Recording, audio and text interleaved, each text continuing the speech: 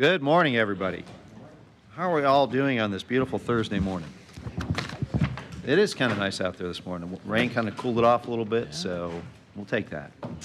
All right, we've got a lot on today's agenda, but I'm guessing these should go a little quicker than the ones we've had the last 2 days, knock on wood. So we're day 3, so days 1 and 2 are in the books. So I'd like to have a goal today, so we're not totally fried when we get to agenda briefing, and then have some time to talk about Commissioner Egger's letter. Trying to get through these by 2:30 so we can have a little bit of time to do other stuff. So that'll be our goal. So right. With that said, why don't we get fired up? And item number 1 is Article 5. So this is an informational item. So Chris, you're gonna read the Article 5 and set the stage. I'll give a brief overview if that's all right. So, good morning, Commissioners. Article 5 is not a department. It is, as the Administrator said, informational. And Article 5 refers to Article 5 of the state Constitution. In 1998, the state revised that part of the Constitution and clarified and in many cases shifted who was responsible for paying for what in the state judicial system. And the very high-level version of it is facilities and IT are things that counties pay for, and people and judges are what the state pays for. So that's the very highest level to think about it. There are, of course, exceptions to that, and I'm painting with much too broad a brush, but that's the idea. I know this because in 1998, I was a junior budget analyst at Miami-Dade County, and the deputy brought me in and said, Chris, you're doing this work. So put me to work in trying to divide up all the budgets way back when. So I do have some Article 5 experience in my history. What you have in front of you is a PowerPoint presentation, and unless there's objection, I'm going to take you to one page on there, and I think we can move through it. And that page is page 5. So page 5 of the PowerPoint, and Kalizia, if you could just run to page 8 of the PDF, it'll come up there. And what we have is 4 different categories of expenditures in Article 5. There are the required functions, which is by far and away the largest piece of that puzzle. You see it right up on the screen now, at $39.4 million. There's $3.3 million of revenue to offset that. Local options with defined revenue streams, 2.6 and 1.6 of reserves to offset it. And then court innovations and other local options, and then other court-related. Essentially things that the county has decided to fund that are not required under Article 5, but we've chosen to do so over the years. So you can see expenditures minus the revenues. The difference, the $41 million, is essentially what our general fund is picking up in the judicial system. So with that said, everything behind it is back up to that page, but I'll be happy to take any questions.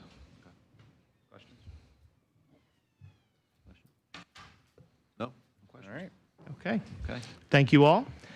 So sitting next to me is Veronica Edel, and I believe the Judicial is number 2 on the list. It is. Good. So we'll invite the Chief Judge. Chief Judge Crane is coming to the table, and Veronica is the analyst for Judicial. So. Good morning, Your Honor. Good morning, and thank you for inviting me, and thank you for giving me the opportunity here this morning to be heard. I've had the opportunity, well, first of all, I want to take this not only to thank you for being here, but thank you for the support we've received consistently through the court system, for the people of our community, through the Board of County Commissioners. You all have been very supportive historically to help us support important courts within our system, and I really appreciate it, as do all the judges, candidly, as do I think the citizens of our community. I think you're all well aware of some of the specialty courts we have, therapeutic courts and treatment courts, and courts for veterans, and mental health courts, and courts for dependency, get people out of the dependency system, and courts for people with substance use disorder, or drug courts. So I want to thank you all for the support that you've given us throughout that, the support you've given us to help move cases through our system, post-conviction cases and that sort of thing, the help you've given us with that, and also the help you've given us through IT. We work closely with BTS, with the BTS board, to try to keep up to date security-wise and otherwise to make sure that we are being as efficient as possible as we can with the money that you've all been gracious enough to supply to us. As you can see, our ask is not much greater than it was last year. A lot of that is due just straight to inflation for the most part. We had asked for an additional position that you had grant funded previously that was going to time out in September. After talking to Barry, I certainly understood, and Chris and Veronica, I haven't talked to everybody, I understood why that could not be funded in this manner. So we're going to try to see about funding that position through the some of the opioid dollars, because that was one of our asks, and I certainly understand why, why that may be something that's better handled through that than it is through this. With that being said, with the idea to get you guys out of here by or get you done by 2:30, any questions? I'll certainly be willing to ask, but as you can see, we're pretty flat, other than just kind of inflationary costs and that sort of thing. Okay.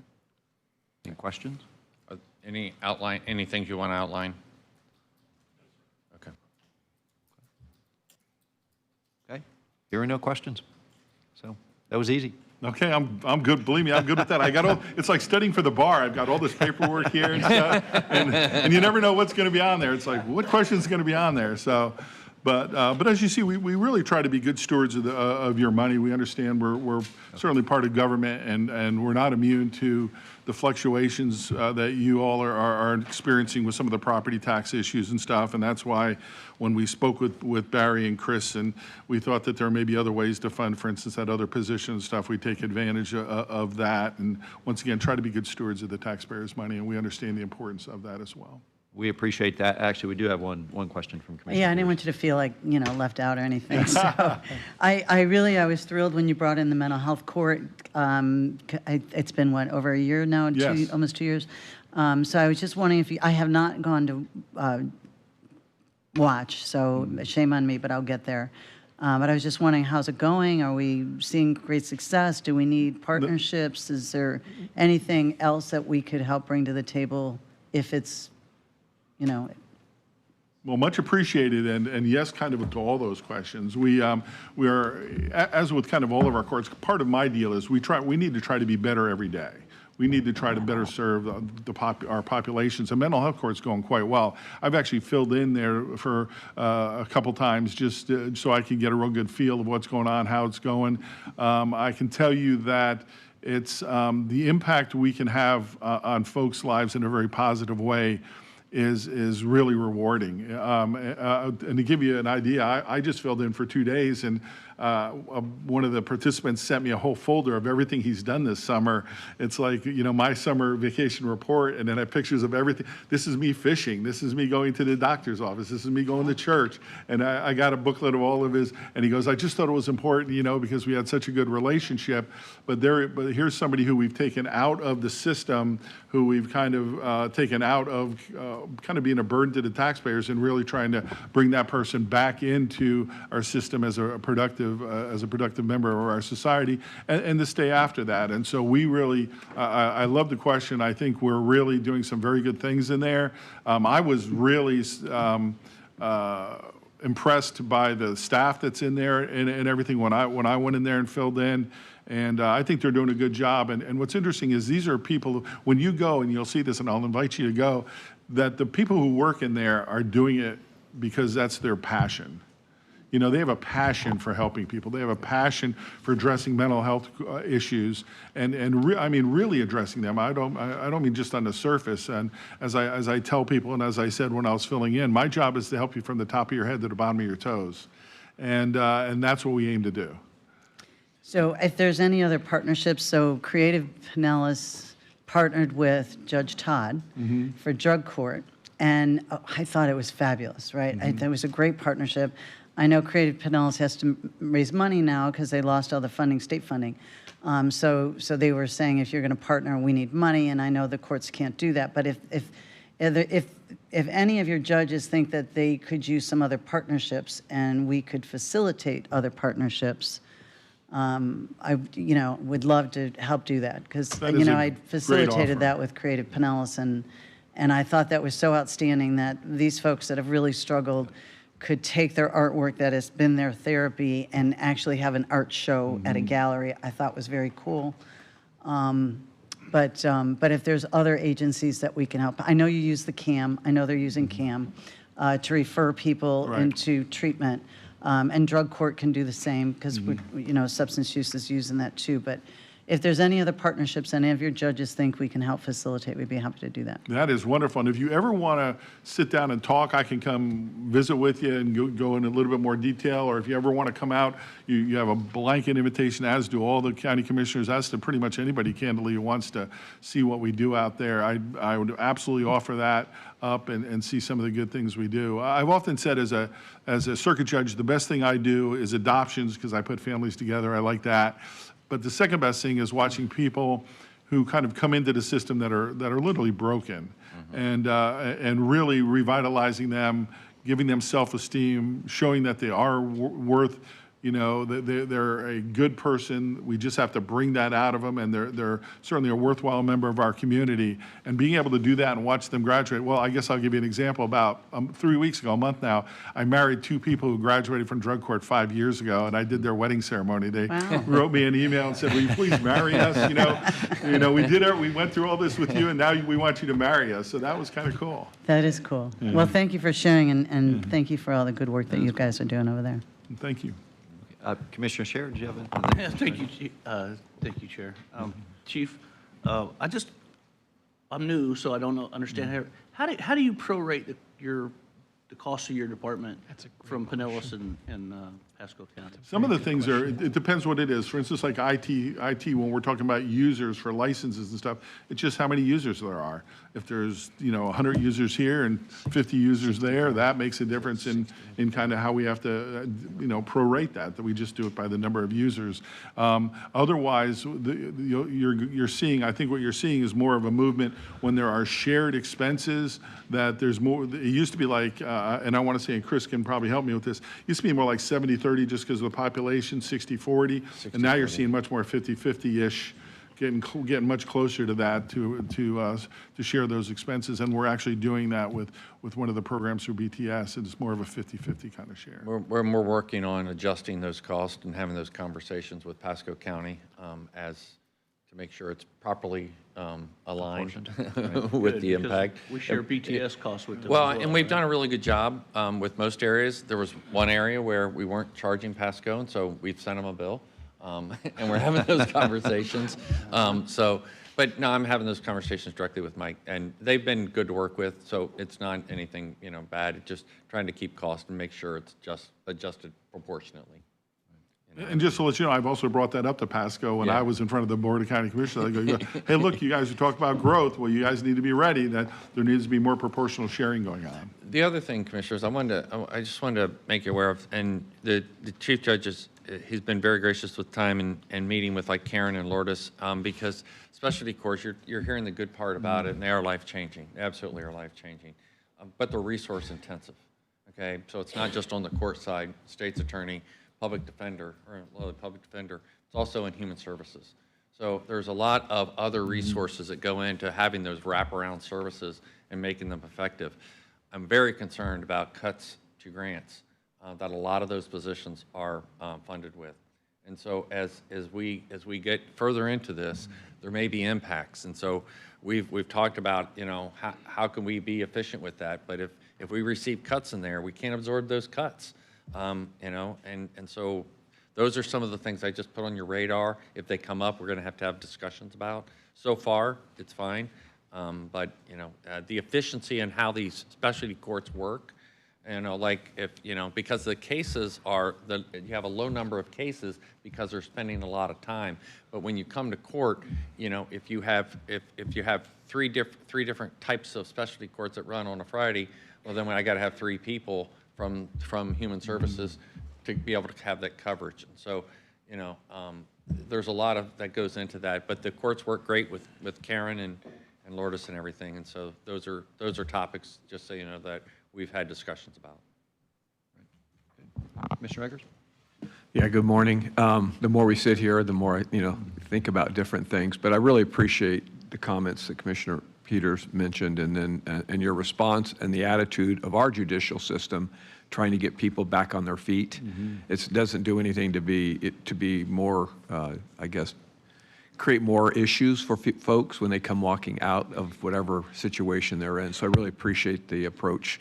I would be remiss sitting on the Law Library Board to not ask, are you comfortable that we're taking into account the needs of the Law Library for our new facility? I think we are, and obviously we've had talks about how we're going to manage that in the future with the new campus.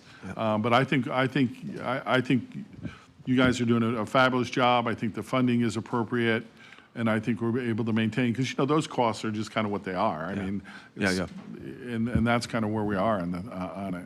Yeah, just from a space standpoint, Judge Soraka wants to make sure that we have our little nook over there. So anyway, thank you for all that you do. Appreciate it. And the Chief Judge sat on the selection panel for the architect and them. So. Yes, and thank you for giving me that opportunity as well. Thank you so much. All right. All right, thank you all very much. Have a good rest of your day. Thank you, sir. Appreciate it. All right, And next we have... Well, they're coming up. Chris reminded me, so it used to be 60-40, and now we shifted it to 65-35 in the shared cost. Okay. Oh, I'm sorry, now it's 65-35, it went to 60-40. I got that backwards. Okay. I was like, yeah, okay. I'm like, really? It was 65-35. 65-35, now it's 60-40. Got it. Okay. Good morning, Sarah. I read it wrong. How are you? Well, my heart rate went up. My phone alerted me when we were talking about human services and grants going away. So I'm well otherwise. So thank you. I will try to be brief. I have never really put the red light on. I've never had an occasion to speak longer than our chief judge, but it may happen today. I know that you've been thoroughly briefed by your fantastic team, Mr. Burton and Mr. Rose and the supportive services. And I just wanted to give you some of my perspectives and insights on our budget, some of the efficiencies and the successes we've had with the allocated resources that we have. I'm going to talk a little bit about IT, and then I have Ashley Rora, who is our PD6 Mitigation Advocacy and Treatment Team Bureau Chief. He was talking about people that have a passion for mental health, and of course, Ashley is the first person that comes to mind. She does mental health court, so she has a depth of knowledge for those services and just a real passion for it, and she's going to talk to you a little bit about the innovative and successful ways that she's been able to serve the citizens through funding through the county. And then I'm going to close and answer any questions we haven't addressed. So Mr. Rose sort of stole my thunder on what you do with the Article 5. So it is mandated, we are constitutional officers, to do the IT portion of it. And what we do as the Public Defender's Office is in your packet, but it's indigent representation of all criminal, child advocacy, and civil commitments. And I think a lot of people don't recognize that we also do civil commitments, and Ashley will talk a little bit about that, but it's Baker Acts and 393 civil commitments for intellectual disabled people. So we're a big part of that mental health system. We are necessary, obviously, in the criminal justice system, civil commitment, and juvenile justice system. We not only ensure that the rules are being followed in the criminal proceeding and constitutional principles are being upheld, but because of our expertise, we're able to help move cases along, and I think that's an important point. You don't go to trial unless there's a defense attorney on the other side. You don't have a hearing unless there's a defense attorney on the other side. And so while it may not be popular to fund the defense attorney or people that are committed with crimes, you also have to understand the implications of not doing that mean that alleged victims then won't be heard or have their justice either. And so it's a really important function, obviously.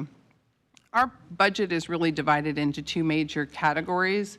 Like I said, we have the IT department, and we were talking about the shared cost with Pasco County. That's been a discussion, and so that's obviously being addressed with their expansion, how many users. But I will tell you that my number of attorneys in Pasco hasn't increased. My caseload has, but the number of users that I have in my staff hasn't increased, so I'm facing that challenge as well. And I think that really turns to why IT is needed and what we're trying to do, because I have a very limited amount of resources and I have to try to leverage that.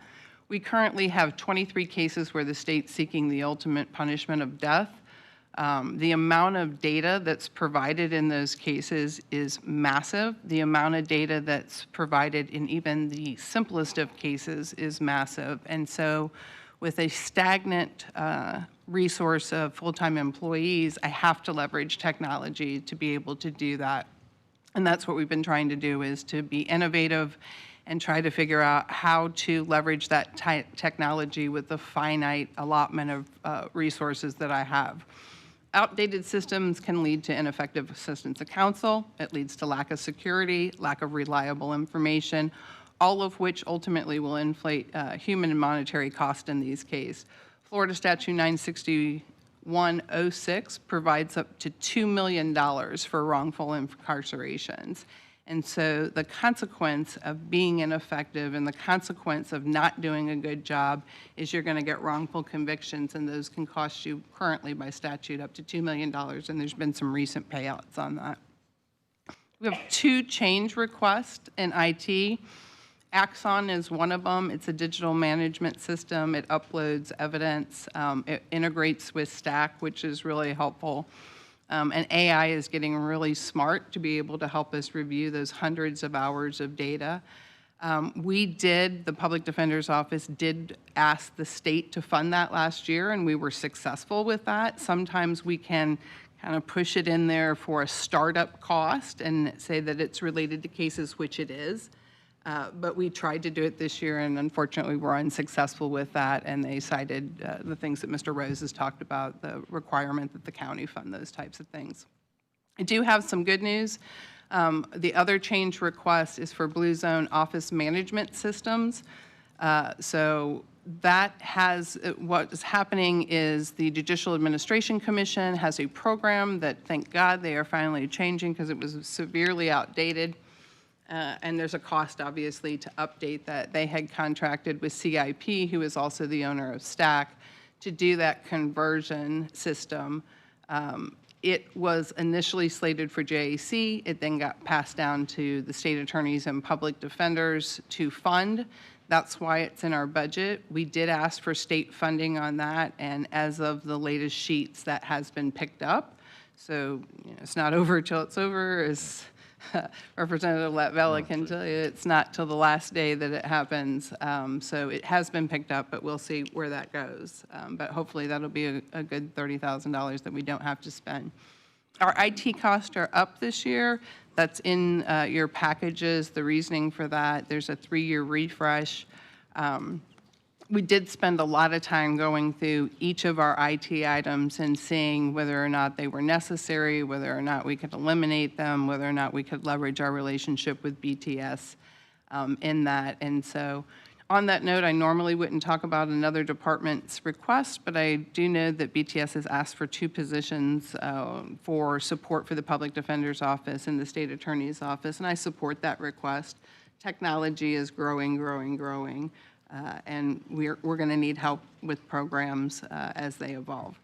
And so with that, that's the exciting presentation on IT. I know, you probably need a stretch break in a minute, but you're going to get rubbed up here because I'm going to let Ashley Rohrer take it over and manage our MAT department and talk about really the good stories. And I think Mr. Burton pointed out correctly, those success stories happen through a team. And it is a wonderful collaboration that we have here in Pinellas and Pasco County with the state attorney and the court systems to be able to have, and with the commissioners clearly, to be able to have the ability to give you these success stories. So with that, I'll turn it over to Ashley. Hi, I'm Ashley Rohrer, and as Ms. Mola mentioned, I am the Bureau Chief for our MAT unit. It's Mitigation, Advocacy, and Treatment. It was formerly the Jail Diversion Program, and as I was preparing, I was looking through all the old documents that I could find, and I found that this is the 21st year that this board has funded diversion and treatment services through the Public Defender's Office, and we are grateful for that partnership. I'm going to start off with mental health court. I was going to leave that, but just based upon the other questions, we received a BJA grant to start mental health court in 2021. We were very excited. We were the 31st mental health court in the state of Florida, so I was excited to jump on board and start a mental health court over here for our citizens. Unfortunately, this past year, we did not get our 24 BJA grant to continue with the staff services for the mental health court, but all of the stakeholders, the courts, the public defender's office, the state attorney, we decided this is something important. We want to continue with it. So we just took on the costs of our court personnel, our attorneys, so we can continue with the court. But this county commission does support other services and incidental services for the participants of the mental health court.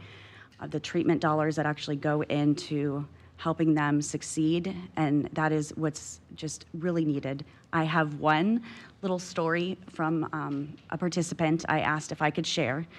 So this participant is set to graduate from mental health court next month. He turns 52 next week. He had no prior record, great childhood, close with his parents, close with his adult children. He actually got leave from the court last month to go watch one graduate up in New Jersey. And he wrote a few words, I'm going to paraphrase a bit, but he said, in late April 2024, I was found unresponsive near my home on Madeira Beach. I was taken to a local hospital. At the hospital, I tried to explain that I had a traumatic brain injury from a car accident. I also was in a coma for a long time due to a suicide attempt.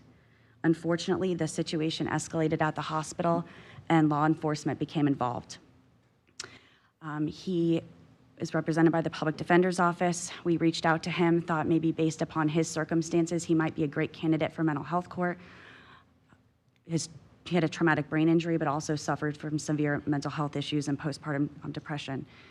He said he's extremely thankful for the mental health court and everyone involved. They've been understanding, supportive of my situation. Because of this opportunity, he can now volunteer with Brain Injury Florida. He's a part of their outreach committee. He attends conferences and speaks on their behalf as a survivor. He's working with NAMI Pinellas. He's attending Wellness Recovery Action Plan classes, which are RAP classes, and we encourage every participant in any treatment court to have a RAP plan. So it's just your plan in case of an emergency, who to call, what are the best ways to intervene in your situation to get you well again. He is doing peer support groups, and he's also becoming certified as a recovery peer specialist. This is a role that I think is just so important in any problem-solving court. We do not have a peer specialist in Pinellas County, and he is agreed to, once he becomes certified, to come back and work with our participants. He said, with the help, support, and encouragement of the staff and of this county, I've become involved with the other community programs. I look forward to continuing this journey and recovery, and he wishes health and wellness to everyone here. So you played a part in this and being able to support him, helping us support him, and helping the courts support him, and we appreciate that. As I said, this is the 21st year that the Commission has supported our treatment and diversion teams. I often describe the team that we have in our office as like the frontline responders and for those in crisis in the criminal justice system. We have a unique role in the criminal justice system because we see these clients in jail when they're at their worst. And we know it's so important to grab these individuals when they are reaching out for help. So we start while they're in jail. We're able to meet with them, develop treatment plans, start medications if we can in jail, or get them appointments so that when they're picked up from jail, we already have a plan for them. It's not scrambling at the last minute, trying to enlist existing criminal justice resources to help them. So they walk out, we take them to probation, we take them to pick up their medications, we take them to register if they have to, and then right into treatment court. We are the ones that are bridging that 90-day gap between trying to get someone enrolled back in disability insurance or signed up for the blue card and get them insurance so they can then support themselves, hopefully after this 90 days post-incarceration. We help with housing supports. We work with indigent mental health care providers, residential treatment, transitional housing, partial hospitalization programs, and intensive outpatient programs. This past year, as of January 1st, We have received 487 client referrals. That is not just from our attorneys. That is from the state attorney's office, community mental health providers, friends, family, and also the courts. We are called upon by the courts a lot to come up and see, what can we do to help this person? We know that they are in jail because of their substance use disorder, their mental health disorder, their co-occurring disorder. You have also supported funding for 8,341 nights in treatment facilities for these individuals as of January 1st or June 1st. And that it's incredible, and we're incredibly thankful for that. I do want to touch on a few community partnerships if I can, just so you know. We are trying to leverage as many existing resources as we can to make the money go as far as it can. We have a partnership with the University of South Florida Forensic Fellows Program that is paid for from our state due process funding. So we have those being trained, and forensic fellows go into the jail if they need to provide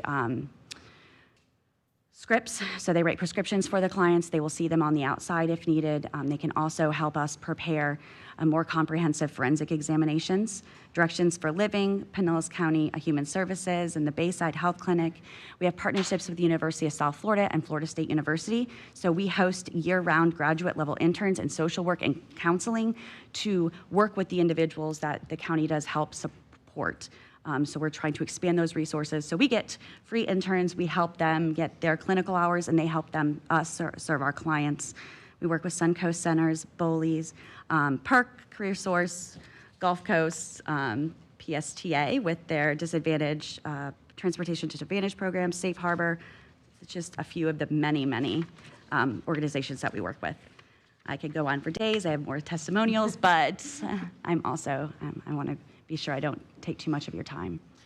So as you can see, I mean, I'm blessed, and our community is blessed to have people that are passionate, like Ms. Aurora, who dedicates infinite hours and is clearly very passionate about this.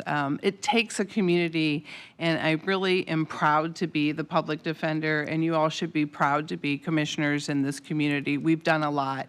It started with a little bitty idea of chronic inebriates. It moved on to jail diversion, and now it's the mitigation, advocacy, and treatment team, and we're able to touch a lot of lives and redirect a lot of people. We're saving lives. All of us are saving life. It's not one person, it's not one department. It takes the courts, it takes the public defender, it takes the state attorney, and it takes the commissioners. And I was speaking a little bit with Mr. Burton before this. It doesn't work this way everywhere. So if you go to a commissioner meeting and you're like, well, they're not funding that, why are we? Because we're better. That's why, because we're better. And we care about our citizens. So I'm really proud to represent the Public Defender's Office and the people that are so passionate and have dedicated their careers. We have an amazing county budget director. I will be remiss if I don't recognize her, Julie Watson. She is incredibly detail-oriented and has done a magnificent job under the direction of our fiscal budget director, Ellie Pilsino. I am really trying. So we have a great team. Eric Ferguson from our IT department spent a lot of hours with Julie going through like programs that we're using, programs that we're not using. Why do we have this? How can we change that? And so I feel really good about where we're at on our budget. I think that everything's been looked at. And of course, incredibly proud of what we're able to accomplish in Pinellas County to help people who have mental illness or substance abuse. We do get called on a lot from all kinds of different people in the community. And so it's good to be well-staffed and have the ability to help people when they need it. Our clientele is generally going to be a little higher level. We are not reaching people in a preventative manner. We're really getting people once something's happened or gone wrong. And so I think part of the goal is to try to get these services to people before they're in my office, before they're in the criminal justice system. And I would say overall that that's where the system is failing in mental health, is that when you have just a regular like someone that's working at my office as a clerk, been there for 15 years, doesn't have a high-level income, but's making it barely, and they have a problem in their family, where do they go? And that's the gap. That's the problem we've been trying to fill for years, and I think we're making progress. I think there's more room to grow, and I think, like Judge Crane said, you always try to get better. We're type A personalities. That's why we're here. I'll take any questions if you haven't, and thank you so much for your time and the opportunity to be heard. Commissioner Eggers, and we'll go to. Yeah, thank you, Ashley, for the stories. It's always nice to personalize the work that we do, or you all do year-round, so it's great to hear that. And you mentioned the word staffing, so number of attorneys that you have, and how's the turnover each? How are we doing this past year compared to? I know you have turnover. I'm just saying, how are we doing? Yeah, so I am allotted 238.5 FTEs.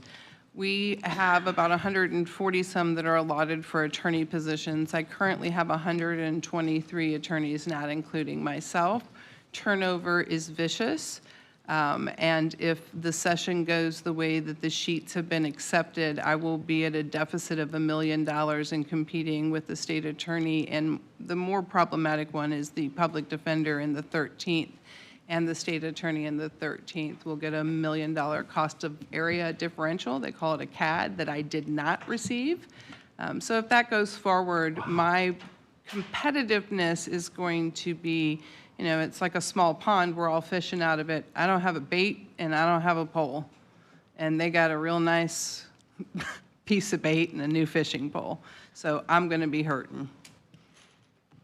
It's about 20%. I think average business is supposed to be like 3 to 5%.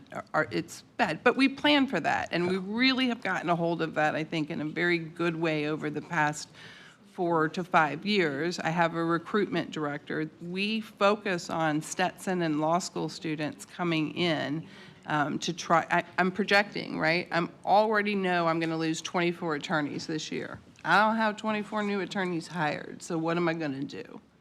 And that's where the technology has to come in. We've been doing the same fight since 1961. Next year will be 65th year anniversary of the Public Defender's Office, and I wasn't going to mention it till next year. It was going to be on my thunder next year, but Pinellas County had the foresight to start it in 1961 prior to the mandate that it be started. Since that time, if you look back on the letters and the requests, it's the same fight. We're underfunded. It's tough enough to compete with, state attorney's office. Now you said there's a differential with Hillsborough with the public County. defenders in the 13th, which will be harder in Hillsborough. Yeah, that's going to be devastating because people generally have a path. They're either going to be public defenders or prosecutors. I was both. I started my career as a prosecutor. I was appointed by the governor in Missouri and represented 3 or 4 counties. Started at one and then kept getting appointed to the other counties. But generally, Bruce and I are not in competition for attorneys. But I am definitely in competition with someone over the bridge that, and they broke it down, OMB did, and said, it's about $5,000 per attorney and about $2,500 per staff. So where it's going to hit me is the clerks, the legal assistants that are struggling to get by. Thank you. But that's a state problem, not a year problem. I understand. But they did pick up the $30,000 on the bomb, so. You'd be mad at them for that, but glad that they did that. Commissioner Lavelle? Thank you very much, Mr. Chairman. On the Axon digital management system Yeah. and the decision package, has that been picked up by Pasco County in their budget? It'll be a split. We'll do Yeah. an appropriate split on the cost of that. Yeah, we're at 65-35, but like Mr. Burton said, But what would happen if Pasco does not pick that up? I would sue them. Oh, okay. All right. Well, so, I'm sorry, that probably isn't the appropriate Yeah. response. I probably needed to filter that. I've been on vacation. yeah, you My probably. I mean, apologies. Yeah, that's so, most likely. so, there's a lot of leeway in interpretation of, Article 5, in terms of what's mandated or whatnot. So that's where you get into, do you have to fund it or not? I don't think that's going to be an issue here. But it does go, these are the types of conversations we have where if we can find efficiencies because of the challenge with staffing to make help them make their office more efficient, it just makes good sense. And that's the reason it's recommended in that. And it's the same issue that they had in the state's attorney's office. It was funded a different way, but it's the same, Yeah. it's the same technology. And the that we reason I have. responded to that probably with the lawsuit is I did review, the clerk in Pasco County at one point did have to sue the commissioners over technology. And of course, I reviewed that case, and you always kind of beef up on what your rights and responsibilities are. And so that was part of my review. I mean, to snap back quite that quick with that. I think it was a shot over the bow to us, but I don't know. Mr. Peters? So I don't know that you have an answer, and I love that those diversion programs got created 21 years ago. I think that was a wonderful. Started out with chronic inebriates. That was Yep. the first one that Mr. And Dillinger so, got and going. you always get the crisis ones. You get the, and I appreciate your comments about prevention. I think you're spot on.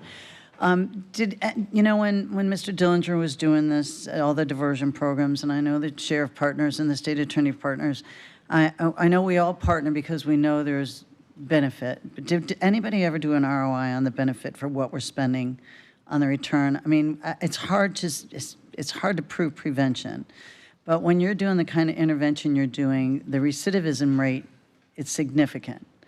And I just don't know if there was ever any kind of ROI study done on that, just out of curiosity. Very good. Go ahead. Well, there's a lot of studies nationally, okay? I don't know that we've actually looked at our caseloads. But it's very dependent upon how they structure their program.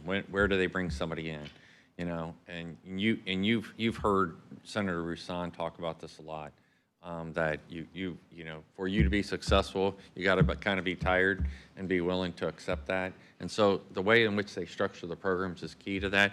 There's a lot of studies nationally, though, and if they're designed, they do have that return because, but it's got to be the right people that are taken into the programs. Well, and I agree with you. I mean, data is critical, right? So you do better when you have data. That's part of us demanding that we have stack and me being so aggressive about having that because it allows me and it allows Ms. Rora to pull tons more data, right? I can tell you, I can sort it, I can query it any different way. It's almost like AI once I have the data in. And that's part of what stack will enable us to do.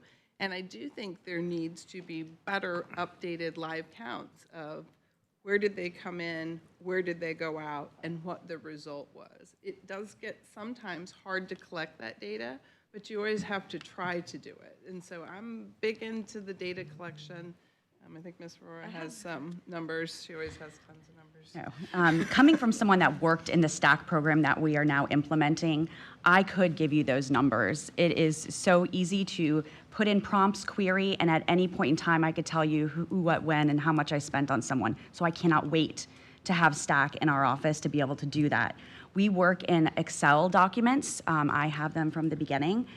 I was able to go through the cases that were sentenced in 2023. This was a lot of hours and manpower, but of the 210 individuals that were sentenced that we could go through, only 39 of those returned in the first year. So that's an 18.57 percentage rate of recidivism. In Florida, the recidivism rate is about 25% within 3 years of a state prison release.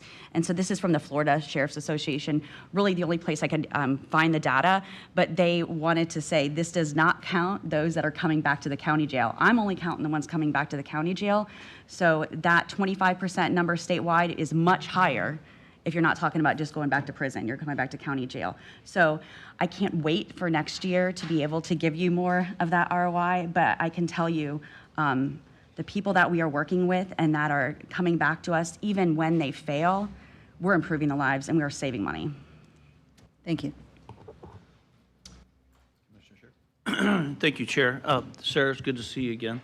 I have the pleasure of serving with Sarah on BTS board. We had him over at the Criminal Justice Center. Yes, it's great.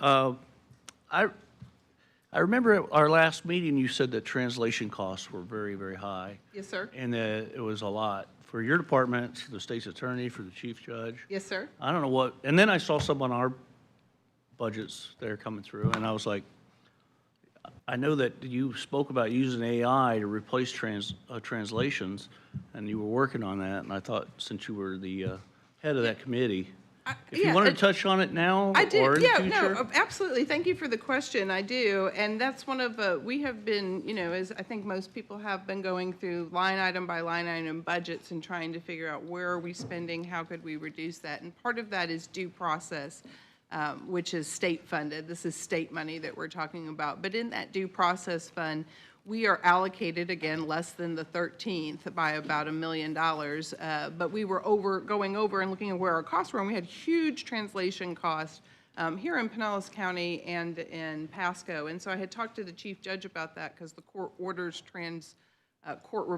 translators to come to court. They have to be certified, and whether or not we could use them for brief conversations because they do an appearance fee. My immediate action was I assessed our staff in Pasco County and reassigned 2 people that were working at the jail as investigators as permanent translators. So I changed 2 positions. So now I have 2 less investigators, but I have 2 more translators because they're more cost effective as translators than they were as investigators. But so that was my immediate response to that.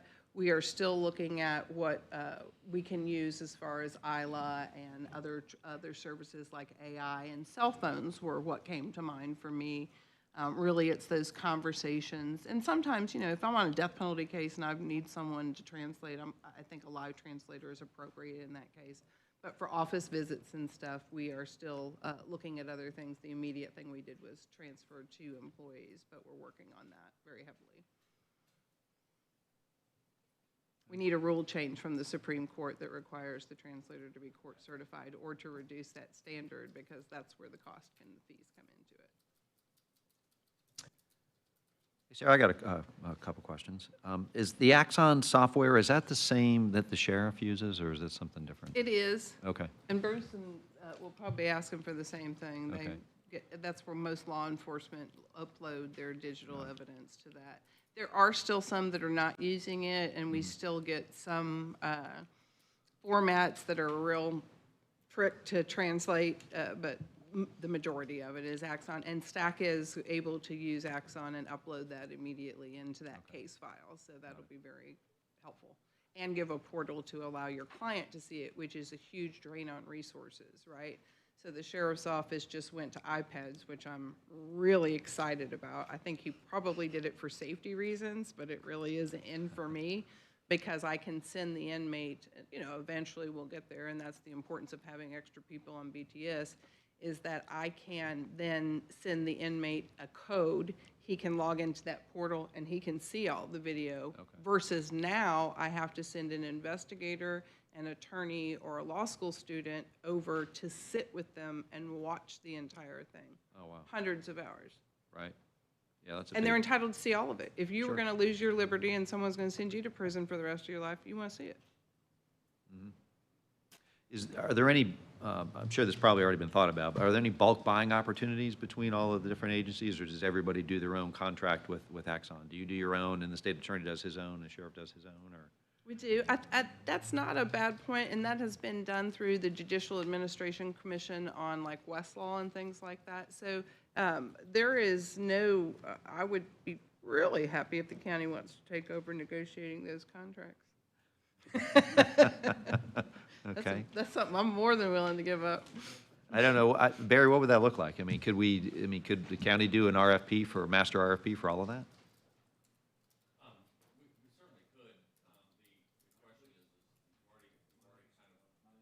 You've already narrowed it down to the product that you're going to buy. So you can't really do an RFP because Yeah. it's got to be that software. It's got to be integrated with the state. So there have to be more investigation that you're probably off of a state contract already. And so you're probably purchasing it off of that anyway. I don't know. Something we'd have to look into. But, we always offer help if they Yeah, would we're like. currently in a contract. The Omar's and Julie are looking at me. They're like, "You're in a contract. You're in a contract." So currently, we're in a contract, but contracts expire. I mean, Right. it's something to look forward to the future. It'd be a as to whether- BTS issue, though, because, if they'd have the expertise to really, talk Right. about how best to procure their services. Okay. Well, I mean, something for the future, maybe it's something we can look Not into a bad idea. if there's an opportunity. Okay. I see you got some PC replacement as well. Are you on a 3-year cycle, or what's your? Yes, sir, 3-year Okay, cycle. got it.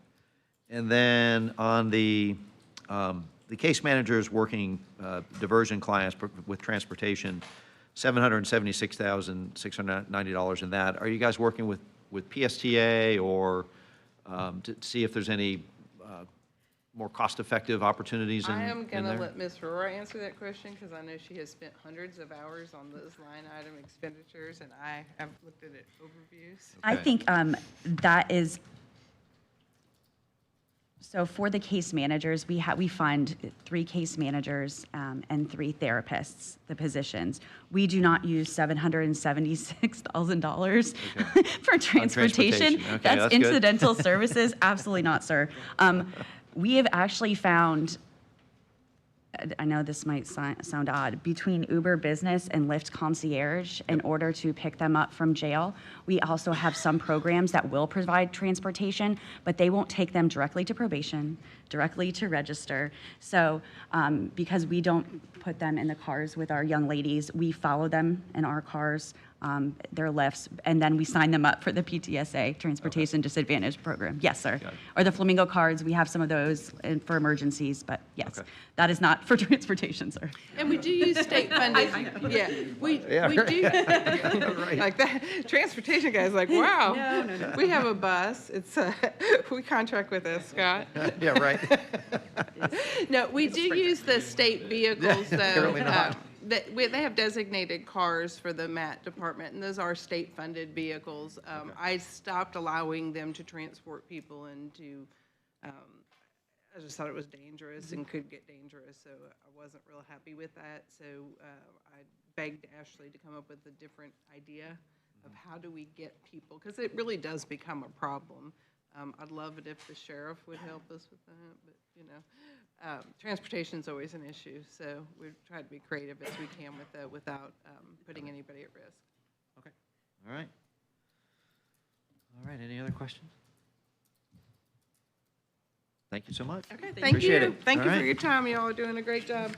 Friday's almost here, the 13th. I don't know if that's a good day to decide. All right, Mr. Bruce, you're up, sir.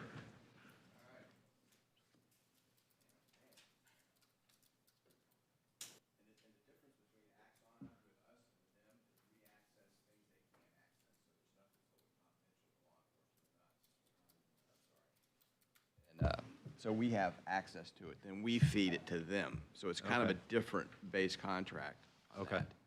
that. And we did negotiate the 10-year run, and we tried to do some consolidation stuff initially, but because it was so different and everything that was going on, we weren't able to do that. Really like Got it. So, well, a couple things. When we met with Barry earlier on the budget, one of his requests was try to keep everything down, flat line, no increases. We kind of sharpened the pencil, and we got it down. We're under $1 million. We're about $187,000 than our ask last year, and about a 16.9% decrease in the budget. So we at least tried to cooperate as best we could to do that. You did, thank you. And you know, honestly, there have been some increases in a lot of services, and it was STAC, the cost for STAC every year, the Axon, and soon to be the bombs, and a few of the other things that we've been dealing with, but they're necessary evils in there that helps us do what Sarah explained to you before with being able to make all our stuff function and work in with the system. And, you know, we're becoming so automated, it's almost a little bit scary for person like myself. I think about Bernie, if he would have been alive. He'd have, Yeah, he didn't probably like been email. headed for some of the mental health court that that you guys discussed earlier. But he was not a paperless guy. He liked to have his papers to look at. So, but anyway, it's kind of the way it is now. You got a lot more evidence. You know, you think about. We had a police shooting the other night in Pasco, and it involved the death of an individual, sadly, and there was a mental health issue. But my point being that there were almost 100 officers that showed up on the scene, all wearing body-worn cameras. So every one of those persons that appeared, whatever time period they were there, created all this video of what was going on at the scene. So when they go back at night, or get done the shift, they put that back in the device, and it reads all the stuff that's on there, and it automatically loads it because everybody's gone to Axon. And, so we don't have a choice as to whether or not we want to go there or not. We have to go there. Tarpon Springs, Largo, they are not Axon, they are another vendor. But we're able to utilize their software and review what we got to do. But just copious amounts of stuff. So a lot of this stuff you see is technology, like we got a new Cisco switching system, so we could funnel our phone lines onto one thing and have the other for the quicker data and everything else. But we've managed to cut back and try to kind of be mindful of the money, knowing the times that we're dealing with and seeing what is going to happen with the tax base and tax rolls coming up. Any other questions or anything that anybody has? Questions? No? No? I'm not hearing any. Yeah, okay, well, I'm right. going to get out. I learned how it works. Yeah. Sean says he's going to be real quick, you're. Yeah, I definitely get out while you can. Thank you, Bruce. That's right. That gives us more time to grill Julie, so. Yeah.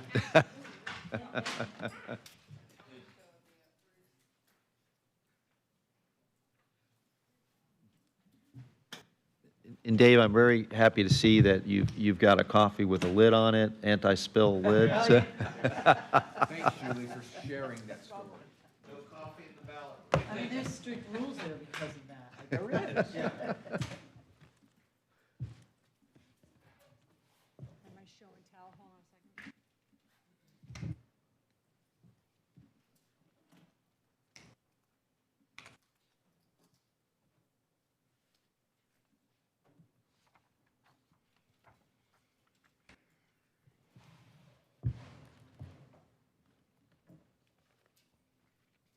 I'm a paper sprawler.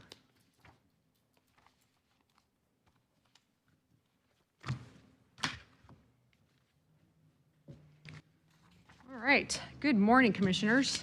Morning. And where's Barry? Barry, and Jill, and Don, and Jewel out there, and Chris, and Belinda. And I also want to recognize Deputy Manley, who helps our canvassing board and protects the integrity of our process. A lot of sheriff's deputies come and help us out when they are off leave, and I appreciate that very much. Solid. And Della Gratz.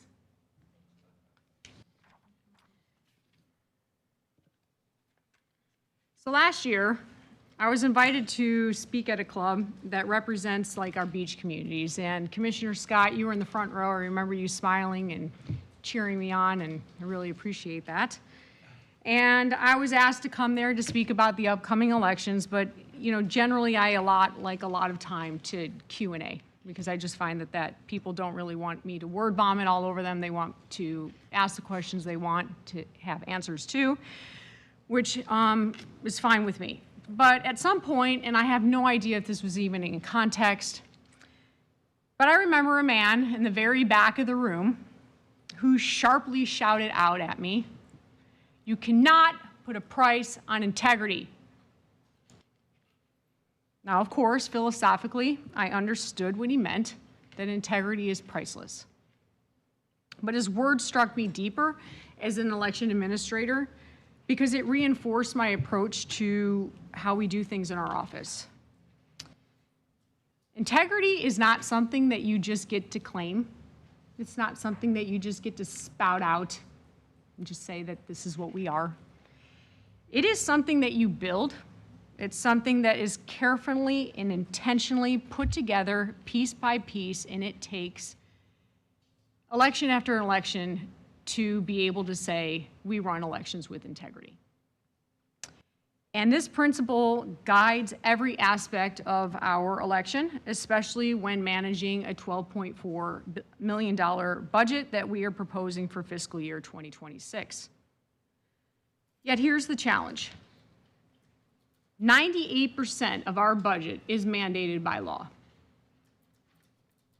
As a result, we have to focus deliberately, or I choose to focus deliberately, on a front-end strategy. This increases efficiencies and enfranchisement, and it creates conditions that mitigate risk and costs. It's like the old saying, why do something right the first time instead of having to do it again and then it costs more? Put the work in on the front end so it saves costs on the back end and it mitigates risk. Now, this hasn't always been the case because we are mandated by law. I mean, that's what I do. I'm a law follower, not a law creator, so laws change. And back in the olden days, law didn't always provide for this, and certainly we don't have the technology that we have today that we used to have in the past. So this front-end strategy has been something that has been a work in the making. And when I first started in the office in 2002, the process was like very rigid. And our election model was something that had to evolve over time. Back in 2002, for a period of years, we had 350 polling places.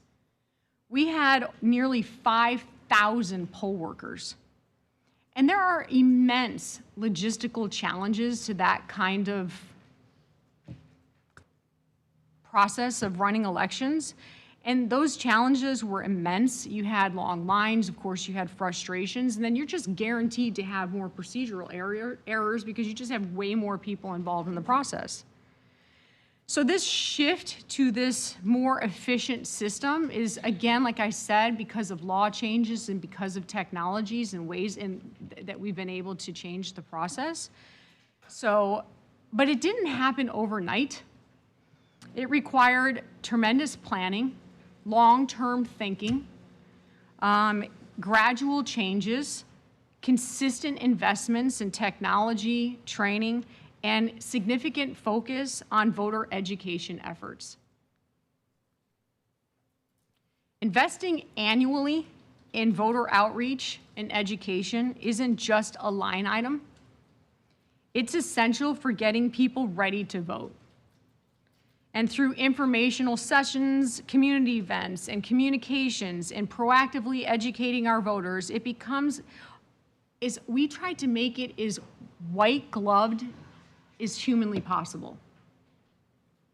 Most of our voters, if you think about it, participate in an election every other year. And typically they do only in general elections. Now I want you to imagine, I live, eat, and breathe this. Your average voter has families and jobs and things that they have to focus on. Their weekends are filled with chores and mowing the lawns and going to the grocery stores and schlepping the kids from here to there. And they're not thinking about an election coming up 2 years from now. But that's when I need them to start thinking about elections to save costs on the back end. So that's the voter. Then you have the legislature who changes laws every election year, which they have substantially done since 2021. So when we help our voters get ready to vote, it pays off for everyone. We have fewer provisional ballots. We have less last-minute scrambling of where am I supposed to be? What am I supposed to do? And the voting experience just runs far more smoothly and efficiently when people are ready to go. And we use this in all aspects of elections. We try to take this white glove approach with our voters with, quite frankly, you guys. You're all candidates. I've been a candidate twice. And I want you to think about candidate qualifying and think about campaign finance. I mean, y'all stepped up to the plate to run for public office, which is a tremendous undertaking. And the entire process is extraordinarily intimidating. It's kind of scary. And you have all of these forms, you have fees, you have deadlines, you have all of these things, and then you're being scrutinized by your opponents and political committees and political parties and so on and so forth, and you're just sitting there and you're like, please, I don't get anything wrong, right? So if you have one overlooked detail in something that is just candidate qualifying and campaign finance, okay? I'm talking about one very specific function of our office. If you have one detail that's overlooked, you miss a filing deadline. It doesn't just impact a candidacy, it ripples through the election process. We then now have to send costly reminders. We have to send certified letters. We have to even send stuff up to the Florida Elections Commission so they can investigate it, because that's required by law. And in worst case scenario, which is inevitable with candidate qualifying, incomplete paperwork, ineligibility mistakes that take place trigger lawsuits, the courtroom battles, and sometimes, God help us, it's even makes us forced to do an election all over again. That is why we put so much energy into helping and guiding our candidates. We proof their forms. You have seen this firsthand. You have a group of people who sit there, who methodically go through each and every single piece of paper, even though it's ultimately the candidate's responsibility, but why would we give up the opportunity to help when we can? So we proof forms. We provide clear voter registration information, meaning residency potential requirements, political party situations, why to avoid issues on the back end. We send reminders, don't forget your campaign finance report to do on such and such date, help you with all of these things. We create handbooks. We've got an election code that, you have to be like a legal scholar to get through, and we try to, to bring that down to a level that we can understand. So we have handbooks for that. We have handbooks to help you get through the electronic filing system. So we do all of this work to help support just our candidates. So when our candidates are informed and they go through the process prepared, there is a direct cost benefit. And that is where my staff comes into place. Approximately $6.4 million goes to support personnel costs. Our full-time employees handle everything that I've been talking about so far, but they also navigate complex election laws and administrative rules across so many different domains, and then the technologies behind these systems. And we also then now have to take these 52 employees, which includes me, and then you then have to train 2,500 people election after election who change election after election. And no one can make a mistake. Because if they make a mistake, you're violating somebody's constitutional right to vote, or you're now in court, or something else comes about. My point is that the energy that goes into ensuring that our staff is educated so that they can educate our voters and educate other stakeholders, such as candidates, is essential to ensuring we don't have risk on the back end and additional costs on the back end. We do everything that we can, whether we're in election mode or not, to make sure that our systems are secure, whether that's physical or it's cyber, or maintaining our voter rolls. We regularly train staff and update security protocols to ensure that we're equipped to handle threats. Again, think about that. Think about the intangible and tangible costs of an actual threat penetrating the electoral process. Following Florida law through registration and eligibility list maintenance activities helps reduce errors. It streamlines voter processing during early voting and election day. It reduces the number of mail ballots that come back undeliverable, which costs us more, and the need to issue provisional ballots. Why? Because voters who are prepared and their information is current cost the county fewer dollars. Almost $1 million of our budget goes into these endeavors. Each dollar invested proactively helps potential breaches and disruptions that could compromise voter confidence and trigger expensive corrective action. Overall, our analysis for operations show that early engagement across all sectors is not only just smart, but it's fiscally necessary. The 2024 general election cost approximately $3.1 million. Election day, each voter costs $6.77 to process. An early voting voter costs $4.39 to process. And a voter who voted by mail costs $2.15, $2.15 to process. As you can see, the closer we get to an election, actual election day, the cost of administrating that election increases. Ultimately, integrity of elections is both, like I said, tangible and intangible. It is built on education, diligence, and proactive strategies. It mitigates risk, prevents errors, and avoids costly legal battles. Integrity fosters confidence, efficiency, and thoughtful decision-making. That man at that club meeting that day was absolutely right. You cannot put a price on integrity, but you can and must invest in it up front.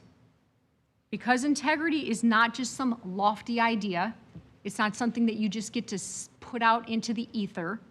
It is the foundation of every decision that we make, ensuring successful elections today and for the future generations to come. And I appreciate your time, and I am happy to answer questions that you have for me, please. So we can say something about budget.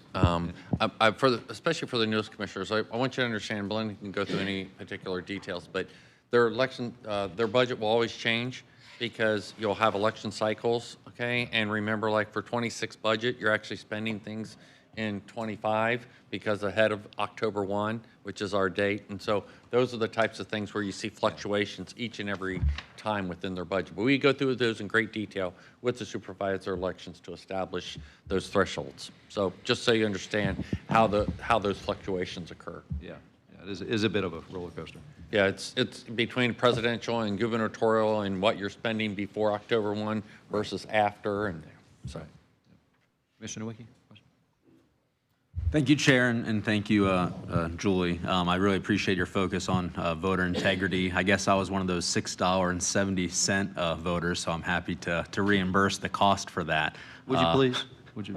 Yeah. Please do So we'll take it. yeah. So I'll send it by mail. But no, I just appreciate your hard work and everything that you're focusing on. It means a lot to me and my constituents. Thank you. I appreciate that. Thank you. Commissioner Eggers? Yeah, thanks as always, Julie. Great presentation, and your staff is just second to none. And the work that they do, just incredible.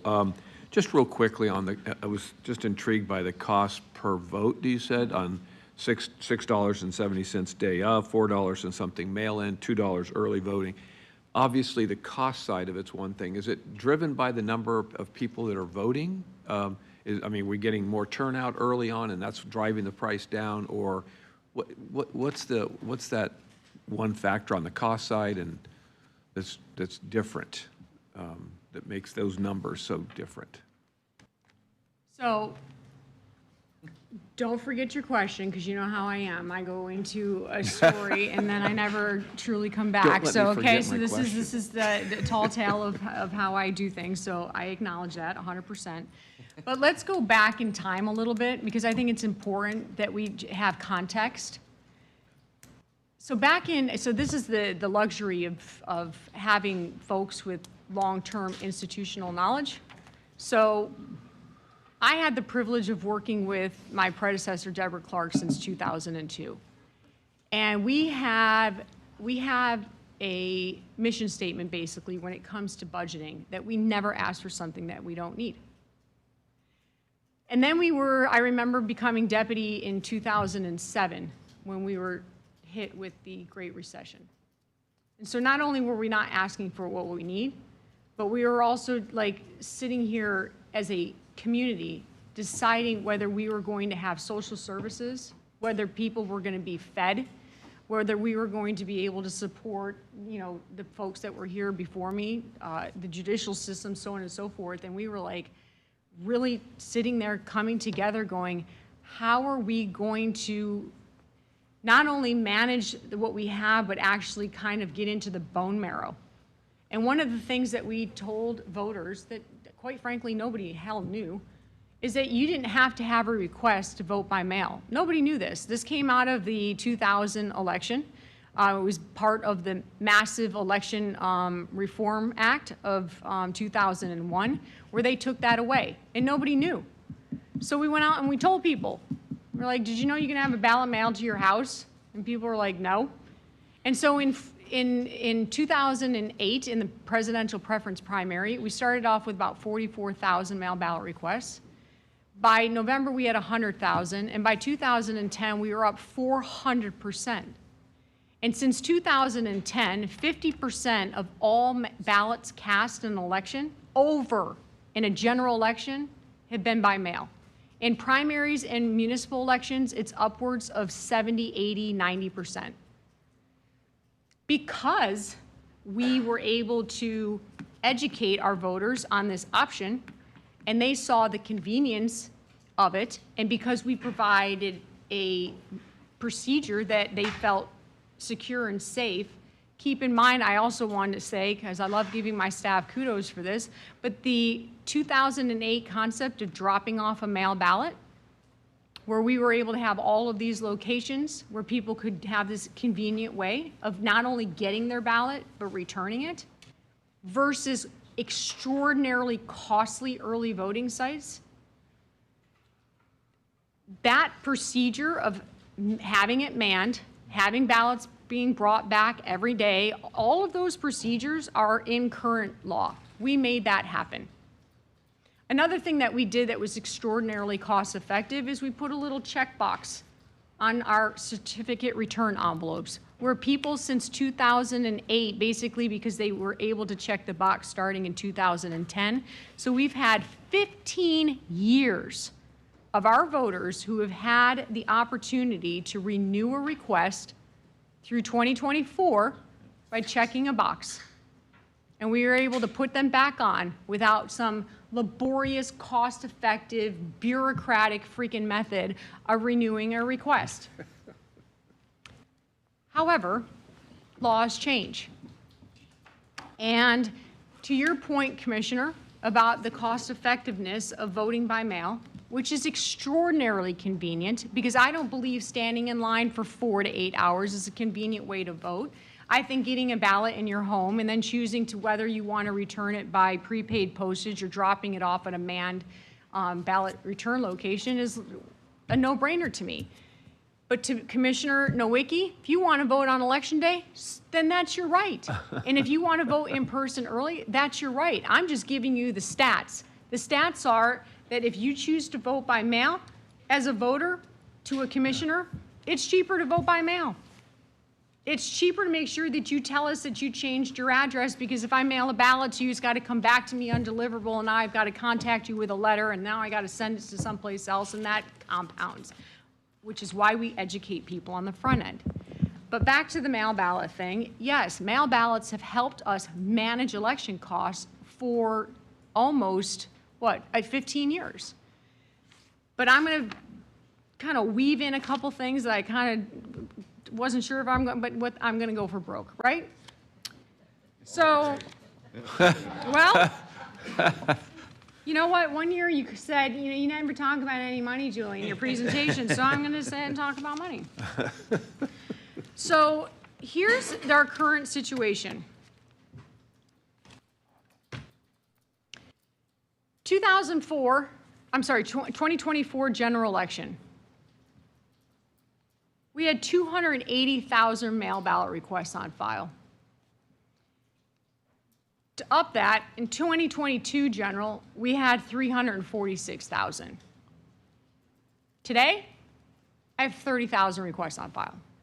That predates the 2006 general election. So I'm working with an election mail ballot model of 20 years ago, which is really, you want to talk about an efficiency issue with government. We literally took a Pinellas County budget that was working so seamlessly year after year, and we have gone back in time to a model of 20 years ago, where we're working from 30,000 people right now, where to run an election efficiently, we really need 60% of all ballots cast in an election to be by mail, which brings us to about a 280,000 request area with a return rate, like let's say, so we're going into the gubernatorial election of 2026. 65% of, let's say, 615,000 registered voters. So that's probably what we'll see as in a turnout, because I want you to know how big next year's election is. We have an open Senate seat. We have open congressional. We have open governor, cabinet seats, House, Senate, blah, blah, blah. It goes all the way down the line. This is a big election for the state of Florida. And so I'm expecting 2021's to be, 2022's election, which had about 61% turnout, to be somewhere between 61 and 65%. So if you take the registered voters that we anticipate, which is maybe 615,000, so that's about 214,000 ballots cast. Of that, I need 150,000 of them to be by mail in order to not have people standing in line at early voting sites and on election day. I have to send out a mailer to tell about 250,000 people that they don't have a request on file. Now, I'm going to make my request before we do this mailer, because I don't want a letter coming to me because I know what the law is. Okay? But my point is I have to time this, because I need to get the biggest bang for my buck. If I'm going to send out one mailer, and I'm going to make this really impactful so that somebody doesn't go, whatever that is, I need to be very precise in when I mail this. Do I mail this after the November of municipals this year? Do I do it before the Christmas vacation? Do I do it right up after everybody gets back to school? Timing is essential to this mailing, because since 2010, the majority of those 250,000 people have just been renewing their requests. They have no idea they don't have a request on file anymore, and they have the right under law to know that it doesn't exist anymore. So in my budget, whether it's a printing packet cost concept in the postage return, and I'm praying that they use our phones and our little QR code so it doesn't cost money to send it back, that's baked into our budget. It has to be, because I have to put the work in on the front end and hope that folks do that so it doesn't cost us more on the back end. It costs more money to print a ballot after we mail the initial mailing. It costs more to mail that ballot than if I had them on the front end and they're the big first push out. Does that make sense? Mm-hmm. I can send those to a voter, it costs a fraction, but if I print them in-house, because of the cost for the ballot and the consumables and all that, the price of that ballot being mailed increases, okay? So again, do the work up front, save the money in the back. Something else I want to bring to your attention. We have mailed ballots 35 days prior to an election for years now. What is not in this budget is my mailing ballots in this budget year. I mean, the budget year I'm proposing. So instead of mailing ballots 35 days prior to election, I sat back with staff and said, okay, how can we help the county save money? So we're going to shave a couple days off of the mailing so we can mail it out October 1st so we can stick it in next year's and just punt. Because the money's going to have to come out of somewhere. I'm just punting to 2027. So I'm asking you guys, do you want me to mail on 35 days out, which gives the voter more time to get the ballot and get it back and stick it in this budget year? Or do you want me to punt it to 2027, give the voter fewer time to get the ballot and time to get it back to us, which will be the 33rd day? So I can get it out on October 1st, which is in 27. So these are some things that that, that are important to make sure that the board knows that these are some decisions that we had to make in order to, like with the mail ballots, save money on the front end. But then I'm not mailing on our normal date just to punt to 27, not knowing what costs are going to be in 27.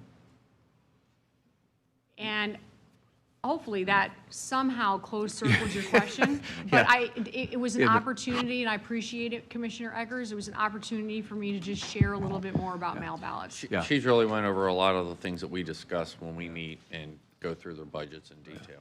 And, and that she's exactly right. So this budget represents the 35 days or the less than 33 35? days. 33. Okay.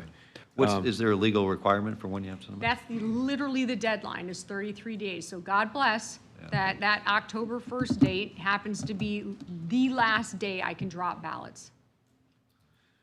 Just one other question. You have a org chart here.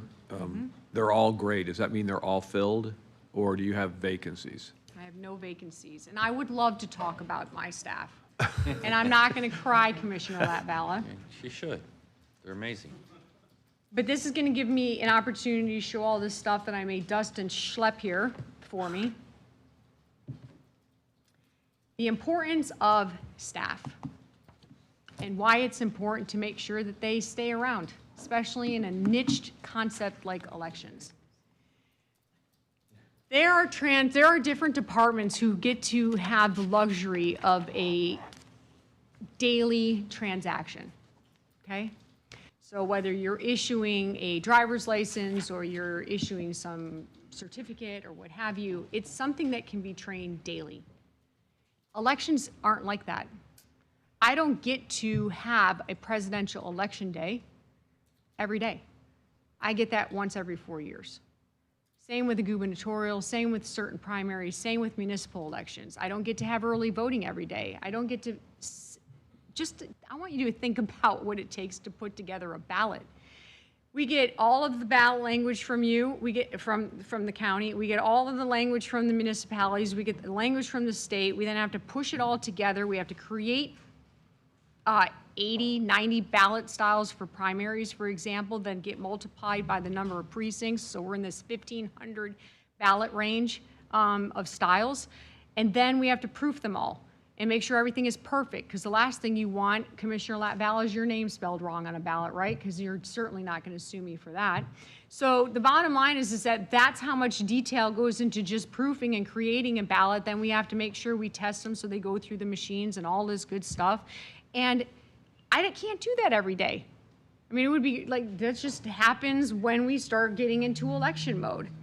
So what is the importance of having a staff that has institutional knowledge? I want you to take the 2020 election cycle, right? This is unprecedented. I've worked in elections for over 20 years and never had a pandemic in a presidential election year with redistricting.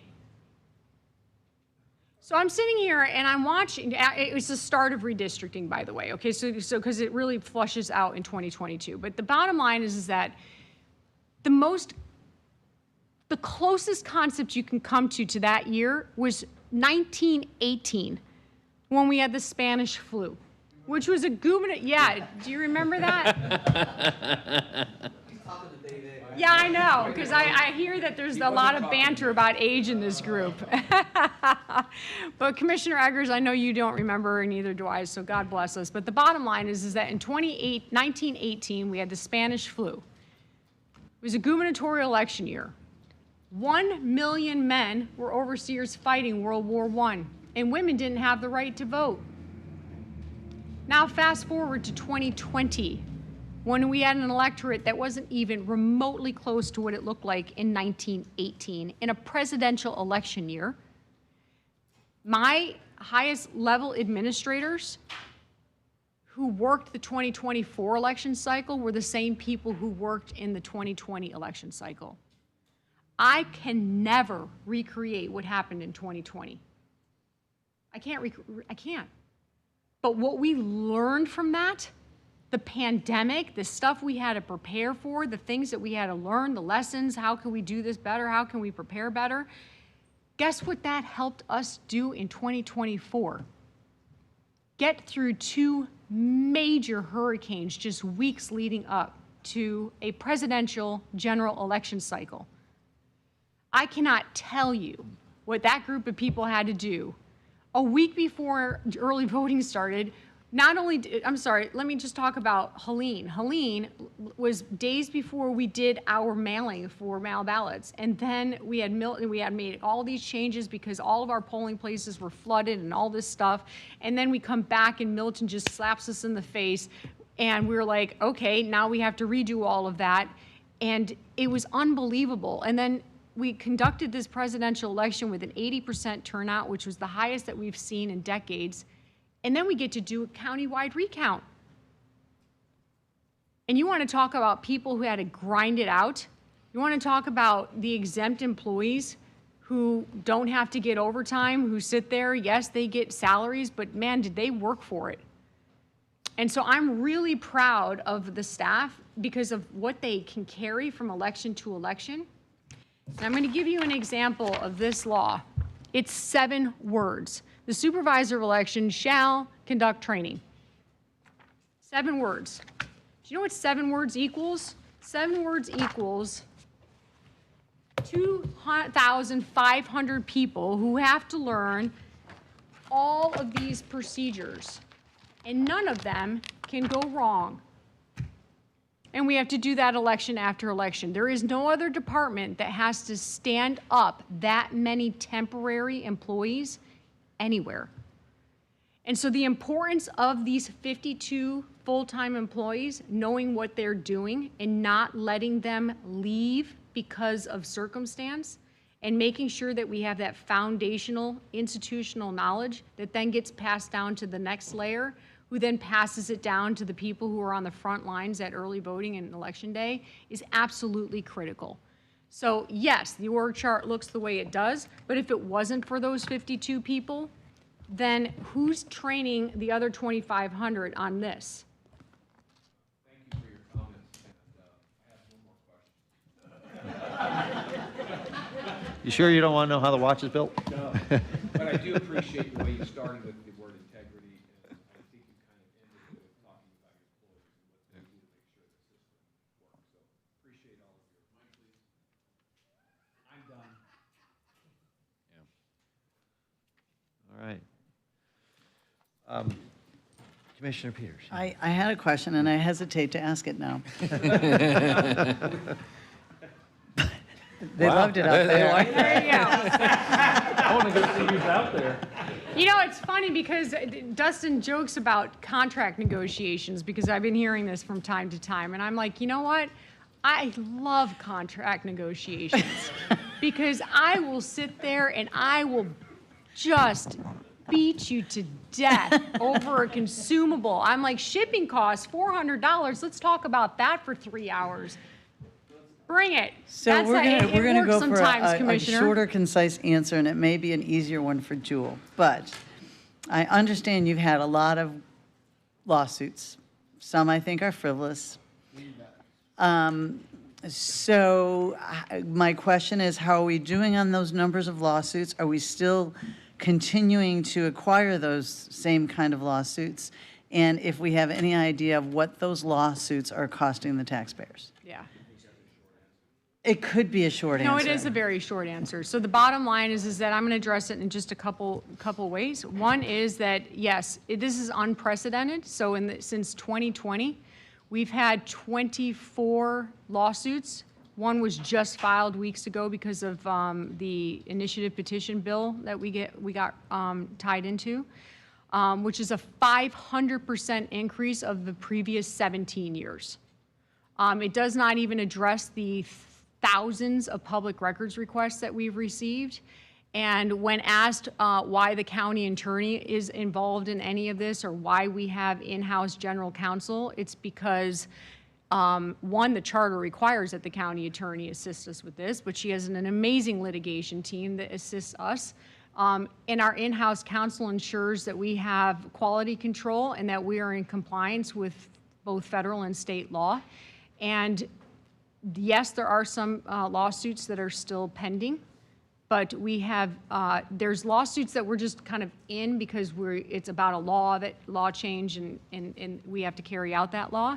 But there are other lawsuits that have been absolutely directed to us, me, as a defendant. And to date, minus a couple pending, we have been successful in all of those, whether they've been because I asked voters to confirm their addresses before voting, that lawsuit, giving out provisional ballot information where we absolutely made the case that was a violation of state and federal law, whether that was contests of elections, whether that was public records requests not being fulfilled. Those lawsuits have been all litigated, and we have been successful in those lawsuits because we're law followers, period.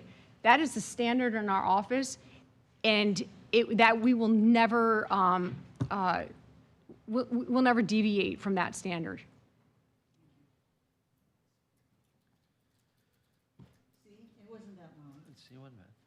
Commissioner Lavalla? Thank you, Mr. Chairman. Not so much a question as a comment. And I don't think it was my colleague's intention, but I think that any dingbat can bring any lawsuit, and that's part of the country that we live in. And, you know, when you run for office and get 15% of the vote and then claim that it was voter fraud, that kind of shows what you're dealing with, and it, more importantly, it does sap our resources. And I think the important thing is that our supervisor of election, when she faced the voters, she got a 85% or 90%, whatever it was, of the voters thought she was doing a good job. And not many people can say that. So that is, I think, shows what kind of job she does. But having said that, we will be scrutinizing your budget and looking at the different magazine subscriptions and memberships Okay, so let's talk so about forth. the magazines. So, no, really quickly. He was being funny. I know he's being funny, but I don't want that. See, this is what happens, is the whole, like, you know, like I just throw out a funky, I just throw out a comment, and the comment then like just becomes truth, and it's not. These aren't subscriptions. These are legal and technical and professional certificates, and 50% of them are digital platforms. So if you come want on, me to we've start seen mailing magazines in stuff your to office people, before. As Come on. they do are that. in all departments, but. So we're just trying to use like texts and email concepts to get information out, but I'll be more than happy to just mail stuff to people at a higher cost. Julie, I have one quick final question. Yes, love. And it's not about subscriptions. What is the cost of mailing those ballots that you're now pushing into 27? If we brought them into 26, what is that cost? I knew you were going to ask me that, and you know what? What is it? Yeah, I know, but times.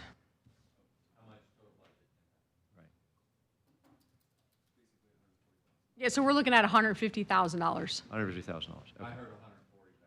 I like his number better. I round, you know, listen, I'm an optimist. I want to round up because I am praying that we get more mail ballot requests on file for the gubernatorial, because it ended up saving us money because people who vote later in the process cost more. Right. Well, I mean, your budget right now is $463,000 less than it was last year. So 140 or 150, whatever it is, even if we added that in, you're still under last year's budget. I don't personally like being on the line that close, 33 days. I mean, to me, I think that's just, because anything, what if something happens? What if we had a storm and the post office was shut down? I mean, whatever. I think it's just cutting it really too close. So I would. Do you want a job? You can come work for the elections office. You see our mission statement. Right. Yes. Yeah. If we can, we'll just put it on our list and save it Yeah. for a discussion when we get to Yeah. budget. Yeah, good enough. Yeah. Okay. Rather than But make- ideally, if rather I than had a make- choice, I'm like, again, I'm presenting a budget Right. that is trying to work with you guys, but at the same time, if I could mail it 35, I would. Yeah. Okay. I'll need about 150,000 for more spay and neutering coming up next, so. No, I know, because Animal Services is coming up next, and I have a heart for those folks, and so Yeah. please make sure that our animals are taken care of. There you go. Amen. All right, Julie, you've been fun and entertaining as always. Thank you. Thank you all. I appreciate your time. We did. Right, And the who would've Spanish flu thought, got right? in on this. Right, You're all right. welcome. Well, we had a history lesson on top of it. I love it.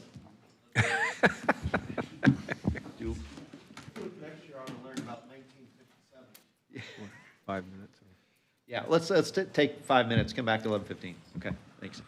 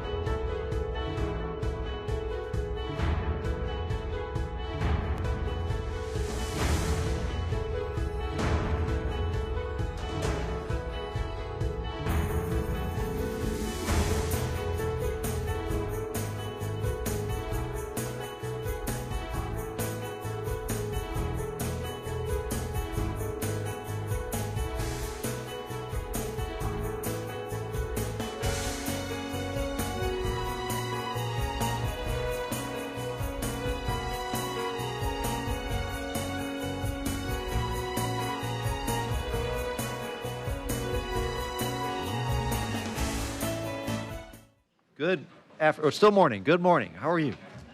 Good to see you. All right, now we'll get going with Animal Services.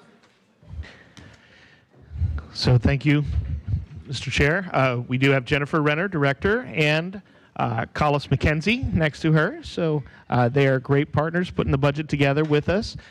Shira Hegde is the budget analyst, and she's going to start us off today. Good morning, Commissioners, and thank you for having me. I'd like to start with the department purpose, as you will see for Animal Services at the top of page 1. Next, you can see the financial overview of the department in the budget summary table. Animal Services comprises of the General Fund and the Animal Welfare Trust Fund. As we transition to the efficiencies and cost savings section in the middle of page 2, here are some measures the department has implemented to improve cost efficiency. For FY26, the department reduced $52,000 in medical supplies, as they now have a brand new medical center with updated medical equipment. In FY25, a projected $48,000 reduction is anticipated as a result of shifting licensed resellers from contracted services to an online self-service portal. This was due to moving over 100 veterinary clinic licensed resellers over to an online self-service portal at no charge versus sending these certificates to a third-party vendor who charges the department to enter these into the system. Moving to budget drivers. As I mentioned earlier, the Animal Services budget consists of 2 funds, the General Fund and the Animal Welfare Trust Fund. The General Fund budget stays flat at $6.6 million, and this does not include a general salary increase. The Animal Welfare Trust Fund, which is supported by donations to specifically benefit the animals, also stays flat at $167,100, excluding reserves. In the General Fund, personnel services decreases by $38,000 to $5.2 million due to vacant positions being filled at a lower rate. At the top of page 3, the department's FTE stays flat at 58.5. The department does have 1 vacancy and is currently recruiting for the veterinarian 1 position. The department continues to face challenges in filling this vacant veterinarian position because our salary range doesn't compete with the local market. And so now the department is working with human resources to potentially reclassify the position to make it more competitive. Operating expenses are increasing by $43,000, bringing the total to $1.3 million. The primary driver is a $26,000 increase in professional services, which includes funding for a relief veterinarian when the shelter's veterinarian is unavailable. An additional $13,000 increase in other contractual services is attributed to higher costs for mailing processing service related to pet licensing reminders and merchants fees associated with credit card transactions. The department continues to manage the animal population and medical expenses through transfers to rescue partners and community outreach efforts. However, if there is a rise in animal population, increased medical needs, or large animal custody cases, operating costs could escalate, potentially requiring budget amendments in FY26.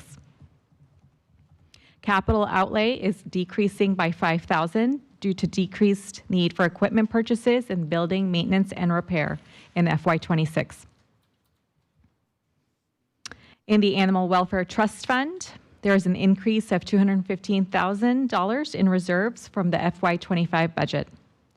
The Animal Welfare Trust Fund revenue is decreasing by $4,800 due to limited space during the remodeling process. The department has not been able to place cats in pet stores, which typically generate revenue. However, the department has been partnering with other organizations to help reduce the shelter population. Decision packages, there were no decision packages submitted for FY26. User fees, the department did have some user fee changes. You can reference attachment 6 of the document or page 21. The spay and neuter fees have increased to $75, and this is a proposed increase to the fee charged to owners reclaiming pets that have not been spayed or neutered. This is increased to match the impound fee for pets already spayed and neutered and is still a low-cost fee and will continue to incentivize pet owners to spay and neuter their pets. And the one-year animal license fee has increased by $1 from $22 to $23, and the 3-year animal license fee has increased by $2 from $44 to $46. This incremental increase to the license fees are proposed in order to keep up with the market rates. CIP, the CIP report for animal services was presented at yesterday's budget information session. And that concludes my portion. I'd like to hand it over to Jennifer. Thank you, Shira, and thank you, Commissioners. Good morning. Like Chris introduced, Collis McKenzie is here showing his support. Many of you met Collis during our Canines and Commissioners photo shoots, that program that Chair Scott has initiated that has been amazingly successful at promoting and adopting dogs, and we really appreciate all of the Commissioners taking time out to visit us at different areas of the community to do that photo shoot and those promotions. Collis is our program manager. He takes care of animal care and community engagement, and he's been an employee with us now for nearly 26 years. So thank you for being here with your support. Moving on to our accomplishments, I believe these accomplishments really highlight the dedication of our team at Animal Services. I'd like to highlight last year, after or during Hurricane Milton, we housed over 1,400 pets, and our staff was spread out across 4 different pet-friendly shelters, including our main shelter as well. We also participated in the post-recovery efforts by staffing 2 step-down shelters, and collaborated with the Humane Society of Pinellas to staff those shelters and to also bring free veterinary care to families who were displaced, so for their pets. After that, our enforcement team was recognized by the St. Petersburg Police Department for their research and efforts in aiding in the confiscation of over 100 dogs during Operation Pedigree. This was the largest dog confiscation related to dog fighting in the history of the state. And we owe a great deal of gratitude to our county attorney's office as well for the countless days and hours putting together the evidence and documentation to prosecute those individuals. We are currently completing 2 shelter renovation projects. And the first one, of course, the kennel project, where we have now hardened the buildings to withstand up to a Category 4 storm. We have also brought in brand new kennels, a fire suppression system, and the most anticipated upgrade is, of course, air conditioning to all of the kennels for the animals' comfort as well as for the humans taking care of them. So that was hugely helps with morale at the shelter. The second project involves the acquisition of the St. Petersburg College Vet Tech building right next to the shelter. The students continue to work in that building. We have a lease agreement with the county, and we're able to continue to mentor and coach those students since certified veterinary technicians are so important to our industry. And we now also have a state-of-the-art veterinary medical unit inside that building. And I'm happy to say that we do have a save the date coming out to all of the commissioners for a ribbon cutting for that facility so that you can see these upgrades for yourself. We are continuing our Foster to Adopt program that's hugely successful in promoting adoptions as well. Last time I looked at the stats on that, we have a 90% conversion rate from foster to adoption to a permanent home. And that allows any family to come in the shelter, pick a dog or cat, and take them home for up to 7 days to make sure they're a good fit for their family. We also increased our community assistance efforts. We do about 6 mobile clinics throughout the county, throughout the year, to help with rabies vaccines, licensing, and microchips. We operate a pet food pantry right in our lobby, right when you walk in. In 2023, we gave out 14,000 pounds of pet food. In 2024, that increased to 21,000 pounds, and we foresee that becoming even larger this year. That's all run on donations from local pet store partners as well as from the community. And probably our most popular community assistance program is our voucher program that comes out of our Animal Welfare Trust Fund. The vouchers help those that are on government assistance, have a fixed income, to get a spay or neuter for their pet, or preventative care as well. And then we operate the Veterans Voucher Program all year long. And then another community assistance program is our doghouse program, but we've expanded that. After the hurricanes, a lot of our residents lost their fences, or they have broken pieces of the fence that were broken, and those escape artists found a way out. So to keep their pets safe, our community outreach team joined forces with our officers and went out to those households, and we used some kennels. We repurposed them to create outdoor space so their pets could safely go out in the backyard without risking running at large and getting hurt or injured in that way. So that was, I think to date, we put together at least 6 of those enclosures for our community, and we have quite a bit more that we can do. Moving on to our work plan, the 2 items we talked about, the renovation projects are almost complete, and the final work plan item on here to update Chapter 14 is we're currently working with the county attorney on those revisions, and that will be coming to you to a future commission meeting. And then below that, our performance measures highlight additional accomplishments. And I will point out the volunteer hours at the bottom of fiscal year 25. That's a point in time, the 8,000 hours that you see there when this report was pulled. That should be closer to 20,000 hours by the end of this year. We have an incredibly dedicated team of volunteers at the shelter. That was one of my questions. I'm glad Yes. you clarified that. Good. All right. It jumped out at me too. Questions? Mr. Eggers? Yeah, well, first of all, thank you for the efforts looking at all of the ordinances that we have and talking about the pet stores and, you know, working with the advocates out there for the pets, but also working with the pet stores. I think that's been a good process, and I look forward to having that discussion at one of our upcoming workshops. So that's good. If I could just get a sense, maybe not today, but just before we come back, I just get a feeling, based on what I'm hearing and seeing in the public, that we don't have enough built in for our voucher program and not enough built in for our spay and neutering program. And most of the spay and neutering or the voucher, I think, is funded, as you said, by the trust fund, which I certainly appreciate that. But to me, this is a countywide crisis. It's not just a unique situation, and I don't think I'm not ashamed to say, to folks that we have some general fund dollars also going to those items, because to me, taking care of that upstream problem is going to take care of a lot of problems down. We're like you say, this time of the year, we're overflowing with animals, and and again, it's just a constant effort to get out there. We know of one organization that does just spay and neutering, and they're full, and they have a limited budget what they do, and they could do so much more.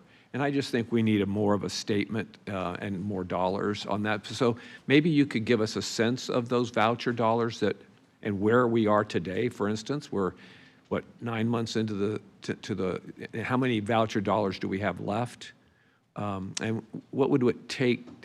Instead of coming back for an amendment later, because I don't want to run out of those dollars, 3/4 of the way through the year, maybe take a harder look at that and see if we can get some more dollars in there for the spay and neutering program. And again, the second piece of that would just be, how do we market? How do we market that so that we really get folks, geared into that? So anyway, just some thoughts. But anyway, great work. Appreciate the status report on the improvements, and look forward to that ribbon cutting, so to speak. So thank you. Thank you, Vice Chair Eggers. I do have actually an update on the spay neuter information. So we did exhaust our funding for the voucher program, the $75,000, within 4 months. By February, we did exhaust that funding. Our plan for next year, we're asking for an increase in the Animal Welfare Trust Fund to a $100,000 allocation set aside for that. And we're planning on focusing on spay neuter initially, and then if we have leftover funding, moving that to preventative care. We also are investigating some grants that are available to us for some larger community events for spay neuter through organizations like BCC, Fix the Future, and we did apply for the Florida Animal Friend Grant again, which is every other year. We applied for that as well, so hopefully that can come into play into our Welfare Trust Fund and add additional funds for spay neuter.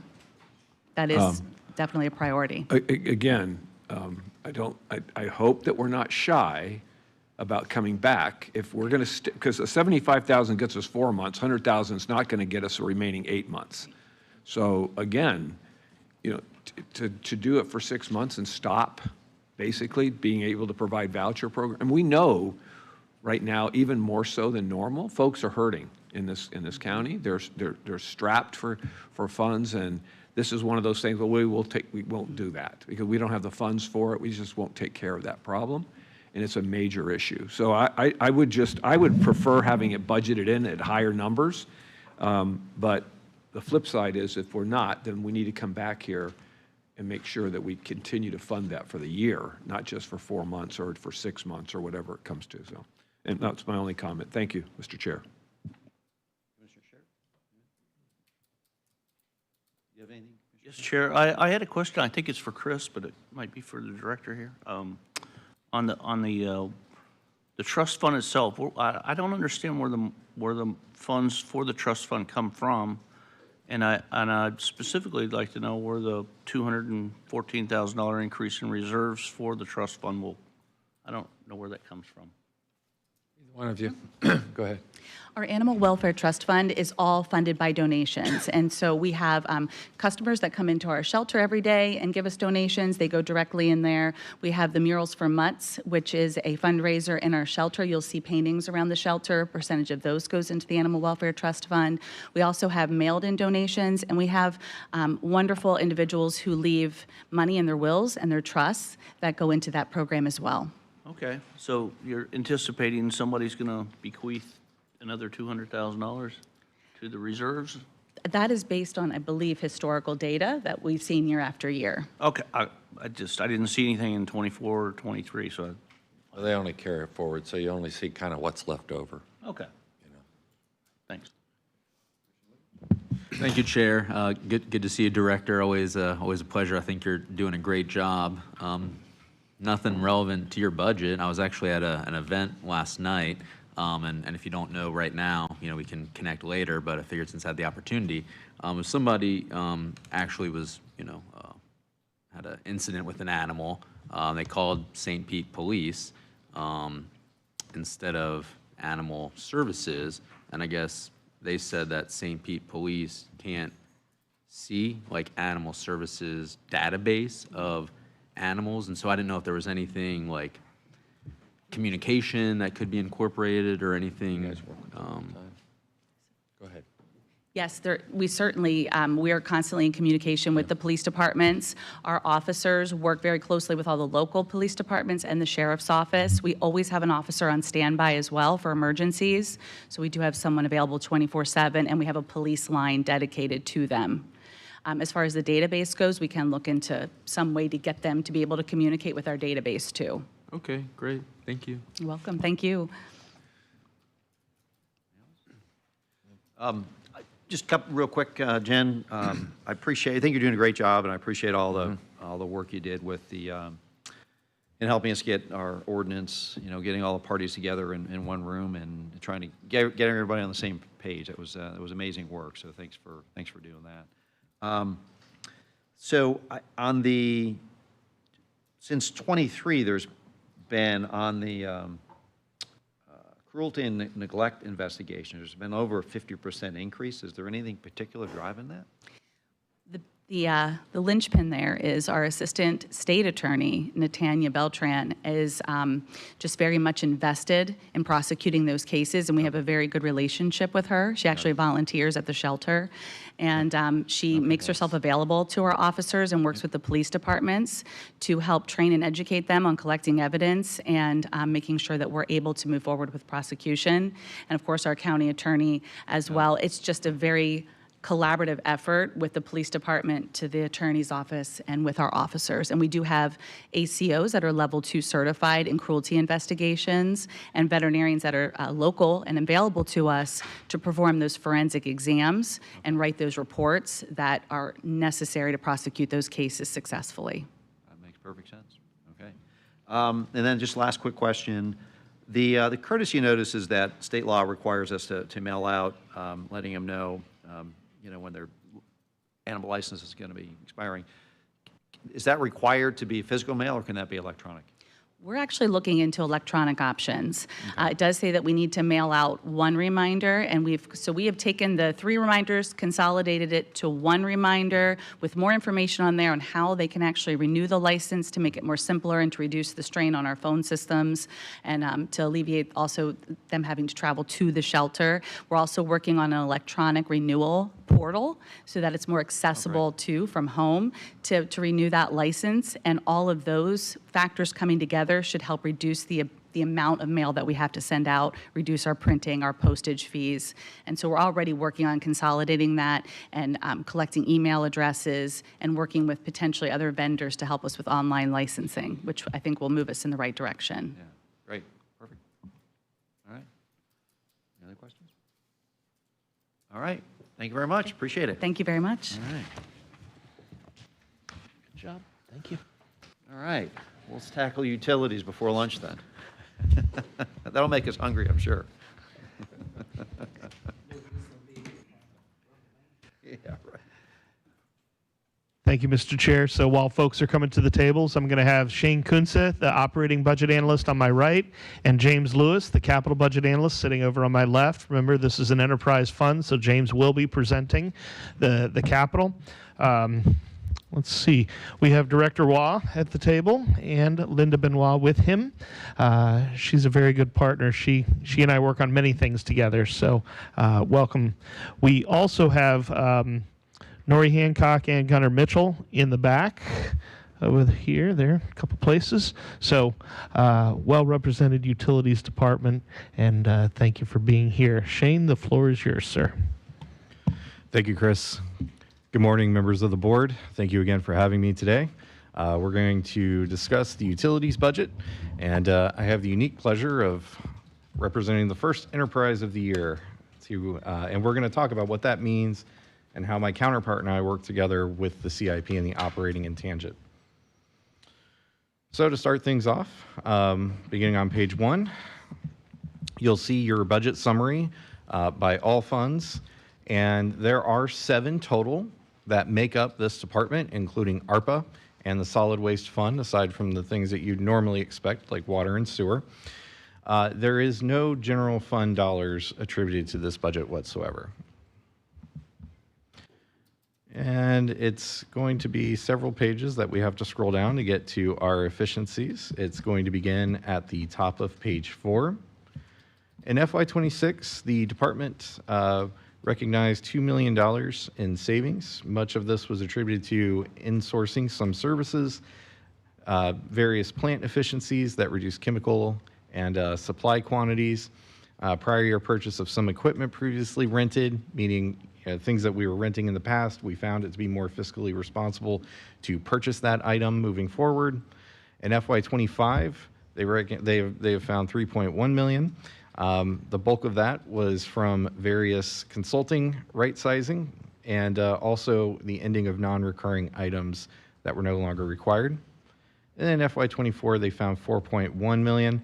Again, several non-recurring items were $3.3 million they were able to cease, and then also $82,000 in cloud computing costs that were reduced. And finally, another one of mention is the $670,000 reduction for private sewer system initiatives and those non-recurring startup costs. At the very bottom of page 4, we will begin to discuss the budget drivers.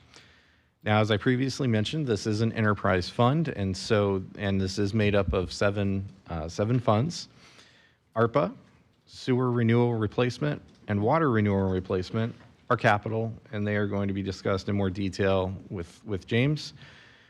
Solid waste, revenue and operating, water revenue and operating, and sewer revenue and operating, and finally sewer interest and sinking are going to fall under that operating category. And just to kind of set the stage, you'll notice there's transfers that are occurring in this department. We're going to talk a little bit more about that as we go through the budget drivers, but the reason for those transfers is the bulk of the revenue is coming into those operating funds that I'm going to discuss, and we transfer that revenue over to the capital to balance them out and make sure that the capital dollars are there for these key projects that they have. So to start, this budget is increasing overall. Once we exclude reserves and transfers, it's an increase of 22.1 million. The bulk of that is due to capital project needs that James will present. And we are increasing by 6.4% to 366.6 million overall. The ARPA fund decreases by 10.3 million to 28.3 million. This is not because of changes to ARPA. This is the natural state of ARPA. It's never meant to be here forever, right? So we are not changing the plan. This is just the natural spending down of that fund. The solid waste revenue and operating fund decreases by 3,880 to 306,380. This is due to reductions in personnel services, just normal staff retention, new folks coming in weren't at the same level as senior staff that they replaced. You may be thinking, why is the solid waste fund in the utilities budget? These folks offer services, SCADA services to solid waste, and this is how it has been budgeted moving forward to meet the demands of those costs. And so what's represented is that program. Next up is our water revenue and operating fund, excluding reserves and transfers. It actually decreases by 1.4 million. The main part of that reduction is $1 million decreasing for regional water purchase.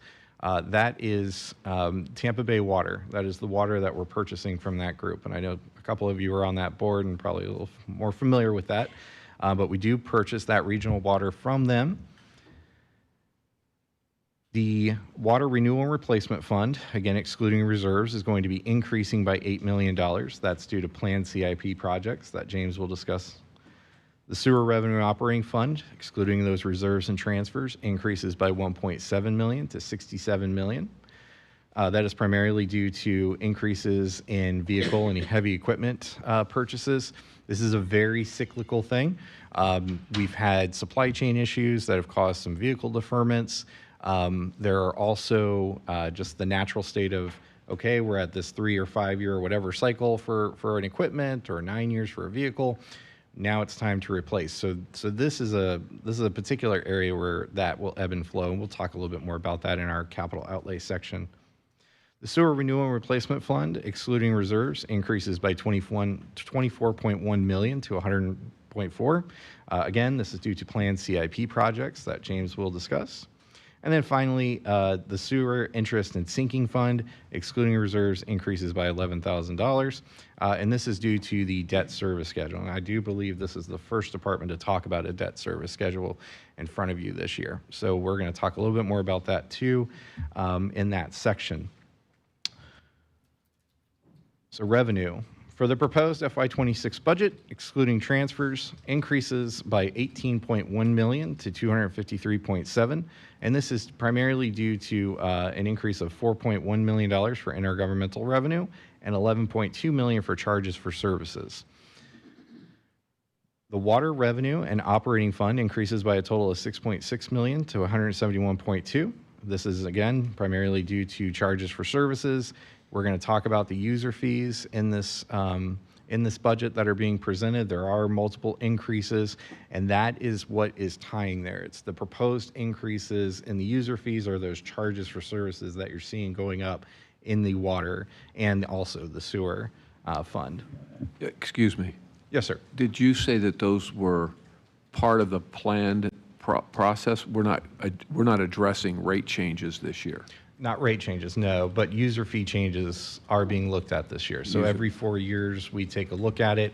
That study has been completed, and the department is about 15 pages of user fees in the attachment. 15 pages of user fees, yeah. Okay. Thank you. You're welcome. Revenue for the water renewal and replacement fund, excluding transfers, decreases by 141,000. This is due to a reduction of 392,000 for intergovernmental revenue from grants, and it's partially offset by an increase of $250,000 in interest and earnings. Revenue for the sewer revenue and operating fund increases by 7.1 million. Again, this is primarily due to those charges for services and the user fee proposed increases. Revenue for the sewer renewal and replacement fund, excluding transfers, increases by 4.5 million. This is due to $15.4 million in additional intergovernmental revenue from grants.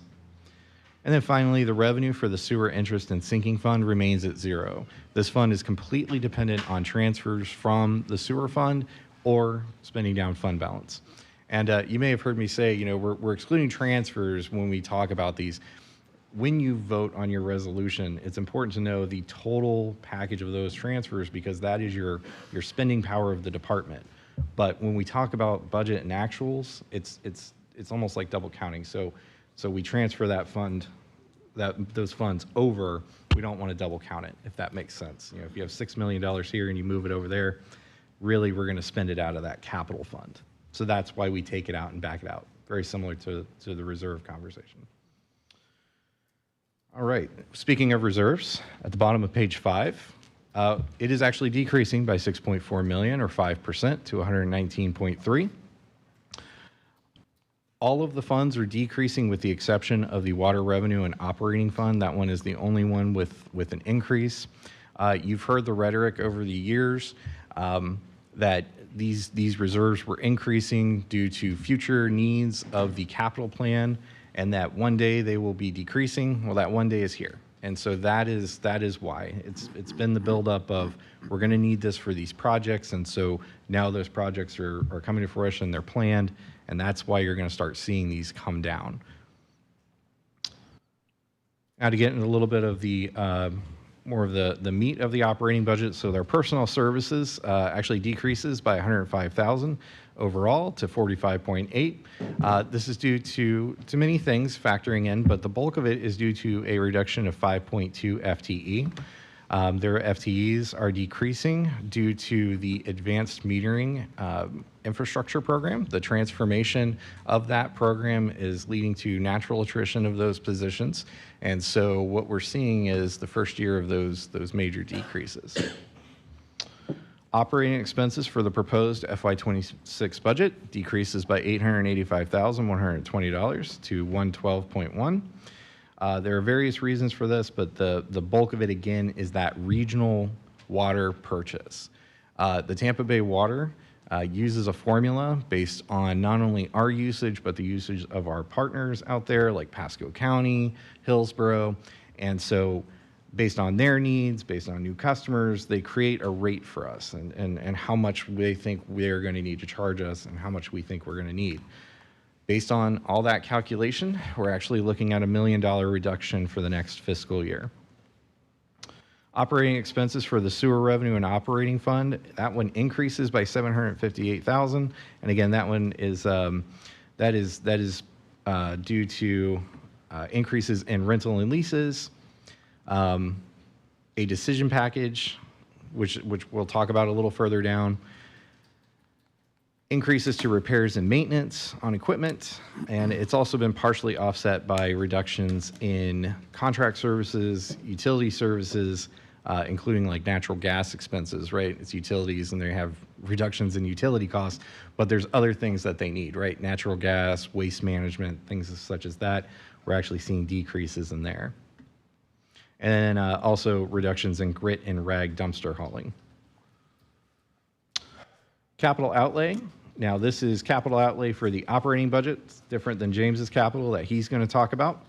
For the most part, we will touch briefly just on those high-level numbers, but I want to focus on the operating here. Capital outlay for the water revenue and operating fund increases by $462,000. That is due to the machinery and equipment increases that I mentioned previously.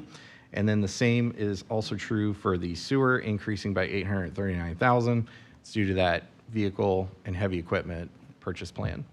And I also want to mention you guys saw DAS yesterday, and we talked about the vehicle replacement plan. None of your enterprises are part of that plan. They all are standalone, and they are responsible for maintaining the funds and maintaining the plans within their department. And no salary increases are in this budget, but these budget numbers either? No. Yeah, I mean, okay. Could I ask one other question, please? Absolutely. And I know it's not something that we're seeing this year, but Jeremy and I have spoken about it a little bit on the horizon for this particular. We were talking about Tampa Bay Water and and the reductions that we're getting this year. But we've also, back in I guess at the turn of the century, when we were creating Tampa Bay Water, they bought our assets, and they were owing us they owed us money for about 20 years to pay off, or 25 years. Which century are we talking about? This century, turn of the century. Don't be a smart aleck. He can take care of that. I don't need to. Good grief. Anyway, so that credit that we're getting back, or the purchase price, if you will, that we're getting back every year is going to expire, and it's a significant amount. So go ahead, ask. I'm sorry. No, I just wanted to say that amount. Do we need to be planning for that with some of these extras that we're, quote, getting back? Do we need to be setting aside monies, or is that going to be a recurring kind of thing? So the extras that we're getting back is based on the planned purchase, the gallons of water that we're purchasing. We estimated more in last year's budget than what we are going to actually use based on the formula of the Tampa Bay Water. So basically, Hillsborough and Pasco are using more of the water, so they're paying more. You're right that the credits will expire. They will expire during fiscal year 27, so they will hit the fiscal 28 budget. 29, sir. Sorry, fiscal 28, and it hit our fiscal 29 budget, and that's to the tune of about $4.5 million a year extra cost that we will incur to purchase water. Same amount of water, it will cost us more, and we'll have to have a discussion about how we're going to absorb that cost, or is that going to get transferred out into the ratepayers? And how long is our current rate structure? How long is it good for before we look at it? So the current rate structure is approved through 27. If you recall, last time, it was 2 years ago, we did a rate study. We presented the new rate structure, and we created a 4-year plan with escalators every year for 4 years.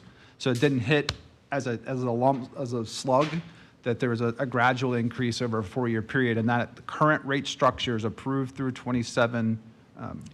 Okay, so that piece that we're talking about, the credit piece, we'll have to deal with certainly at that time. Absolutely. But I just want to be thinking ahead and to see what kinds of things we can do to make that change more palatable for our residents and rate adjustments. So I don't know how we step into that more gently. You're talking about like a rate Earlier, stabilization. but I like we think did that's something I'd just like to make sure that we think about. Like we did at solid waste, we did a rate stabilization to where we could smooth it out over several years. Is that what you're speaking to? Yeah. You know, and so. I just think it's something that we need to be looking at. We can phase it in, commissioners.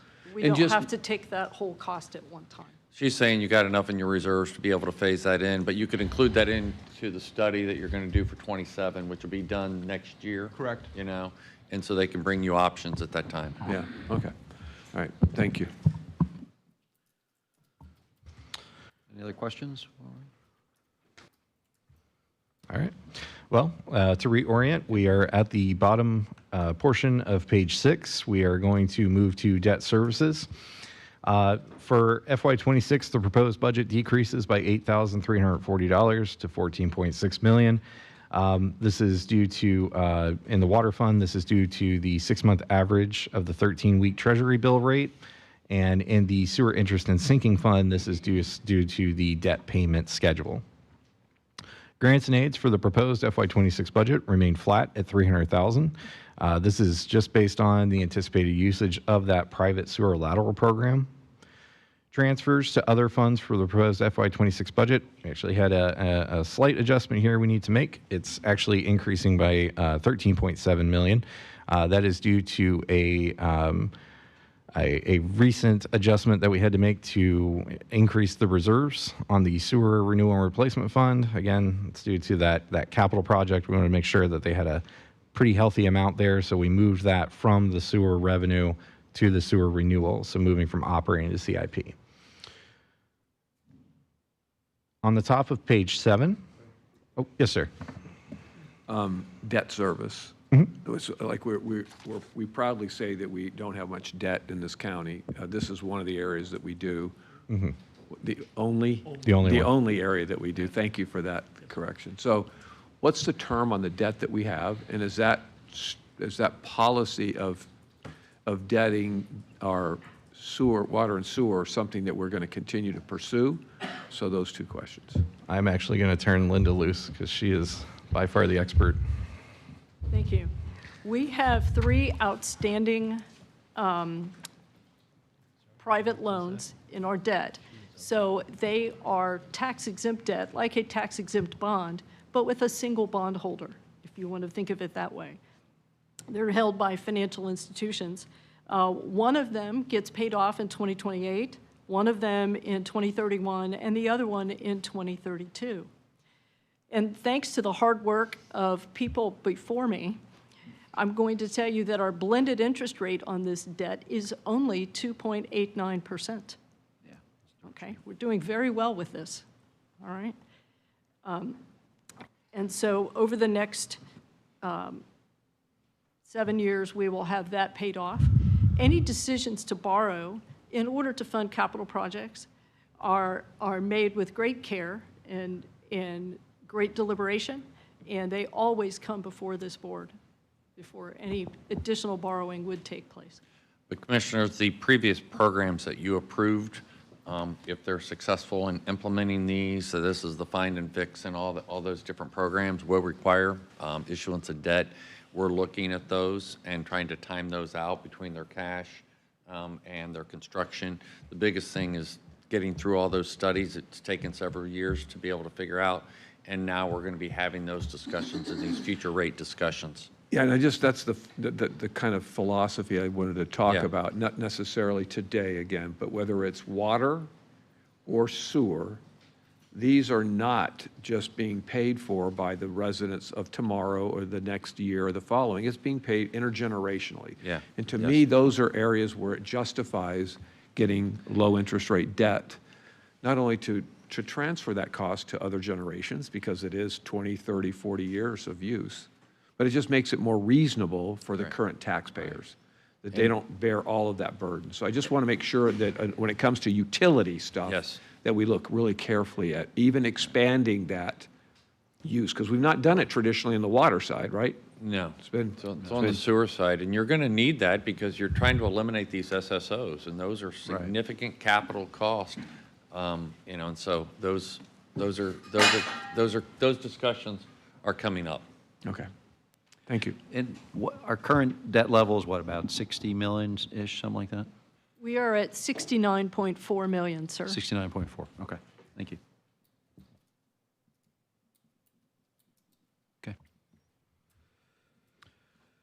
Okay. Again, circling back, we are now at the top of page 7.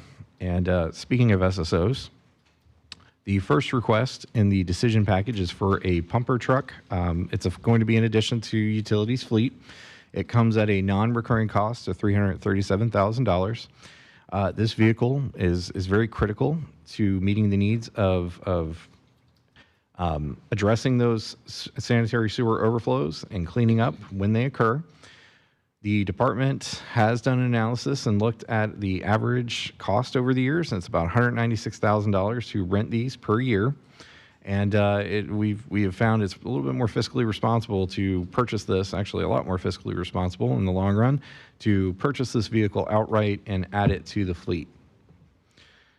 And then the second decision package, it's $188,000 total, $135,000 non-recurring, $53,000 recurring in retro land rent payments. The $135,000 non-recurring will be for rented space over at Solid Waste, and the $53,000 recurring will be for leased space over at Almerton, which will be going to the general fund. And so the department, in doing some scrubbing, found that they actually owe the general fund some money. So that is what that will be moving forward.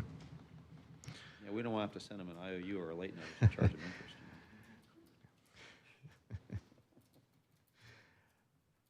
Moving on, the summary of proposed changes to the user fees for FY26. This is right in the middle of page 7.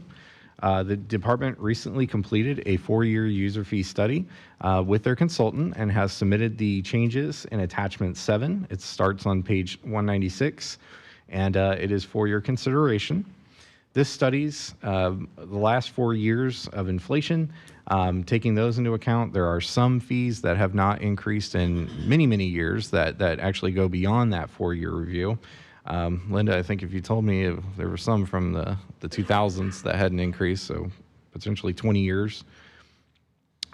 Overall, this is an increase of $977,620 in revenue for FY26 and is a 15.9% overall increase to the user fee schedule. Okay. So we won't go through all 15 pages today, but they are there for your consideration. They are in the revenue and in this budget. And if I have no questions, I will pass it over to James to continue the CIP discussion. Thank you. So I have not, full confession, looked at all of these user fees. When are we going to be talking about that, or is it for this budget process that we're going to need to? Part of this budget process, we can talk at those at any time. We're going to have meetings coming up in August, so each one of those we can schedule it. So Okay. we're identifying the things that you raise, and then we'll kind of debrief after we get through these BIS. So if that's an area you want to go through in detail, I'm sure it is. We'll just schedule time, at one of the August meetings. Just want to see those increases, and if there's any sense from our consultant how those proposed increases compare to others. It always gives me less heartburn. Is that part of the less heartburn? We have that analysis, and we can provide that to you. Okay. Just as you consider, while you consider what we propose. Send that out to the Yes. commissioners. It's just a little less heartburn if it's comparative and not out of line. It's all comparative. Yeah. And there is just, as a note of context, as you evaluate the fees, because there's several pages of them, these are the one-time fees if you need a one-time service. So you're building a new complex and I need to build into something new. This is the cost of the labor and materials for us to build a new water line or to build a new sewer line. These are not recurring fees that every customer pays. So you have to consider that this is fees that should be charged to the user that's requesting that specific service, not borne across the 100,000 other ratepayers. So if you're building a townhome complex, 100,000 people shouldn't share in the cost of building you a new meter. So that's what these fees represent. They're not rates. That's a great point, so appreciate that. Thank you. All right, thank you, Shane. Good afternoon, Commissioners. I'm James Lewis, Budget and Financial Management Analyst from Office of Management and Budget. So on the middle of page 7, we'll begin the CIP report for utilities. The requested FY26 through FY31 capital improvement plan, excluding reserves, increases 6.1%. That's $49.7 million to $862.4 million. The capital improvement plan is supported right now by 3 funds: the Sewer Renewal and Replacement Fund, the Water Renewal Replacement Fund, and the American Rescue Plan Act Fund. The requested 6-year plan for the Water Renewal and Replacement Fund increases $44.4 million to $260.5 million. That includes increases to the Gulf Beach Booster Station Replacement Project out there on St. Pete Beach of $10 million. It includes an increase to the Logan Operations Building of $17 million. That's a split-funded project, so there's an increase in the sewer fund as well, and we'll talk about both those projects a little more in the decision packages.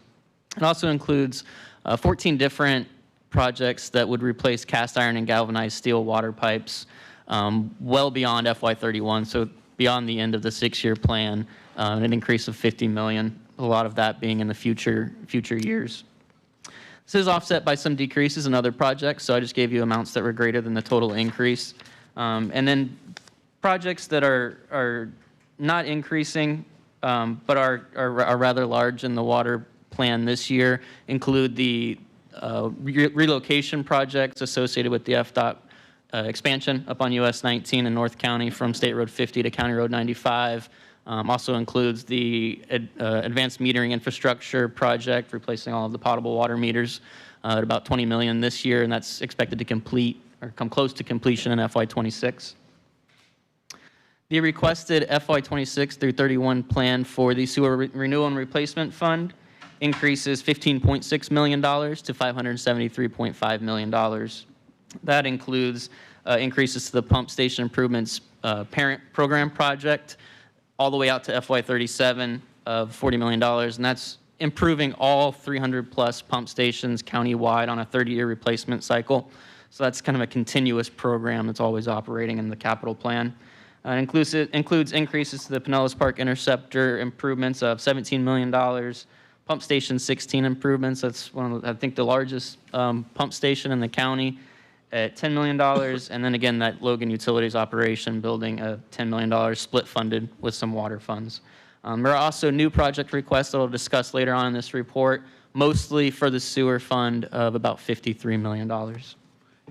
Quick question. Yes. On these capital requirements, and you're talking 26 through 31, I'm assuming that we have good communication with our city partners. Are we getting any sense or any pressures from any cities to move that capital around a little bit, accelerate, or that kind of thought process? Always, both in the coordination and the pressures. We try to balance the needs of, I'll call it the countywide community versus our actual asset and operational needs. So generally, our South County sewer system is a much older infrastructure than the North County.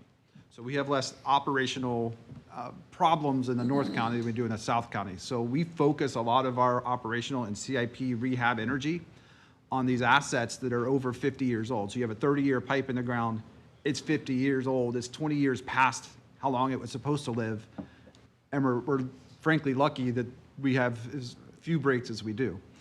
That doesn't say that we don't also look at things in the North County. We have several large sewer force main projects that are going on in North County that are replacing old metal force mains with newer PVC and HDPE materials.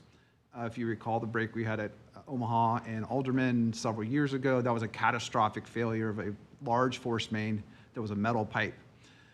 So we're replacing those pipes in North County, and similarly replacing the concrete force mains in South County is also a catastrophic failure in the last few years. Happy to say, actually, one of my accomplishments this year is that pipe is replaced. It is in service as of last month, so we will not have a catastrophic failure on 53rd Avenue due to the concrete force main. So we try to balance, that was a long answer to a short question. We try to balance both our asset needs and the community pressures. Certainly different communities have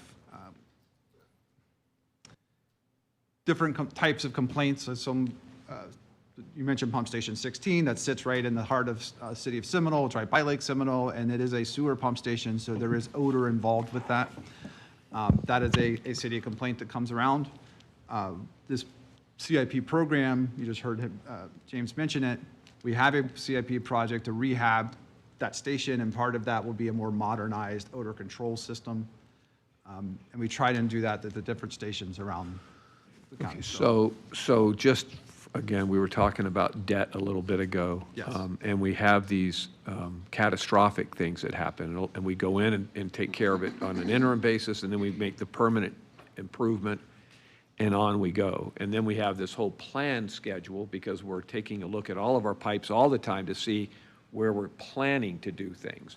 How, from a financing standpoint and a lending, philosophy that we're talking about, if we were to do that catastrophic thing, like, let's say we did it last year, can we, how far back can we recapture capital improvements for debt? Or is it only on new stuff? I mean, whether we want to or not, that's a different question, but I was wondering, because these are some big numbers. So can you borrow for something that you already paid for? Yeah, and how far back can we go? You can. But you have to identify it. Yes, and by board resolution, you can pass what's called a reimbursement resolution. Correct. To reimburse yourself for past expenses that are in scope for the borrowing that you are doing. Okay. Yes, You have to identify it, you have to pass it as a resolution, and there's a time limit on that. I forget the timeline now. And that's fine, and we just need to know what that is. But they look at that, and they usually do that, but again, right now, we've had a cash, we've been able to do that with cash. So we didn't issue the debt, and we focused that on the long term, but But you could do that. Well, that's, again, it gets back to the question about debt service on those large capital items, and are we losing out on some opportunities to extend our cash and to minimize our rate increases by borrowing more on capital projects? But you don't want to do a lot. I mean, it costs a lot. We to don't do borrow. any. Well, right, but you will be. Okay.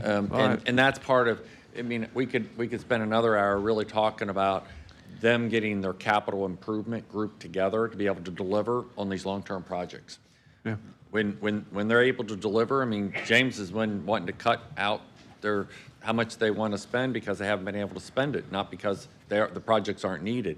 They're gearing up, though, to be able to deliver on those big projects. When you get to that, you'll be having to issue debt to be able to pay And for again, it. I think from a planned perspective, it makes a lot of sense. I was just trying to think about some of these large ones that we're running into kind of reaction, because of a catastrophic break. So if we could just find out, like, how far back we can go, not that we will go, but just Chris? knowing that information. Thank you. Commissioner, generally it's 3 years. We would have to get that intent to reimburse resolution in front of you, because that's when the clock starts.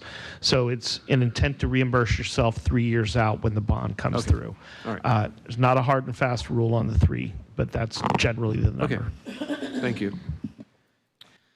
So very briefly, the final fund is the ARPA fund.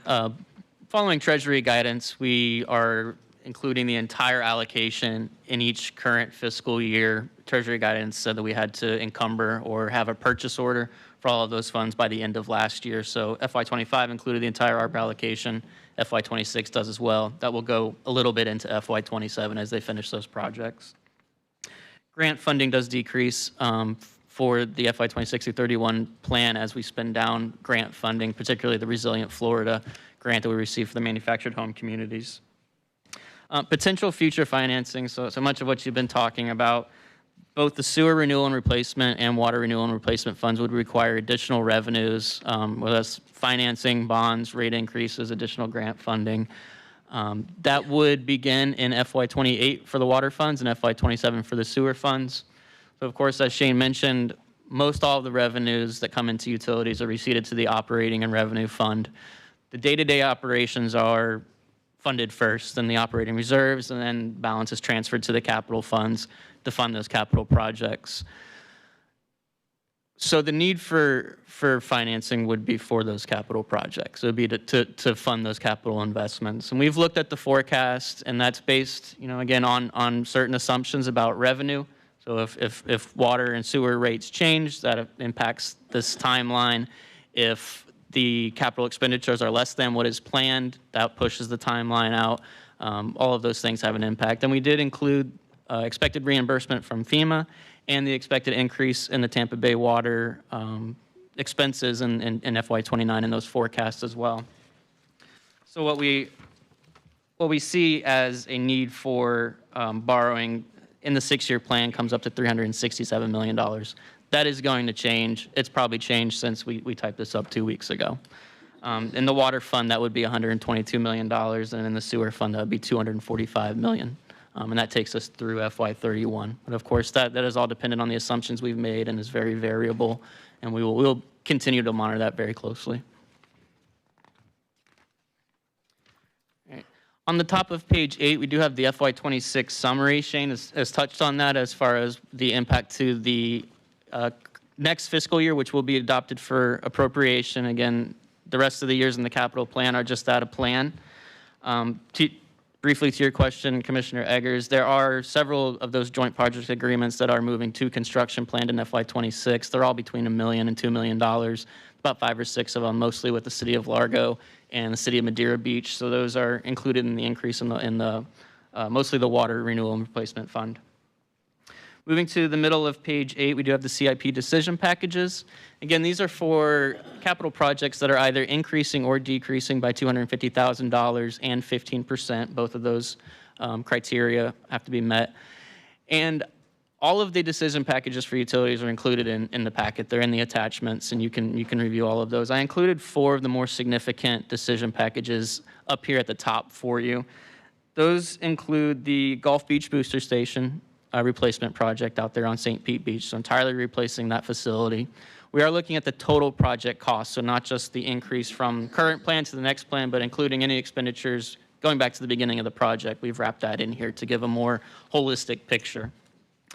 That project is increasing based on estimates from the design consultant. So they provided an estimate in November of 2023 of $15.5 million. They've come back in September of 24 with an estimate of $24.7. We have some other costs associated with all capital projects, inspection services, staff time, other consultants that we've included in that project allocation. The Pinellas Park Interceptor Improvements project is also increasing. They've just received the first real estimate from a design consultant, the preliminary engineering report, and that has brought the project in around $30 million, and that's an increase of 16.7 from the current plan. The Pump Station 16 improvements, again, that's their largest pump station down there in South County, is also increasing, $9.5 million. Our current estimate is the preliminary engineering report is from a couple of years ago, so we've added a little bit of escalation to anticipate inflation on that project. And then finally, we have the Logan Utilities Operations Building, which would basically build utilities, their own dedicated EOC, along with some additional office space. That is a scope change, but it's really reverting to the original scope of the project. So they've gone through several planning phases on this, and they're now looking at building out that full building at the Logan site. They are pursuing grant funding through the Hazard Mitigation Grant Program through FDEM. That'll be coming to you shortly at an upcoming meeting, and that would fund hopefully $35 million is what they're asking for right now. Just briefly, I know there was a question yesterday during Drew's presentation about prices of materials. We look at that every year. We generally look back and see how things have changed from one year to the next. We have seen most materials stabilize, if not some decreases in certain things. So just looking at concrete prices, they were up 14.5% in FY24. They're now only up 1.4%, just as an example. So we are seeing a much better stabilization compared to the hyperinflation we saw a couple of years ago. Finally, in the middle of page 9, we do have the new project requests. So new initiatives, new capital projects that utilities will be pursuing over the next 6 years. There are 9 of them. They total $55.4 million. One of those projects is split funded with $1.5 million in the water fund. The rest of that is going to be sewer funding. They include sewer boulevard sewer force main replacement, reclaimed water system control valves. Is an interesting project. This would allow utilities to basically place valves on certain zones in the reclaimed system, and during peak irrigation systems, they can control the flow. So if your watering day is Tuesday, they open the valve up, and it keeps the pressure flowing to where it's supposed to flow. The rest of those new projects are included in the decision packages. They would be the last 9 decision packages in your attachment, if you'd like to review those. And that would conclude the CIP report for utilities. I'll go ahead and give it to Mr. Wall here to discuss the accomplishments in the work plan. Thank you. So, good afternoon. I'll try not to go through and just read this whole page to you, but there's a couple things I do want to point out. That the hurricanes in the last year really helped refocus our attention as an operation. So we have always been very good at delivering water, sewer, and reclaimed to our customers. The quality of the water is fantastic. You see one of our accomplishments. We did 7,000 individual samples last year in our water system to verify and ensure that the water that's being delivered to our customers is the best quality possible, right? But the hurricanes really reevaluated, refocused that we have to have a different mindset in terms of our customer engagement. We are intensely focused on that aspect. One of the things that we changed, we're in the middle of implementing the AMI meters in the water and reclaim system. That's a $72 million project. Should be done early, but definitely by the end of fiscal 26. And we've already installed 87,000 meters, right? So that's 87,000 holes we've dug in people's yards and stuck a meter. What that is bringing to us, so that investment, that decision to do that is going to dramatically transform how we operate as a business on the water side and the reclaim side. First of all, it changes the staffing model. So our meter readers, we don't no longer have a role for meter readers in our organization. That's 20 people, 20 staff members that we have now found new jobs and new things for them to do. So we have eliminated 5 positions from our organization. By the end of 26, we're phasing those positions out. But we have not lost a single staff member of those 20 people that are displaced. We have reassigned them within our division.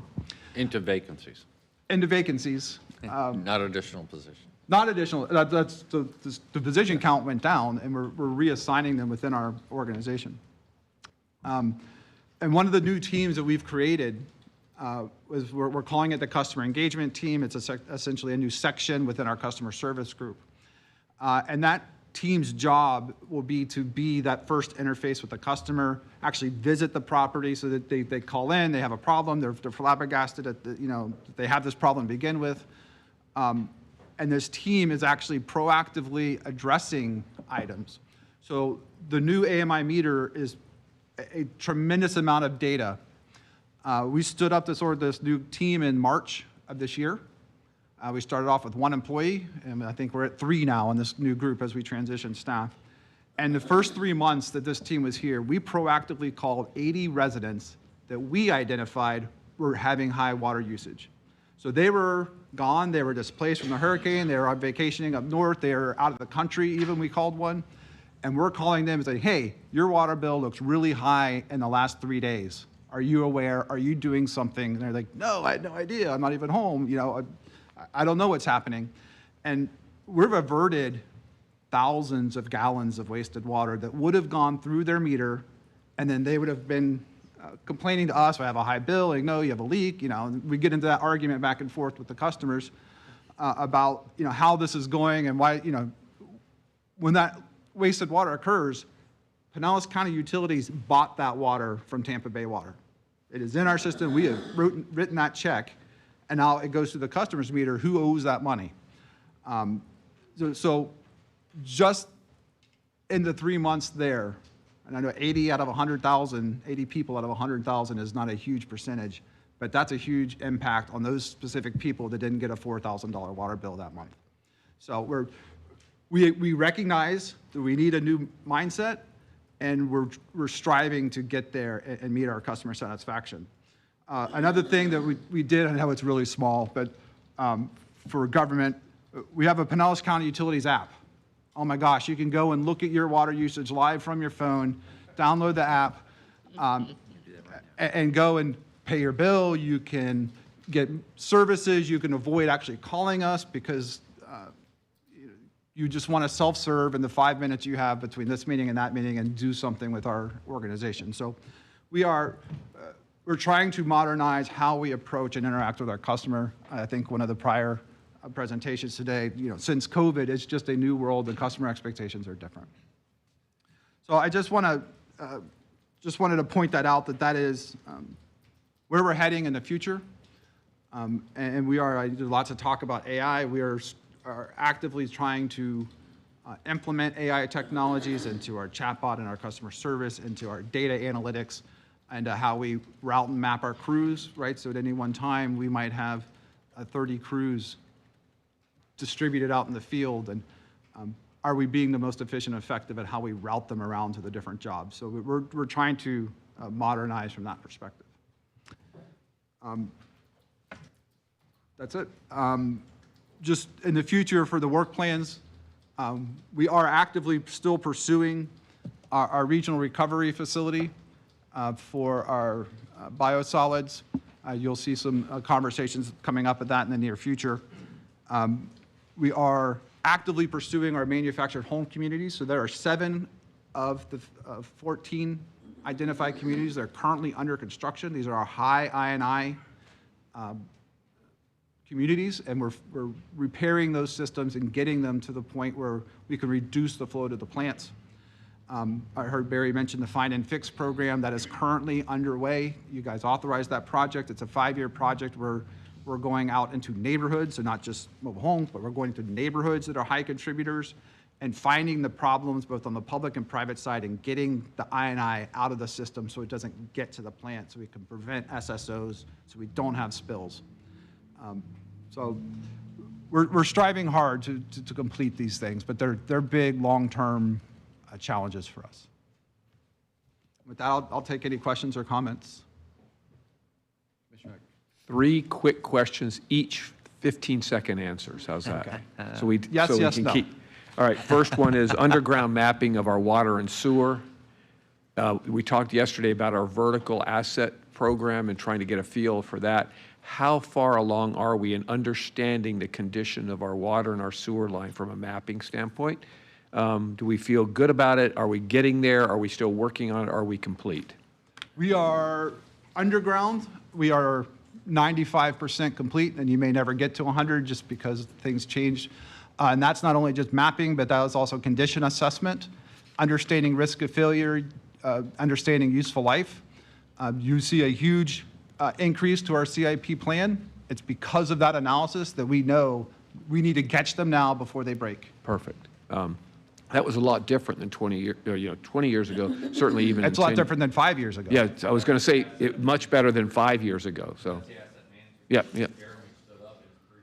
No, I understand. I get it. So that's great stuff. Staffing issues, any? Do we have problems? The folks that we just repurposed, those become, that's good, right? I mean. Yeah, I mean, staffing issues is a loaded question, sure. Generally, I think that we are stable. We still have vacancies. I think, it's transparent in the report. We have 40 vacancies currently. Out of? Out of 400, so we're about 10% vacancies, which is a similar number from last year. But a lot of that is what I would call churn or turnover. With that large of a population of people, there's not the same vacancies. Except for, the caveat there is with my engineering staff.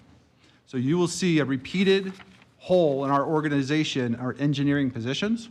If you look at the vacancy reports, some of those have been vacant for years and years and years. We have a different model that we started last year.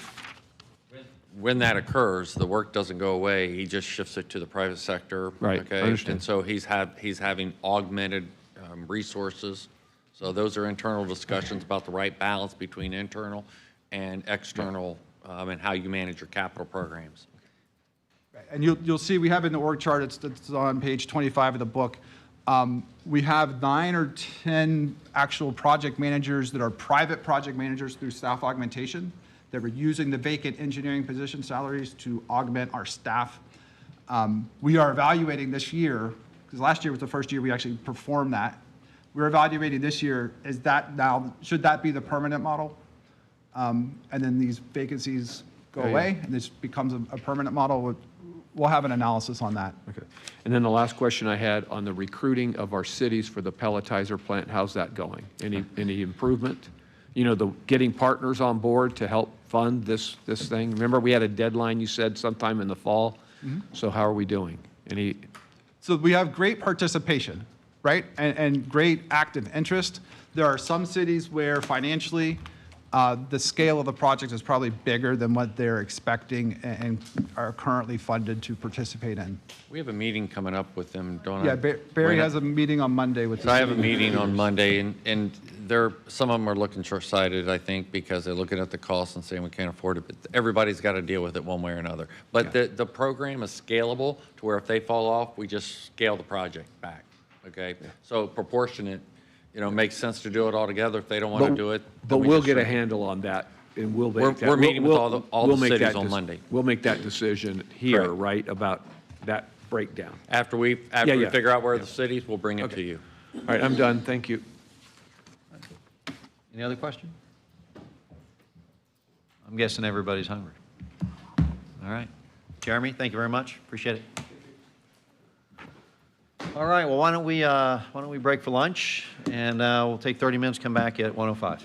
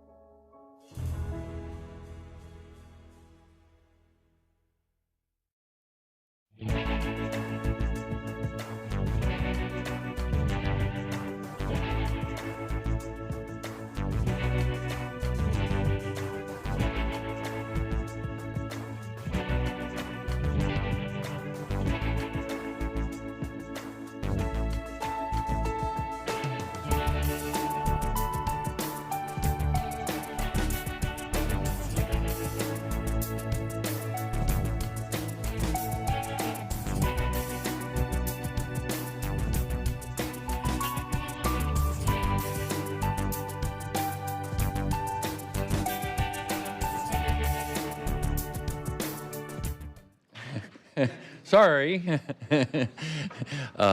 But, yeah, Paul's out today, just so you know, so he couldn't be here, so Jill's going to fill in, but go ahead. So good afternoon, Commissioners. We have Jill Silverboard and Cassie Hartman in for the department over here. And Jen Castagner, who's not here, is also a good partner with us on putting the budget together, and I wanted to say thank you and call her out. James Lewis, to my right, is, in this case, both the operating and the capital budget analyst for solid waste. This is the first and only time that we've done this, and it is in response to some vacancies in the department. So James has stepped up and done more than just capital this time. So, James, the floor is yours. Thank you, Chris. Good afternoon, Commissioners. James Lewis, OMB. So at the top of page 1, you have the department and fund tables.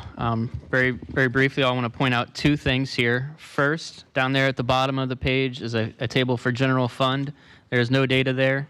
That is just to illustrate that there is no general fund funding or revenue received from this department. This is an enterprise department, so they are supported entirely by their own revenues. Also, I do want to call your attention to the all funds table, that first table, the operating expenses, and just be clear that while the FY26 budget will be a decrease from the FY25 budget, it is an increase from the FY24 actuals. And that's largely due to the Waste Energy Facilities Operator Agreement, which I'll talk about in a little more detail. But just really want to point that out to you that we had an increase from 24 to 25, and we're coming back down somewhere in the middle of that.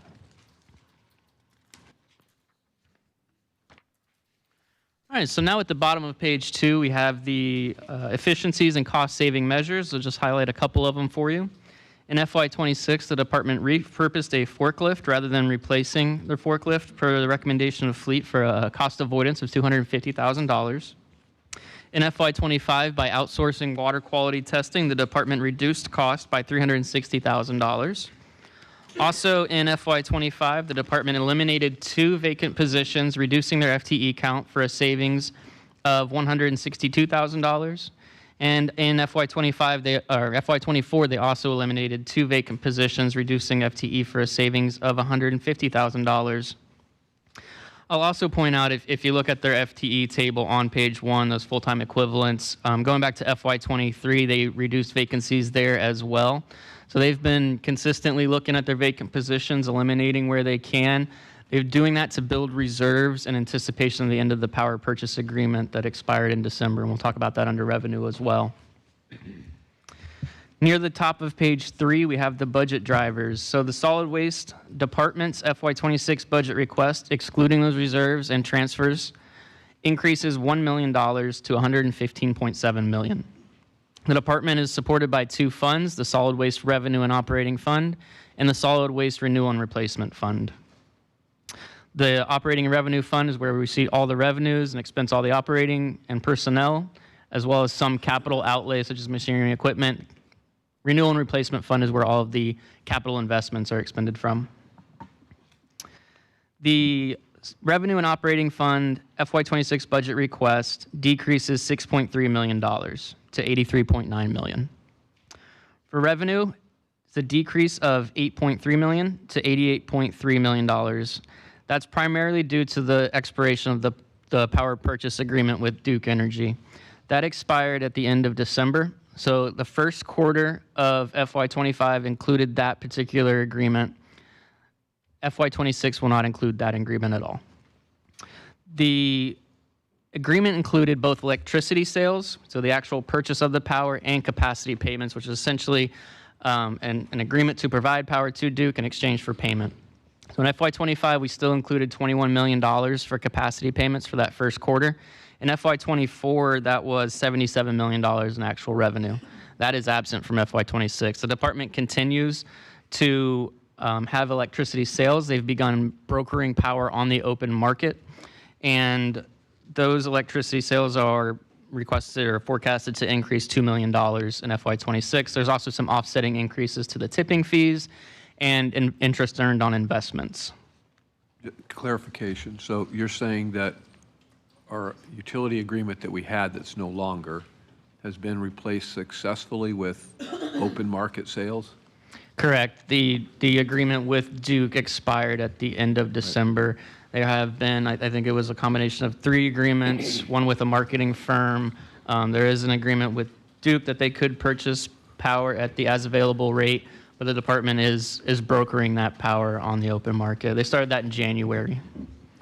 And through the chair, if I may, let's say partially successfully, meaning it's not the same rate and it's a variable rate. So all of those revenues have not been replaced. I want to be very clear on that point. So we are brokering the electricity, but it is not at the same rate. We're not getting as much revenue back. So how does that compare? Give me some.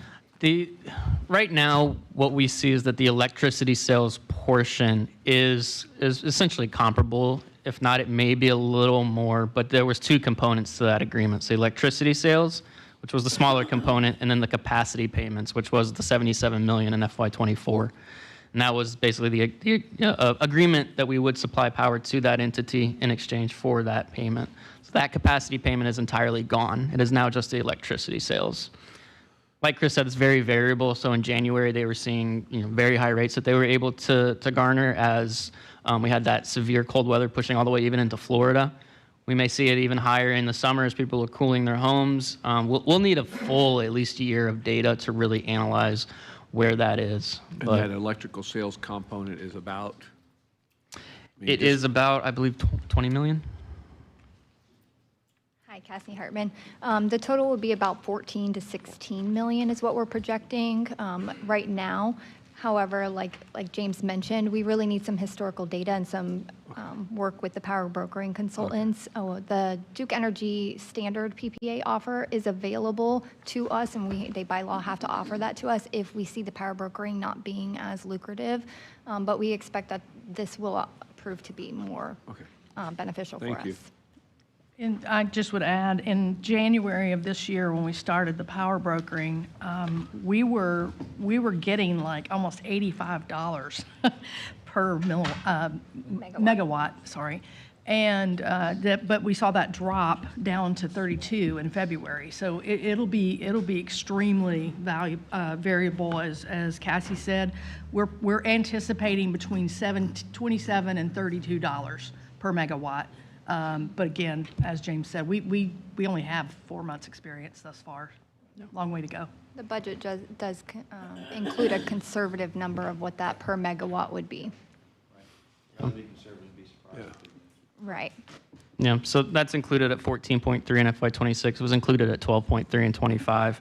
And as Chris said, that's the small component. So in FY24, that was 11.4 million compared to the 77 million that we received for the capacity payments. Okay, reserves increased by 5.3 million to 299.5, and that roughly corresponds with a decrease to expenditures. So as those expenditures come down, reserves go up. Those reserves are planned to be spent down now that we've reached the expiration of that power purchase agreement. Personnel services increases by $34,000 to $7.2 million. It's due to career path and ladders, position reclassifications, and the FRS actuarial retirement increases. That does not include the general increase. Executive salaries increased by $123,000, and regular salaries decreased by $183,000. So regular salaries, mostly due to attrition, as more tenured employees leave, they're backfilled with new staff at a lower rate generally.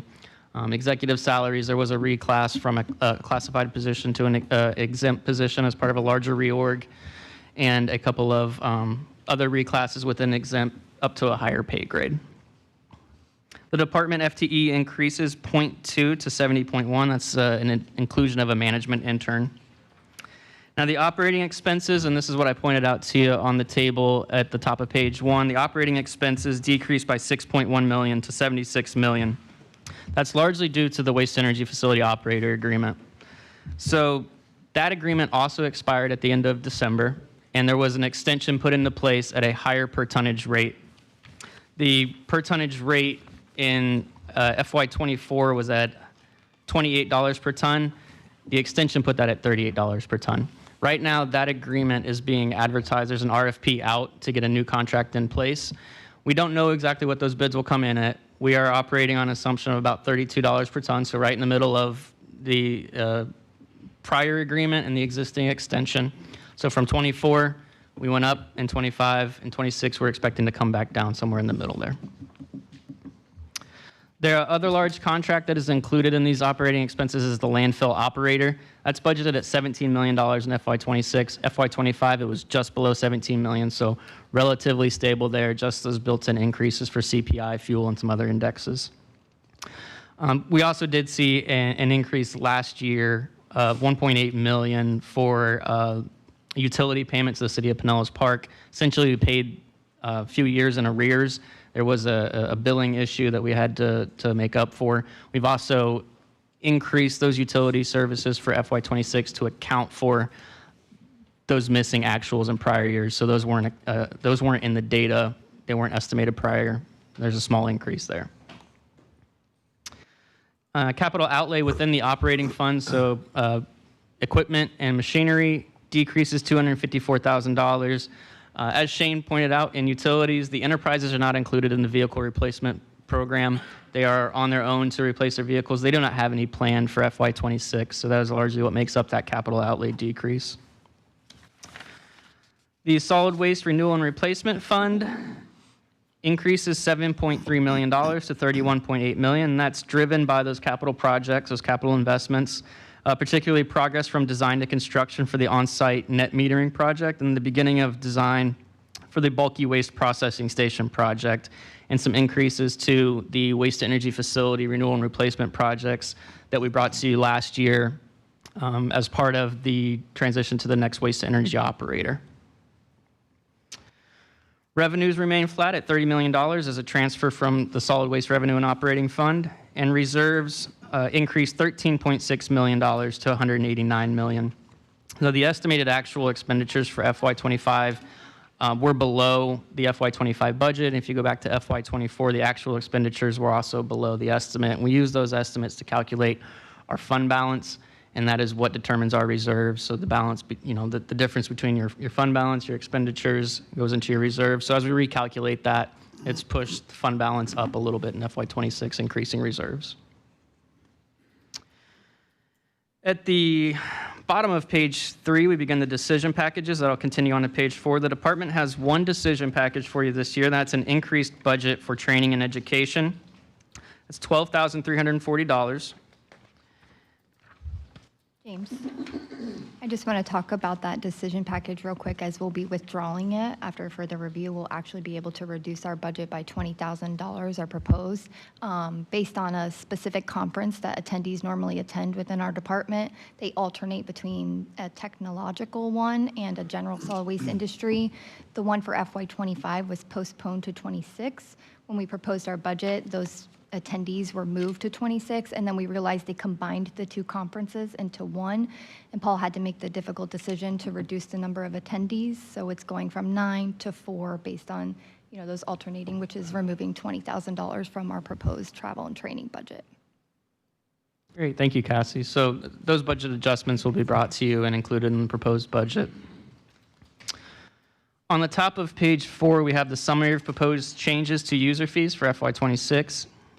The first one, the department is requesting an increase of the municipal, commercial, and yard waste tipping fees from $54.50 per ton to $58.86. That's an 8% increase. That's part of a planned requested 3-year increase, 8% each year. That's to help offset that lost revenue from the power purchase agreement. So a combination of spending down the reserves and increasing tipping fees. This is what was approved by the advisory committee, correct? This was approved by the technical management committee, yes. So in FY26, this amounts to a $2.2 million increase in revenue. Just to point out, this is for the municipal, the commercial haulers. The passenger vehicle rate will remain at the $4.25 flat, and trucks and vans will remain at the $11.75 flat fee. So no increase to those tipping fees. Just for a comparison, we looked at some of the other neighboring counties and other solid waste divisions and where their rates are. Hillsborough County has more complex structure. They have different rates for municipal and for commercial haulers. They have different rates for processable and non-processable, but their tipping fees range from $58 to $119 per ton. Polk County is currently at $36.50 per ton. They're increasing to $46 per ton, and Pasco is at $97 per ton. So just a comparison. Do you have that chart? There is a chart from, it was Raftelis. Yeah, okay. Yeah. Yeah, put that up. I mean, a picture's worth 1,000 words. You can see where we stack up in comparison to your peers. So our rate now is going to go to... We're the left blue chart, or left blue bar. We're going to there, and you can see how that stacks up with all the peers around the area. And what'd you say Pasco was at? I'm sorry. $97 per ton.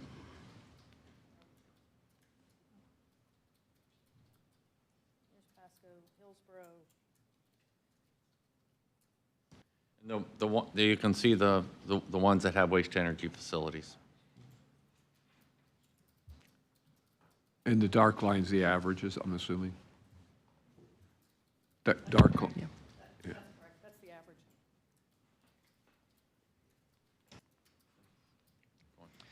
Thank you for All that right. information. The department is requesting an increase to their radio frequency window stickers and transponders. That's used by their municipal and commercial haulers, and the RFID lane allows them to bypass the scale house. They're also requesting, along with those tipping fees, an increase to the whole tire tipping fee from $150 per ton to $180 per ton. This is sort of a deterrent from tires coming in from other counties to our solid waste facility. The tires can create more energy at the waste energy facility, but it takes up a lot of capacity. Looking at some other counties, Hillsborough is charging $211 per ton. Again, a little more complex structure, but that's their low rate for tires without rims and less than 18 inches. So, trying to keep up with other surrounding areas and not provide that incentive for tires to come from out of county. Just a question on the sticker radio frequency and window stickers. Have we communicated with other municipalities that we may potentially have this increase so that they could build that? I know we're not responsible for their budget, but we would want them to be able to build that increase in their budget if we're going to consider increasing our rates, our costs, I'm sorry. Correct. We do a full formal communication plan, which sends out notices to all of our account holders, which would include this change, the rate change of the tonnage tipping fee and everything, correct? And this is a direct pass-through. It's actually just our cost to purchase the items, so it is. Right, I get that, I'm just.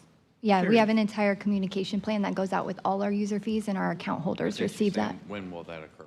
No, not when. I just was asking, do we have a process to make sure that they are aware Absolutely. of the increase so that they could build that into their budget? Correct. You know, Yep. whatever the increase amount was.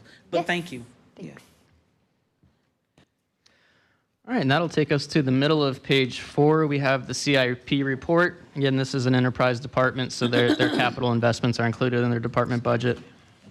The 6-year FY26 through FY31 capital plan, excluding reserves, increases $30.6 million to $313.9 million. A lot of this is concentrated in FY27 and 28, not in FY26, but that is moving a lot of some of the investments up from 28 and 30 in the current plan.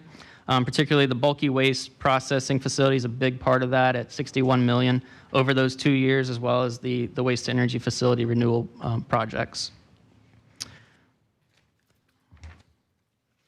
For FY26, the first year of the plan that is adopted for appropriation, excluding reserves, the Solid Waste Renewal and Replacement Fund increases $6.9 million to $31.4 million. This is above the prior 6-year average of $14 million and over the FY24 actuals of $10 million. They do go through sort of a cycle where they do master planning and then larger projects come out of that master planning process. They go through design. So we do see a kind of an up and down undulation of their capital spend, and we're kind of coming into that ramp up again. The department does have 11 capital projects requiring a CIP decision package for increases or decreases greater than $250,000 and 15%. I've provided you 2 of the more significant decision packages here. So the first one is the waste to energy facility boiler pressure parts, and this is part of those 3 waste to energy renewal and replacement projects we brought to you last year. In the prior waste to energy operator agreement, the operator was financially responsible for the capital improvements at the facility. So it was not included in our capital plan. The new agreement is going to be structured in a way that a lot of that is taken out and is the financial responsibility of solid waste. So we now see that in our capital plan, and we have a little more control over that. They will still manage the actual project completion and sourcing the subcontractors and things of that nature. This particular project is increasing $56.4 million. It's 39.4%, and it's up to $199.7 million. That goes out to FY36, so that's beyond FY31, the end of the 6-year plan. We did some analysis on the primary materials that are used here. It's a lot of steel and a lot of aluminum alloy, and we, in OMB, we look back generally at what's happened over the last year, and structural steel actually decreased 1.5%. Aluminum alloy did increase by about 7%. In our discussions with the department, what the operator has kind of shared with them is that they are anticipating that they will use domestic producers for these materials rather than importing from overseas. That'll be a little more expensive than imports were previously, but it may ultimately be more cost effective than imports will be going forward. Very, very variable, especially going out as far as FY36. So we'll keep monitoring this. It may fluctuate, and we'll continue to bring it back to you. Because we're taking on the responsibility of the capital, are our rates with the company gone down? I mean, are we doing that? Are we doing all of the work for the capital and doing the funding? The actual management of the projects will remain with the operator. The financial piece of it will come over to the capital improvement. So we'll issue purchase orders, and we'll handle invoices and things like that. The increase in this capital plan is a full increase. At least that's the assumption right now. We are still waiting for the bids from that RFP for the new operator agreement, right? But with our assumption of $32 per ton is still higher than $28 per ton. That $28 per ton included those capital investments as the financial responsibility of the operator. Commissioner, that was actually quite a bone of contention as we tried to negotiate a new agreement with the current operator, because we never had visibility on what those expenses were in the past, which is why last year we chose to pull it out for the current fiscal year. And we think, as James said, we'll be able to have a lot more control and a lot more visibility. That also helps us as we move into those negotiations. We do actually have 2 bids. They're in. They're being evaluated right now, so you're going to see that in a few months. One of the proposers is the current operator. Not a surprise, but we do have a competitive proposal. So more to come on that. So, quick question. So we were paying this anyway. It's just now we were paying an operating. Now we're just correct. Yeah. Yeah. All right, so the other decision package I've included here at the top, and you can look at all 11 in the attachments of this packet, is the project to replace the scales at the scale house. And I highlighted this one because this is actually a decrease. So the department sort of changed their project delivery method or the scope, and instead of installing in-ground lanes as they have now, they're going to convert those to above-ground lanes. It's a much cheaper installation process. The maintenance cost may be about the same, so they're going to save, looks like, almost $10 million on this particular project. That's good. That's great. All right, and the department does have 7 new requested capital projects totaling $15.1 million through FY27. I included a few of those for you here. Some of these were incubated through some of the parent program projects, so they may have already gone through the design process and are shovel ready, so to speak. They include some road improvements at the landfill active gas collection, so collecting some of that methane that's created down in the bottom of the landfill, and you can actually generate some sort of power out of that. The science of it is a little beyond me, but it should help reduce some of the cost in utility services or produce some revenue. We'll have to see how that goes and then monitor it as we go along. Aren't we already putting as much power on the grid as we can right now? Sorry. That's a good question. Aren't we already putting as much power onto the grid as we can? We are putting out and using whatever we can. The power broker is selling whatever we are generating. Yeah. Months like May, when we're in an outage, we're not generating as much, obviously. And then whatever is not going to the grid is then sent over to Duke for compensation. Right. There are opportunities with our microgrid and our solar panels coming up to be able to generate more, because we'd be able to kind of distribute the power on site to handle our Okay. buildings, and therefore the facility will be able to push more out to the grid once those projects are completed. Okay. Would this, would the methane require, we wouldn't be able to use it in our current burners. It would have to be a separate system altogether, wouldn't it? Yeah, That's correct. the methane is for the landfill, and that's for monitoring. It's a compliance thing that we see in the upcoming years where we need to Yeah. maintain that. So this is an initiative to make sure we're getting ahead of that. Yeah, if we can capture that and make it usable, that's great. That's the plan. Thanks. And that grid that they're talking about is part of that on-site net metering project that I spoke about a little earlier, that's transitioning from design to construction, so they're getting moving on that right now. That concludes the capital improvements plan and the budget presentation, so I'll turn it over to Ms. Silverboard to discuss the accomplishments in the work plan. Thank you. I really should let Cassie handle this, because she's part of the brains of the operation that I think you are, for those of you that have been around, are aware that our solid waste master plan has really been guiding all of these things. You know, the commissioners knew we were preparing for the expiration of the capacity payments and the power purchase agreement, and I have just been amazed at the work that Paul and his team are doing to try to find all of these ways of reducing costs to our ratepayers, but making sure that we've got a good, solid plan into the future. And Paul was before you back in March, at which time we did share with you the rate proposal for this fiscal year 26 will be the first year of 3 years. The Technical Management Committee did not recommend approval. We shared that with y'all back in March. I just wanted to clarify that. I think you had a question earlier, but it is a very defensible, and there were votes in support of it, so that we've already kind of cleared that hurdle, if you will, in terms of putting it in this proposed budget. You've pretty much, I don't need to read from the accomplishments list that's in your packet necessarily. We've talked about several of those.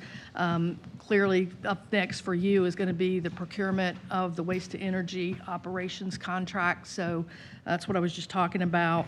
We'll see.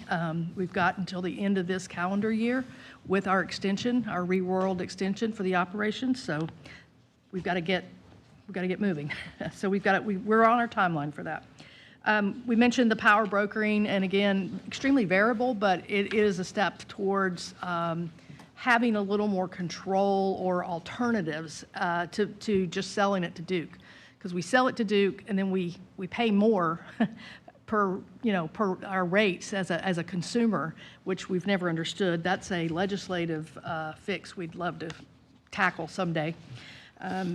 We did use a post-storm deployment at the industrial water treatment facility for solid waste, and with the hurricanes. So if you happen to drive by on 118th, you'll see the pond generally stays the same, but after the hurricanes, it was much lower. So they did a really good job, I think, of managing that. One big thing I will highlight that we have not talked about is the tip trailer diversion or transfer area, and that has made a world of difference in terms of the private haulers and the municipal haulers having to wait behind somebody that's me with my truck and my little trailer in the back. So they now are diverted, and the municipal and private haulers can get up to the tipping floor in a more expeditious way. We've had a great response to that, good, positive feedback, not only from the privates and the municipals, but also from the smaller, because they can transfer there. It's a little faster for them too, and it's safer because they're not trying to tip things, up by the floor. It's a much safer operation. And then the last thing I'll highlight is that we are accredited. Our solid waste department is an accredited department with the American Public Works Association. We are one of very, very few around, and they are currently at the midpoint, and we'll be working on the renewal of that. I don't think there's anything in the work plan that you're not already aware of or that we haven't talked about today. The last one being our microgrid project and the floating solar array on the pond, which we're moving forward with a design build contract on that one. So you'll be seeing that one fairly soon as well.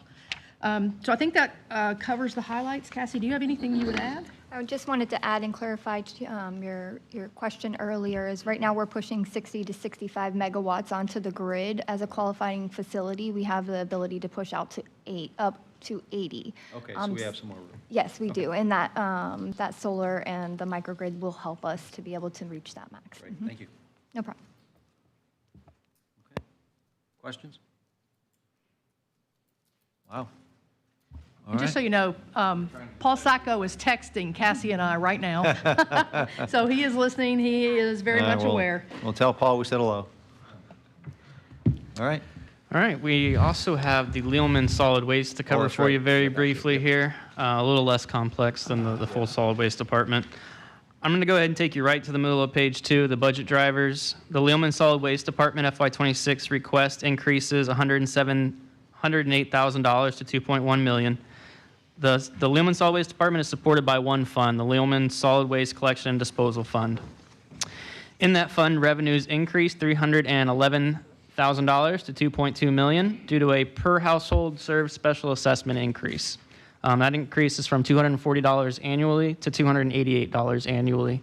That is going to be part of a planned requested 2-year increase, and after that time they will reevaluate. That's also going to be dependent on a new collections agreement that will be coming in the future. Reserves increase $184,000 to $689,590. That's approximately the net difference between the increased revenues and the increased operating expenses. Personnel services decreased by $100 to $11,000.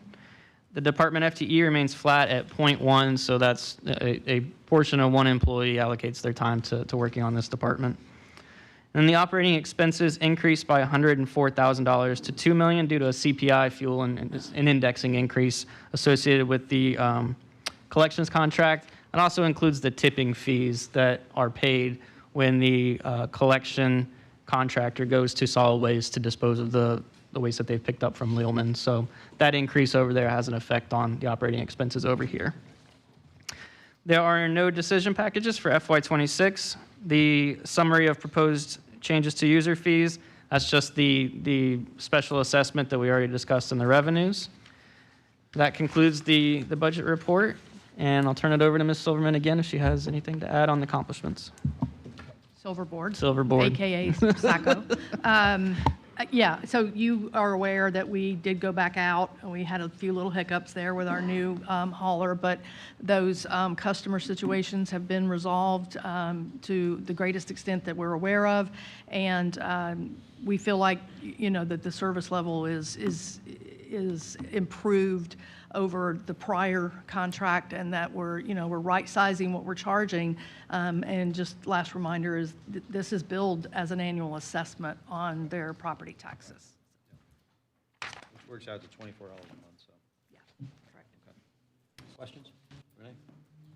Barry, I don't know if you know the answer to this, but how is it that Lealman has its own separate contract for services for this, and I don't think we do? Because you created a franchise for that area, and so it helped drive that cost down. That occurred before I got here. That's why I said you may not know the answer. Yeah, but I know what they did. I don't know when they did it or why. she's raising her hand. You know, so, but I guess she can. Yeah, I know somewhat of the history of the fund. It was an MSBU fund that was created because of the dumping that was happening around there. So they created the franchise to help clean up the area, and then the assessment, obviously, to compensate for the collection. So it was to keep the area cleaner. Okay. And just a question, not saying you have to do this, but is it more beneficial to the Lealman residents to have this separate MSBU? Anytime you can franchise, you're going to drive your costs down. You have one truck going down, you got everybody in it. Okay.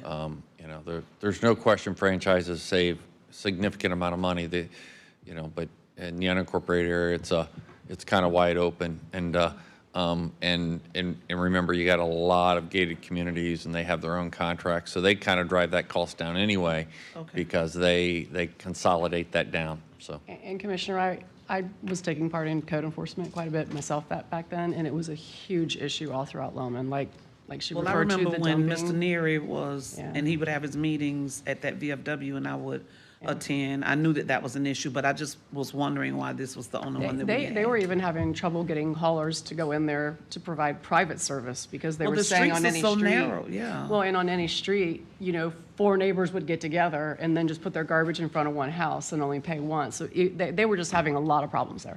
And so we solved it.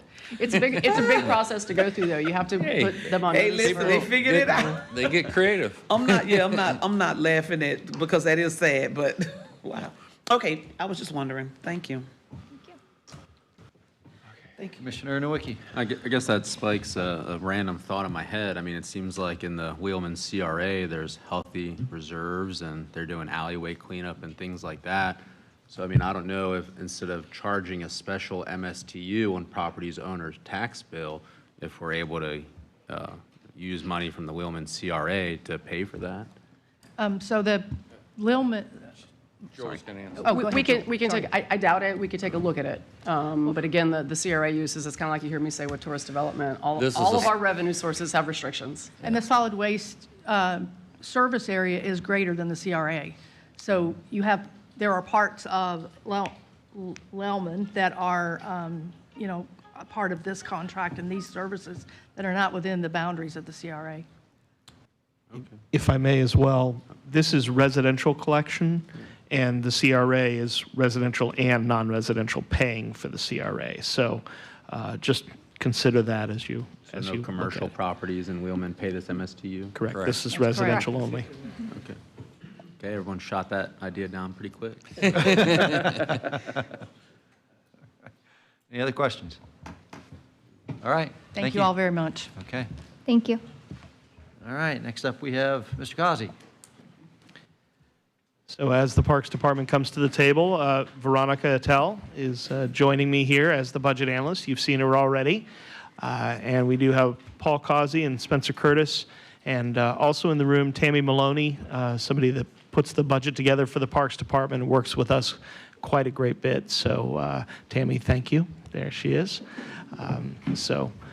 And I'm going to stall for just a little bit longer while everybody gets in place. Good afternoon. All right.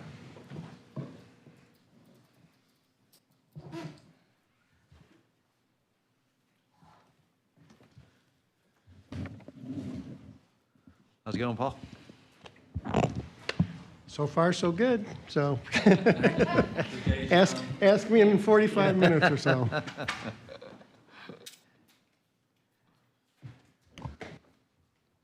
Okay, good afternoon, Commissioners, all of our esteemed guests today. I'm going to go through the Parks and Conservation Resources Department budget with you, proposed budget, recommended budget. We're not going to cover the department purposes. Everybody can read that. And then, again, the tables that are on that first page are very high-level summary of the department's expenditures and budget. The budget drivers are going to be on page 3, and I'll get to that. First, we're going to go to page 2 and go over the cost and efficiency savings. I'm not going to read through all of this because you have it, but the key for this year is that the pressure washing of buildings and facilities is the big reduction that they put in to help meet a flat budget. So that was the total is $399 for everything, but the pressure washing was $206,000. The other thing that I didn't mention this yesterday, but we gave them a target of a flat budget. So you've got cost increases. Their goal was you got to bring in efficiencies to be able to net out at somewhat below that. But that's where the reason you're seeing these called out. Each year we've challenged them for the last 4 or 5 years to reduce costs to be able to absorb inflationary increases. And so that's the reason you're seeing these kind of called out and why they say that's how they met the target.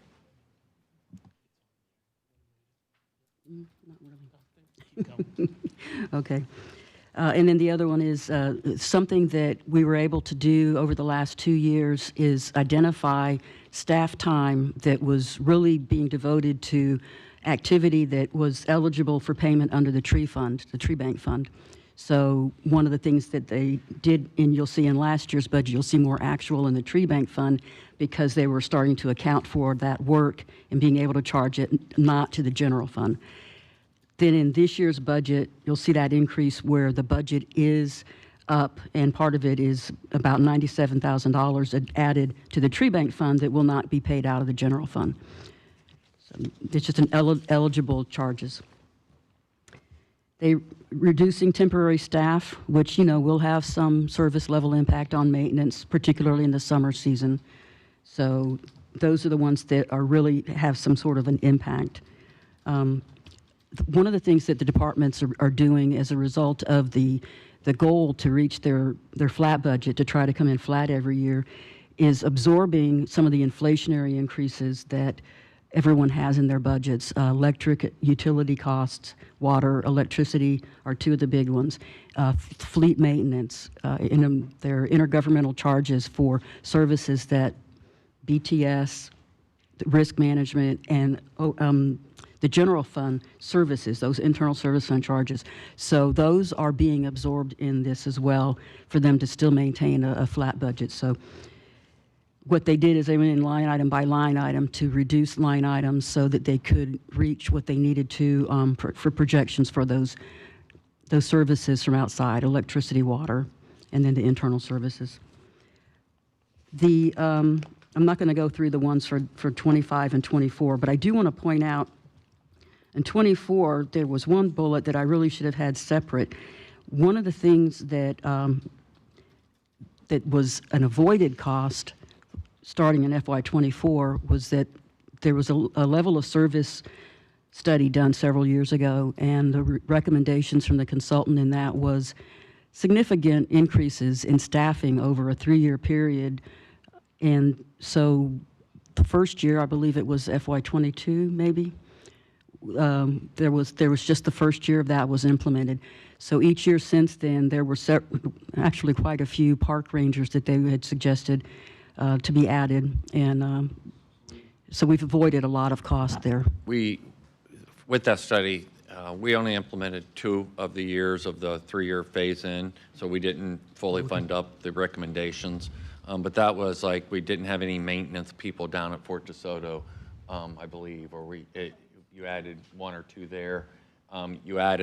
We opened back up the visitor center at Wheaton Island, and we didn't have dedicated rangers there. And so it was those things for the commissioners who've been here that were added, and so that's what she's referring to. And so the point of that is that what they've been doing, all of that with basically what we've had for the last 2 or 3 years, so they're absorbing some of that, and you'll see that when we talk about decision packages later. The other thing, in each of these years, there's also a built-in projection of personnel lapse savings. So there's already a built-in of expected attrition savings when you have turnover in staff and brief periods of vacancies. So all of those things have been combined over the last 3 years to put together as lean a budget as possible at this time. And at the top of the next page is the budget drivers. So for FY26, as I said, the expenditures are increasing, and with the decision request is the reason why they are. It's not because of continuing the level of service they have, and we'll talk about that a little bit more. There's 2 decision packages that are recommended that make up that increase. The budget for general fund revenue is relatively flat. There's been a lot of uncertainty this last few months after the storms, and so they're keeping a real close eye on what impact that's had on their revenues, and if they're recovering from that, to be able, hopefully by 26, we'll be kind of back on track with our revenues from the general fund. That's about $9.5 million that Parks brings into the general fund to help pay for its budget. And one of the things you'll notice if you're looking at the the tables in the back, the tree bank fund exploded in the last couple of years with development, and there's fees associated with that that come in to allow the county to reinvest that money in trees that are being taken down in order to do development. So that has gone up significantly over the last 2 or 3 years, but we seem to have gone back down to a more normal level right now. And that's, it's a good problem to have, I suppose. It gives us another revenue source. It has to be used for what's eligible. It has to be used for replanting and on public land, and so, but it's a good source that we have available to us. That's where I mentioned that they were charging more of their general fund staff time that's eligible over to the tree bank fund. Question? I don't want to get into the philosophy of the tree bank fund because it'll drive me nuts. I think we're way over the top on that, but nonetheless, we have the funds. So what is the specific criteria to use those funds for? I'm sure that we have policy on that. Yeah, it's outlined in the ordinance, but some of the things is the replanting of trees in public spaces. The area where we're most utilize it is with the removal of invasive exotics, trying to preserve the forest, maintain we have healthy tree canopies, so anything associated with that. But a lot of it is doing some of the wildfire fuel reduction, those types of activities. So if somebody wants to avoid planting trees on their development, they can pay to this tree bank? Yes.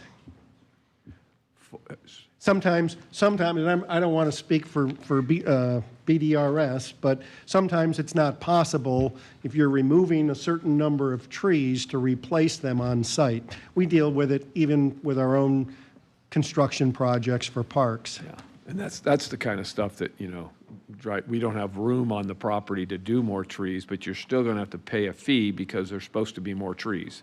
Doesn't make any sense to me. Okay. Okay. So, as I mentioned before, the two recommended decision packages, that adds 2 positions to the budget. With that one, it's about $150,000, or actually $200,000, I'm sorry, for the positions. The other $512,000 that's adding to the budget in that decision package is for inspections of the sewer lines on park property, which is the responsibility of the Parks Department. So that's an important one-time, non-recurring project that they really need to work on next year. And just quickly, we'll go over the decision packages because I know we're short on time today. There are two out of the 5 decision packages were recommended for inclusion in this requested budget. The first one is the Dansville Park Operations and Maintenance, $207,000. $156,000 of that is recurring because it's staff and operations oriented, and then there's some capital with that. And that'll be shifted to the CRA. The Rainieri one. Huh? Yeah, the Rainieri Oh, the Rainieri one. I'm Yeah, sorry, the I got second that one- mixed up. Yeah, the second one is not recommended for general fund, but we're, so that the Lealman CRA, yeah. So the first 3 are doable, and then, really in terms of being able to try to manage costs, the last 2 for the Tree Bank Fund and the Heritage Village celebrations were not recommended. And there are no user fee changes. The Parks Department did a thorough user fee study last year, and we came back with virtually every significant user fee being increased in the budget for FY25, so they're not working on that right now. They'll go back and review that again for the 27 budget. A question. So it's not being recommended here, but the staff person for the tree fund, could that person be paid for out of the tree fund? Or would that be general fund? Yes, that would be devoted to So that money just to the tree wouldn't be fund. general fund, it would be from tree fund dollars. Okay. Yes, that's correct. I think talking about the decision package for the arborist position, it was based on the amount of tree canopy we've lost over the years, and most recently, of course, over 2,000 trees that were either destroyed or damaged from Hurricane Helene and Milton. It's about having a position that would oversee the planting of trees within the parks to reestablish that tree canopy. If you pay, again, if you paid for that, then that's going to reduce the availability of funding within that fund. You've got a lot of money now, but on an ongoing basis, as Veronica was just talking about, that's come back down. So we're concerned about the overall health of the fund if you divert that to operating for a position. Right, right. Presumably we're adding to that fund every year though too, right? So if we were to add a position, that would be an ongoing expense Right, that right. we could pay from this fund, but eventually this fund would likely run out. Yeah.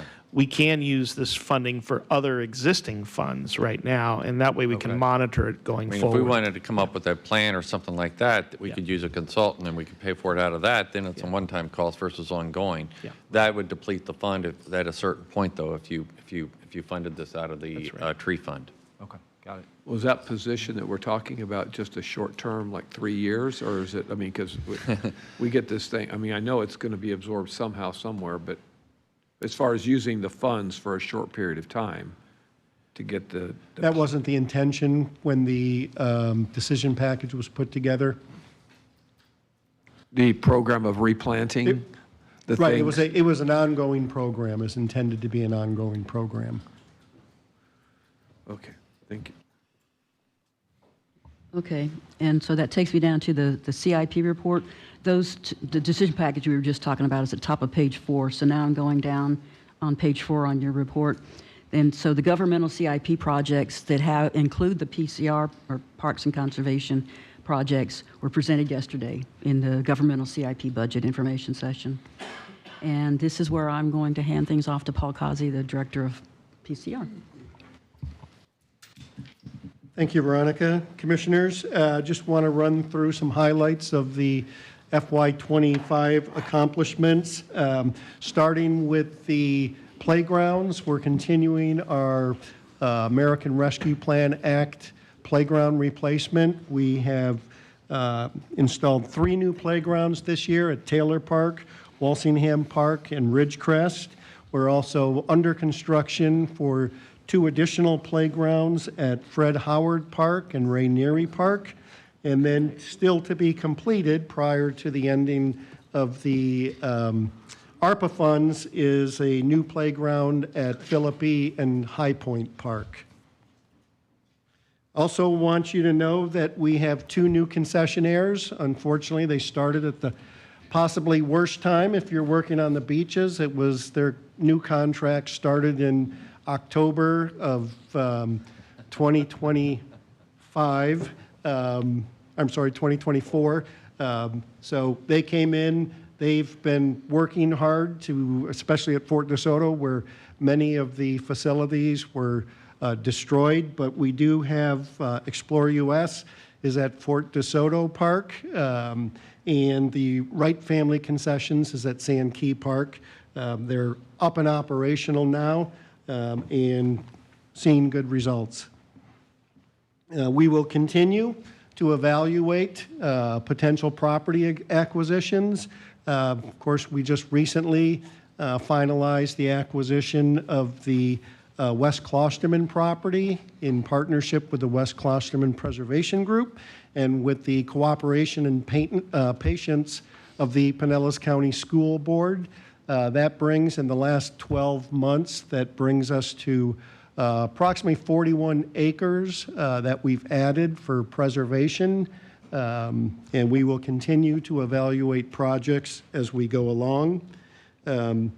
Just last month, I know a couple of commissioners were there for the Turner Bungalow artifact exhibit. That went off very well. If you haven't been over there, I encourage you to get there. We actually moved that house. I guess it's been probably 10 years now since we moved it from the corner of Turner and Fort Harrison. So I was lucky enough to be able to watch that happen through the wee hours of the night. But also want to just mention that through our UF-IFAS partnership, we've done the required training for 725 public and private partner agencies to get their training for pesticide certifications. And we've also graduated 16 water stewards this year through our natural resources agent out at Brooker Creek Preserve. And of course, one of the big things that we've been doing all year long is recovery efforts from the storms. Looking forward, first and foremost, we will continue our storm recovery efforts in partnership with our Public Works Department and engineers. We are trying to get critical assets reopened, such as the boat ramp at Fort DeSoto, as well as war veterans, the Bay Pier, the Madeira Beach parking area, and there's a number of items that still need to be completed. We're working through that. Paul? Also, yes. Just real quick on the Sutherland Bayou? boat ramp. What's the status on that? We are in the process of working with our consultant. We are doing a redesign of that driveway so that, two reasons. One, we can preserve the parking, the existing parking that's out there, and two, we can shorten that project. So we got a project sign out there. We do not have a schedule yet, but we will provide the notification through the signage as well as the website to make sure that the boaters who are wondering what it's going to be like on the 4th of July will have plenty of notice. Okay, thank you.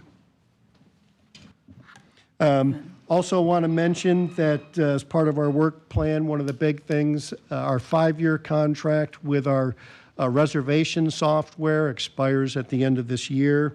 And so we are currently in the negotiation and implementation of our new software vendor for that, Kaizen. I think it's going to bring a lot of upgrades to the customer end, dealing with our shelter and campground reservations, and there's also some other things we can do to bring some of our other visitor services that we offer under one program, make things easier for people. And with that, I'll turn it over to Deputy Director Spencer Curtis for run through some of our performance measures. Quick question, Paul. Yes, Yeah, sir. before you get through that, so a couple questions. The Madeira Beach parking area, I think Jill told me it wasn't scheduled till October, and I don't know if that's true, if that's still the case. We're working, Public Works Engineering is working to get that completed faster. I think we're looking at the end of the summer is what we're hoping Yeah, for. That hurts so many businesses out there. That's a lot of parking that's being lost. So the St. Pete area in Treasure Island, they just blocked off the restrooms so that people could still park, but they couldn't go where the restrooms were. Is there any way we could still let people park there, but block off a place that might not be safe? I think the issue with what we're dealing with at Madeira Beach is much more severe than what they're dealing with. I mean, that if you go out there, I'm sure if you've driven by it, it's an unsafe condition. So there's no way to block off the unsafe area and allow access still onto the beach? They wouldn't and have then still have circulation that- in the lot if you blocked off the areas that were unsafe. Okay, all right. And then the Seminole Boat Ramp. How, status on that? Because you didn't mention the Seminole Boat Ramp, the Bay Pines Boat Ramp. The War Veterans Boat Ramp. Yeah. Did Yeah. you mention that and I missed it? Yeah, that's part of that. That's where we're focused right now. We're working with jock contractors to start that. I will tell people that, with these storms that affected such a large area of Florida and other coastal areas, the big thing for us is going to be the production time that it takes to get these things built, these floating docks that we can put out there. But we're working with the job order contracting process and looking to do a marine construction blanket type contract. Okay.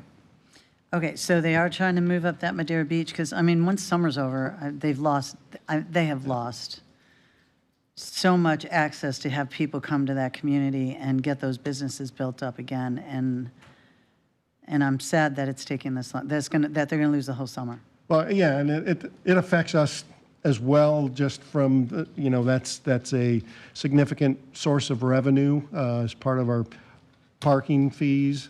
So we want it open as soon as possible as well. Thank you.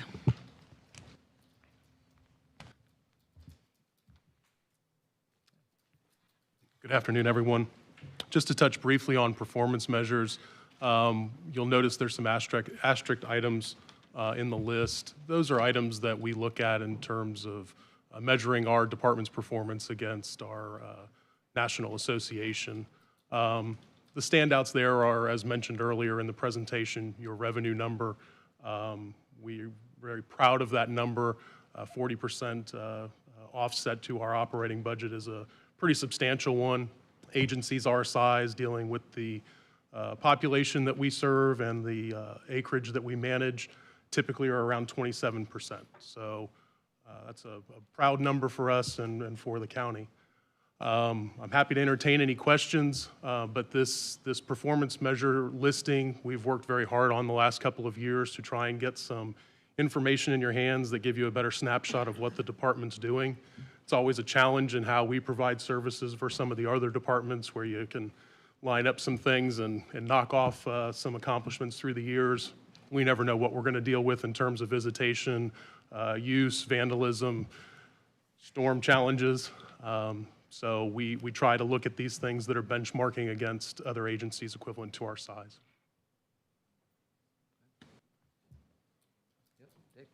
Just one comment back to, Paul, you're commenting on the Dunedin property as well as the West Klosterman Preserve. And these were things that our residents asked for when we were talking about the new penny and how we were going to use those funds. And so it's been a great program, and you guys have been just really great stewards of the money. We've made sure that we've had community involvement. That's been one of the key things, as well as other partners. You know, in some cases, a state partner, some cases it's a city partner.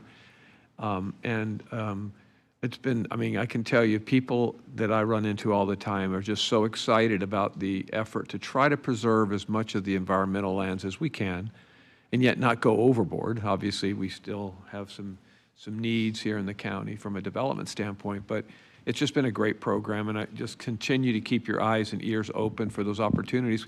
And if you don't come up with them, I know some residents will be coming forward with the next project. But been a good use of taxpayer dollars based on taxpayer interests. You know, that's what they want. So anyway, just a comment, and I appreciate the efforts.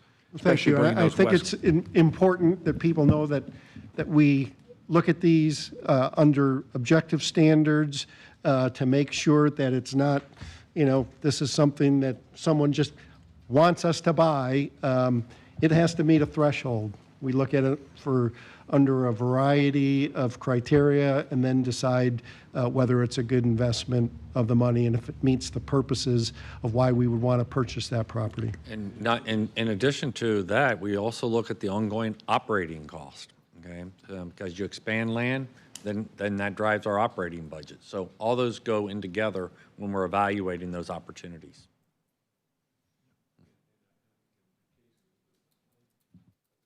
Of the park in Dunedin, the operating is going to fall on the city, and the other one is going to be just preservation land. Yep. So in both cases, that's not happening. So anyway, great work on that. Appreciate it. Thank you, sir. Commissioner Flowers, you have anything?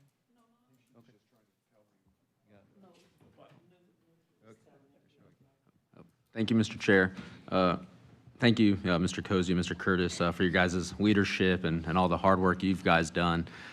Just like a quick question or two. Some of those, like at Sandkey Park, like the monuments out front, I mean, are those like original, like those stone kind of monuments that say Sandkey Park? Are those like from the early 80s or so?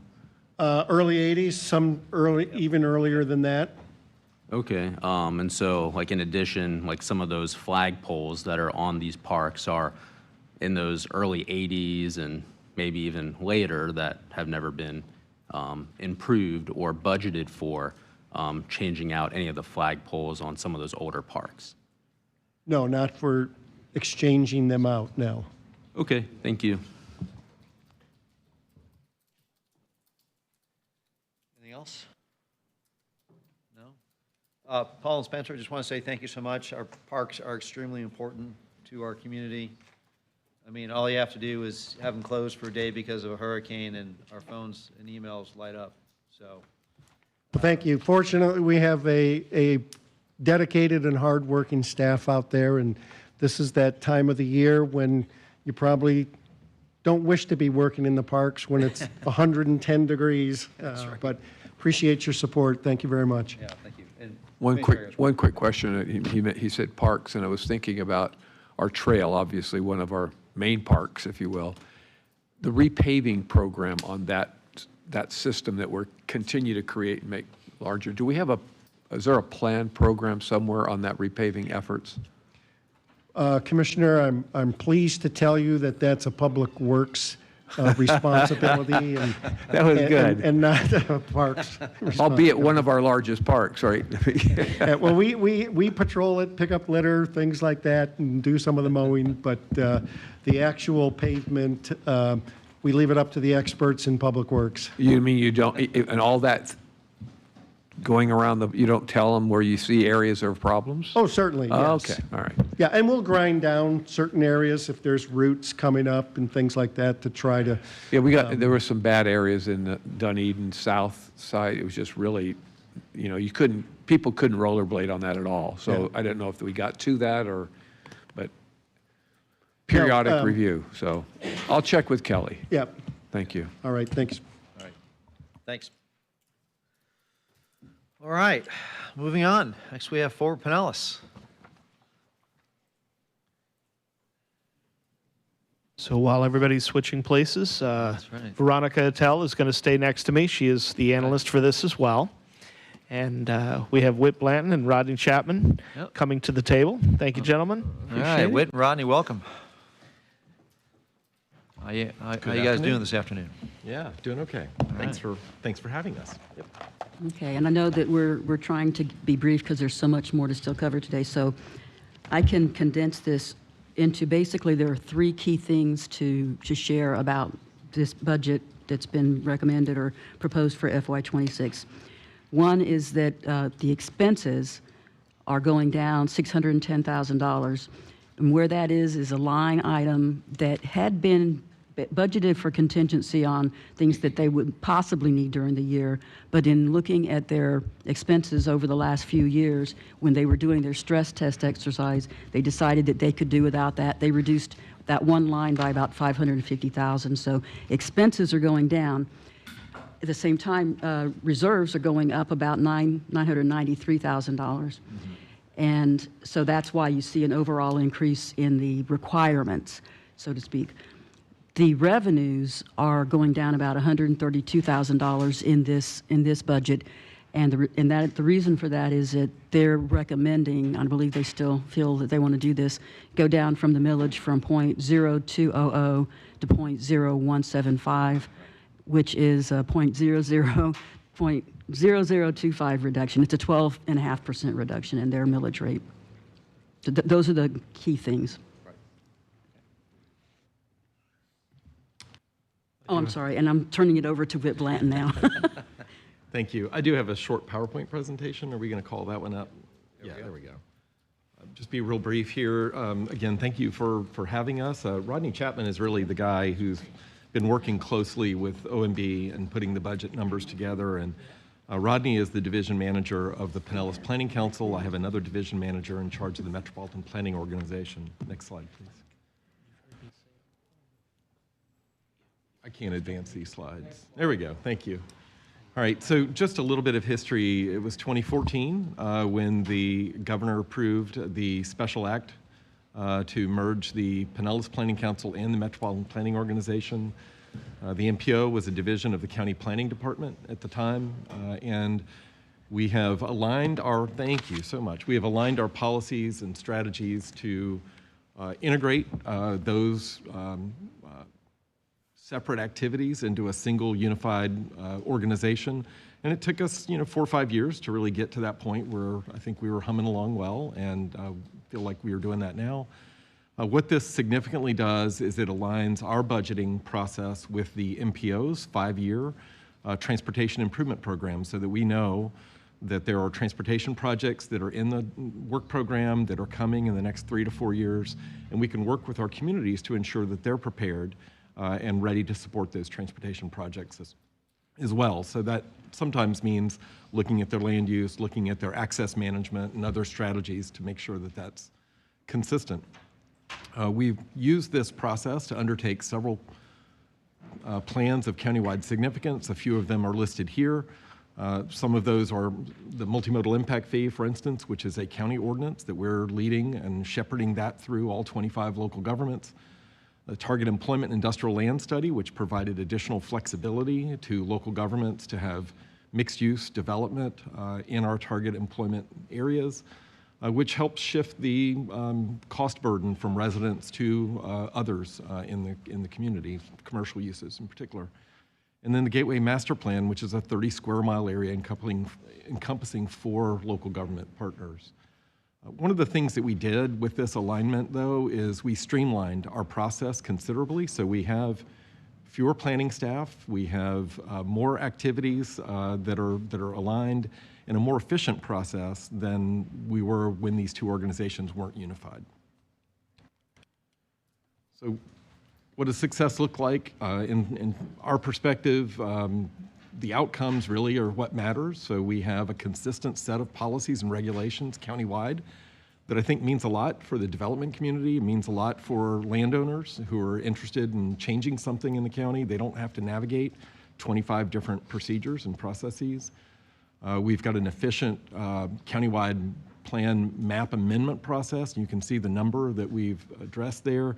It's a lot fewer than it was back before the merger because we have streamlined the countywide planning process. One simple thing we did, and it wasn't that simple, but going from 33 land use categories down to 16 means that there are fewer land use amendments. There's more things that can happen within those limited number of land use categories, and that happened around 2015. We've also focused on aligning our housing strategy and jobs and job retention and job training along our commercial corridors, areas where there's significant potential for redevelopment in Pinellas County as expressed by the local governments in the county. Those are areas that are outside of the coastal high hazard area. They are outside of established single-family residential neighborhoods. They are places where it's already kind of been disturbed and built up, and there's some opportunity for redevelopment in those areas. Our partnerships have gotten a lot stronger. I did challenge Rodney when he became the division manager to think about PPC 2.0 instead of the regulatory heavy agency that it used to be, but to be more of an authority that helps local governments achieve their goals and implements their plans. Just a few notable achievements in the last year. I mentioned this earlier as the Target Employment Center category. We created more flexibility for the local governments rather than a one-size-fits-all approach to retaining our employment lands. Some employment lands probably should change and others should be strengthened and preserved. One of those that probably should have changed was the Warehouse Arts District in St. Petersburg. It's proximate to the Sunrunner station at 22nd Street and First Avenue South. It's something that the city of St. Petersburg and parcel owners in the area wanted to see more of a mixed-use development pattern. And so we worked with the city to enable those changes, and they went into effect last year. You can see that this will generate more jobs and population in that area where the infrastructure is available and provided. The Advantage Pinellas Housing Compact is another significant accomplishment in partnership with Pinellas County and our several local governments that receive affordable housing funds. This has largely been an effort focused on those 6 local governments, but we have also created a countywide dashboard to track the preemptions that the legislature has done over the last several years to support affordable housing, and we want to see what changes that have occurred on our land use categories. And you'll note on the chart to the right, a lot of those are happening in commercial areas. The Live Local Act in this legislative session has been expanded as well. So it's just good to know what the effect is in our community. And then finally, we adopted our long-range transportation plan this past year. We have to adopt that every 5 years to reflect changes in conditions, policies, trends at the national and state and local level. This does entail close working with our 25 local governments to identify what their adopted comprehensive plans say about growth and development in Pinellas County. We are projecting about 100,000 more people in this county by the year 2050 and about 77,000 more jobs. So the plan really does focus on what those transportation projects need to be to continue to move people in and out of our county, through the region, and across the county. Notably, there's several billion dollars in highway capacity project expansion in the county and in the region. This is on top of the $1.4 billion for the West Shore Interchange and the Howard Franklin Bridge replacement. So we're pretty proud of that. There's significant construction on US 19, as you'll note, and about to be on I-275, thanks to the governor's Moving Florida Forward initiative, all of which are projects that we've prioritized. In addition to that, we have about $500,000 in transit and capital projects. That largely reflects the existing bus network that PSTA has. And then about $84 million in active transportation projects, things like overpasses on some of our busy roads and safety projects. We were successful in receiving a Safe Streets and Roads for All grant in 2023. We completed that grant earlier this year, working with 5 local governments, including Pinellas County, to develop safety strategies for roads like 49th Street and others.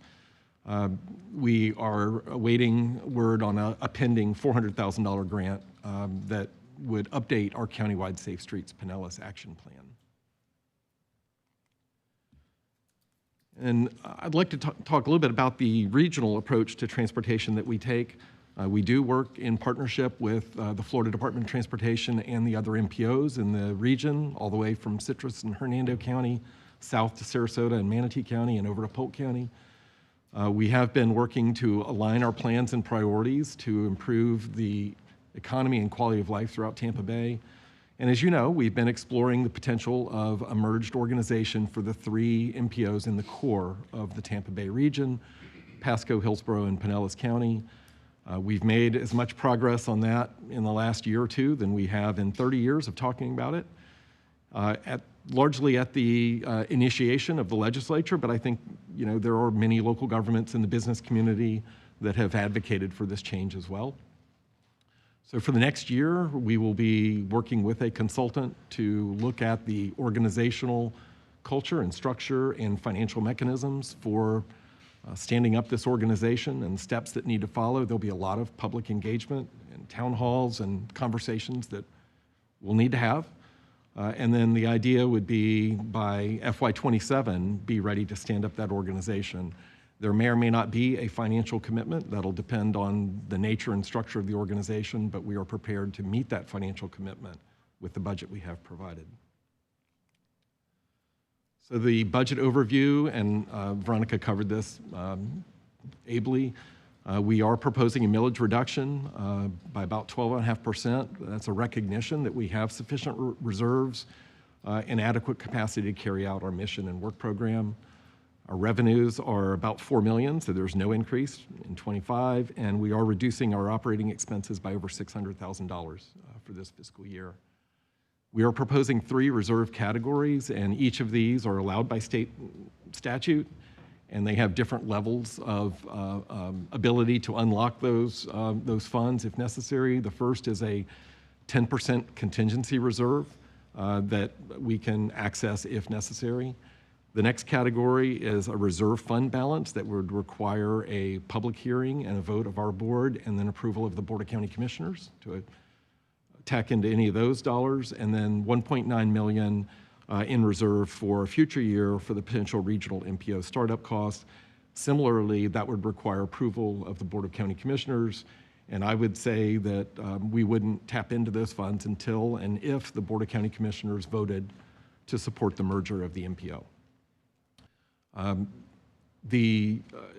We looked at a stress test of a number of different scenarios, and those were all absorbed through our reduction in our contingency and the amount that you see there. So for FY26, we will continue with the multimodal impact fee ordinance. That's going to take a little bit more time. We are working to at least comply with existing state law right now, which currently we're not, so we want to make sure we are. And then we will be bringing back some different scenarios for that impact fee structure in the future for you all to consider. Again, it's a joint impact fee between the county and the municipality, so there's a revenue sharing program there. And then we're working to remove the barriers and create regulatory incentives for additional housing that's affordable for our workforce. And that'll continue with the rollout of the Housing Action Plan and the regulatory reform toolkit that we presented to our board on Monday. And then the federal safety planning grant, we expect those funds to be released in the near future, and we'll be working to update our safety plan from 2021. And my contact information is here, and I'll be happy to answer any questions, or maybe Rodney can answer them. Okay. Thank you. One comment. Questions? Just one comment. Commissioner Eckert. Yeah, just one comment. I won't get into the budget part. We've kind of gone through that at the MPO level, and I appreciate the efforts that have been made to cut costs and cut the millages and all of that. I just really wanted to give a shout out to our partner at FDOT, because it seems like over the last 5 to 8 years under the leadership of David Gwynn, things have just been so compatible between the two, us planning here in Pinellas County and FDOT. And you can tell a difference because of the way we seem to communicate and work together. And David Gwynn, who is now retired, up in North Carolina, and I called him the other day because I didn't know that he had left yet. And I said, well, where are you? And he says, I'm in the mountains of North Carolina. I said, you've already retired. Anyway, he took my call, and I had a question. He answered, and he pointed me in the direction of the new director. But, you know, he brought a humble and proactive and with high character approach to doing business with us. And I don't always say that about, folks, but I'm telling you, it was a good relationship, and it's paid off for projects that we've been able to get done here in Pinellas County. So again, just a shout out to David Gwynn and for all the years of service, but really what he's done to elevate, I think, that standard of performance by FDOT person in this county. I also wanted to give a brief shout out to Justin Hall, who's the new director, who has already been responsive on 2 calls that I had, one with Southern Boat Ramp and the changes that they were making that I thought just didn't make any sense at all. They put a stop to it and made a change on the fly. And then something else about shutting down Alt 19 for some work, and just so responsive, and not always just saying yes, but making sure that he goes out that day to get the feedback from his folks and get back to us with good answers. So anyway, shout out to that organization, how well and closely they're working with our MPO and our board. So thank you. Anything else? Commissioner Wiki. I'll be brief, Mr. Chair. I saved a lot of time earlier on by not asking any questions to use a few minutes here. So I guess Rodney, good to see you guys both again. Thanks for sitting down with me one-on-one and kind of going over through some of the stuff. With the reserves growing by almost 50% year over year. What would be impacted really if we, kind of went to like a lower millage rate, like a 0.0125 or something like that. I mean, couldn't that like reduction, I mean, just kind of be eaten up by the 50% increase in reserves a little bit and kind of reduce some of that burden for the taxpayer so we're not stockpiling reserves? I don't know. We certainly don't want to stockpile reserves, so we think we've got reserves that are for a specific purpose.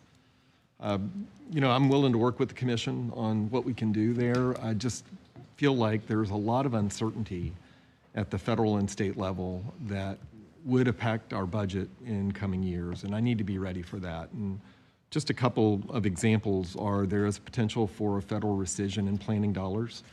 I've heard rumors that that may happen, and if that rescission comes, then I'm going to need to deal with that. Because that's usually across the board. They don't tend to just pick large construction projects. They tend to do it uniformly. And I've lived through one or two of those in the past, and I saw the effect that it had on MPOs in the state of Florida. The other issue is with the property tax reform proposals that the legislature is taking up. And some of those are pretty dramatic changes in property tax structure, and that is how our agency is funded. And if some of those come to effect, such as a referendum for all special districts to justify their property tax millage, you know, we may be in a position where we need a year or two to figure out where to replace that revenue. And so I just feel like that we'll know for sure by next year, and so I'd be happy to revisit that millage rate structure next year. And then we could certainly continue to work on reducing that, because I certainly don't want to be a fiefdom builder and build up those reserves, so I'm happy to work with the commission on that. And thank you for doing that. And I guess, you know, you bring up a couple points there, you know, about, you know, maybe not having that autonomy with uncertainty. But that uncertainty, you know, gives you less autonomy of what you can do within your budget, kind of puts on more constraints. So, you know, with that, you know, kind of being said by you, I mean, I would, you know, kind of bring up the point, you know, for my colleagues that, you know, I really, you know, think we should, you know, invite in a reflection of, you know, looking at House Bill 869. That was the local act that created Forward Pinellas, you know, over a decade ago. And I don't think there's really been a look back, you know, by the legislature to see, you know, if over the last decade, if what was set out through consolidation and removing our home rule has really implemented the best results. So, I mean, I would just, you know, be curious to have that conversation, maybe with the joint delegation, to see if, you know, House Bill 869 is something that, you know, could be looked at, because I think it made sense at the time, you know, but it kind of did take away a lot of our home rule, and then now with uncertainty, you know, I just think it makes sense to have a look back and invite that reflection, since it's been over a decade. So, thank you. If I could just clarify, I think that uncertainty would be there regardless of where the MPO was housed. Ordinarily, I would be, you know, looking at reserves of 48% of budget. Normally, that would be a red flag for me. But understanding, you know, where a joint MPO may go, I'm okay with that, just because, you know, we've talked about it for Pinellas, and we understand the, you know, the dollars that we may need to make that happen. And we'll know a year from now kind of where we're at with, if there's going to be a referendum on a property tax, and we'll have a much better idea of whether a joint MPO is going to fly or not going to fly. Right. So next year, if we need to make adjustments on this, then if we've got reserves we've got to spend down, well, then we can make an adjustment then. I also want to make the point that we work at the pace of our partners. You know, so we don't do anything without our partners at the table and working with us. And we've had some issues in the last year that have taken away their attention from planning and development issues and on recovery and adaptation and resilience. And that's, for a lot of our local governments, they do not have a lot of staff. And so, you know, we've got to kind of cue in when they're able to work with us. So, you know, we want to be ready, we want to be responsive when they're able. But I think that's been part of the reason that the reserves have grown a little bit, is because of that inability to kind of advance things as quickly as we'd like to. But we're going to keep working to do that. Appreciate the ability to cut the costs where you were, and glad that we're able to deliver a, pretty significant decrease in the millage this year, so. Thank you. Anything else? Mr. Chair? Thank you, Chair. Yeah. First of all, thank you for coming in with a millage rate reduction without being asked for one. I really appreciate the effort on that. And then I also looked at reserves. I think some of the members here know that because I looked at the reserves and I was thinking, you really should cut these reserves. And then I started thinking, we have a lot of cities that have a lot of destroyed areas, and I think there's, I hate to say opportunity, but they're going to need help devising new plans, much like what you're doing in Indian Rocks and Indian Shores. And instead of placing what you are planning to place in reserves for future MPO, it might not happen, maybe have a little budget in there, a contingency budget to help our cities develop a plan to work together on maybe together to revitalize their communities, because so many of them have, what they have has been destroyed and they need new stuff. And it just might be a good time to step up and get with them and say, hey, we're here to help and we have a little extra money to do it. So anyway, that was my 2 cents on that. I have been going around and meeting with the city managers to have that very conversation with them, but your point of looking at maybe more than one city at a time in a particular area makes sense. Yeah, put 2 to 3 together and say, let's, this is where it'd be a good place for your workforce housing. This would be a really good place for your multifamily. So, all right. Anything else? All right. Thanks, gentlemen. Appreciate Thank it. All right. BTS. That's right. That's right. We have blown the 2:30 target. Yeah. Right. So as Jeff Roars and Dana Zordon come to the table, you'll notice that no one is coming to the table to sit with me. I am the budget analyst for BTS. God help us all. So in relation to some of the vacancies that we've had, I picked up BTS in the meantime, and I appreciate the good sports that they have been with me dealing with them directly on this. I'm even going to point out 2 little mistakes I've made in relation to it. So on page 1 of the budget summary, you'll see a total budget of $68 million, and that is broken into the BTS fund, the service fund, which is cost accounted out to all the departments. We charge the departments like we've talked about already. We have a cost allocation plan that we go through, and it is very detailed, and it's basically twofold. It is some things are spread based on a general usage of it, and some things are direct, and those are charged directly to the funds and the departments that use the services. So that's how BTS is funded, and that's the majority of that money there. So 63 million of it is that, and another 5 million of it is ARPA. There's one ARPA project that they're getting done, and we'll talk about it in a minute. And then there's a mistake there on the page. It says 179 positions, FTE, and the actual answer is 181. And there's an example of what happens when you have a director being an analyst at the same time. So I'm going to correct myself on the record. So moving to, and by the way, you'll note there's no general fund. There's no direct general fund. Now, the general fund pays its fair share of BTS. It is charged just like any other fund or department out there. So at the top of page 2, you'll see the same information. There's our $63.3 million of BTS funding. And then right below it is the American Rescue Plan Act, ARPA. That is one project. It is the modernization of the human services software platform. And it's actually 3 projects in one. It's taking up a great deal of BTS's time, and I'm sure Jeff will hit on it in a minute. So at the bottom of page 2 are the efficiencies and cost savings measures. I'm going to divide that into 3 basic lines. The first one is things that BTS, along with some encouragement from OMB, have gone into and found that they can cut or renegotiate service contracts that have no impact on service. So they've gone back, they've hit their vendors, they've talked to them, they've worked with them to reduce those kinds of things. Or they've found another software that provided the same service at a cheaper cost. So kudos to BTS for doing that. The second one is a similar thing, but it may have a small impact on services, so a manageable impact on services. And you can see a grouping that falls into that category on the second bullet. The third one is they have reduced staff training, $135,000 going into fiscal year 26. And this is to remain at a flat budget. They believe they can manage it.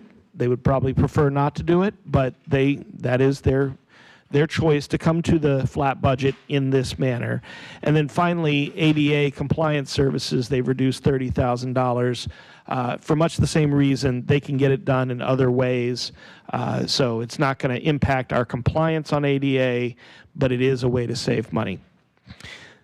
Fiscal year 25 and 24 were much the same thing. Looked at their service contracts, their vendors, and did some squeezing of their vendors, and it's worked out well for them and for us. In the middle of page 3, are the budget drivers, and you can see all of them there. The main point is personnel services are increasing by $75,000.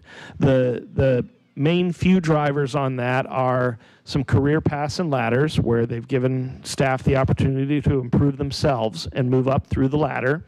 And FRS has, of course, increased somewhat for everybody, as you've heard. And then finally, we've added 2 positions in a decision package that we're going to talk about and that you've already heard about earlier today. So there's the FTE count increasing from 179 to 181.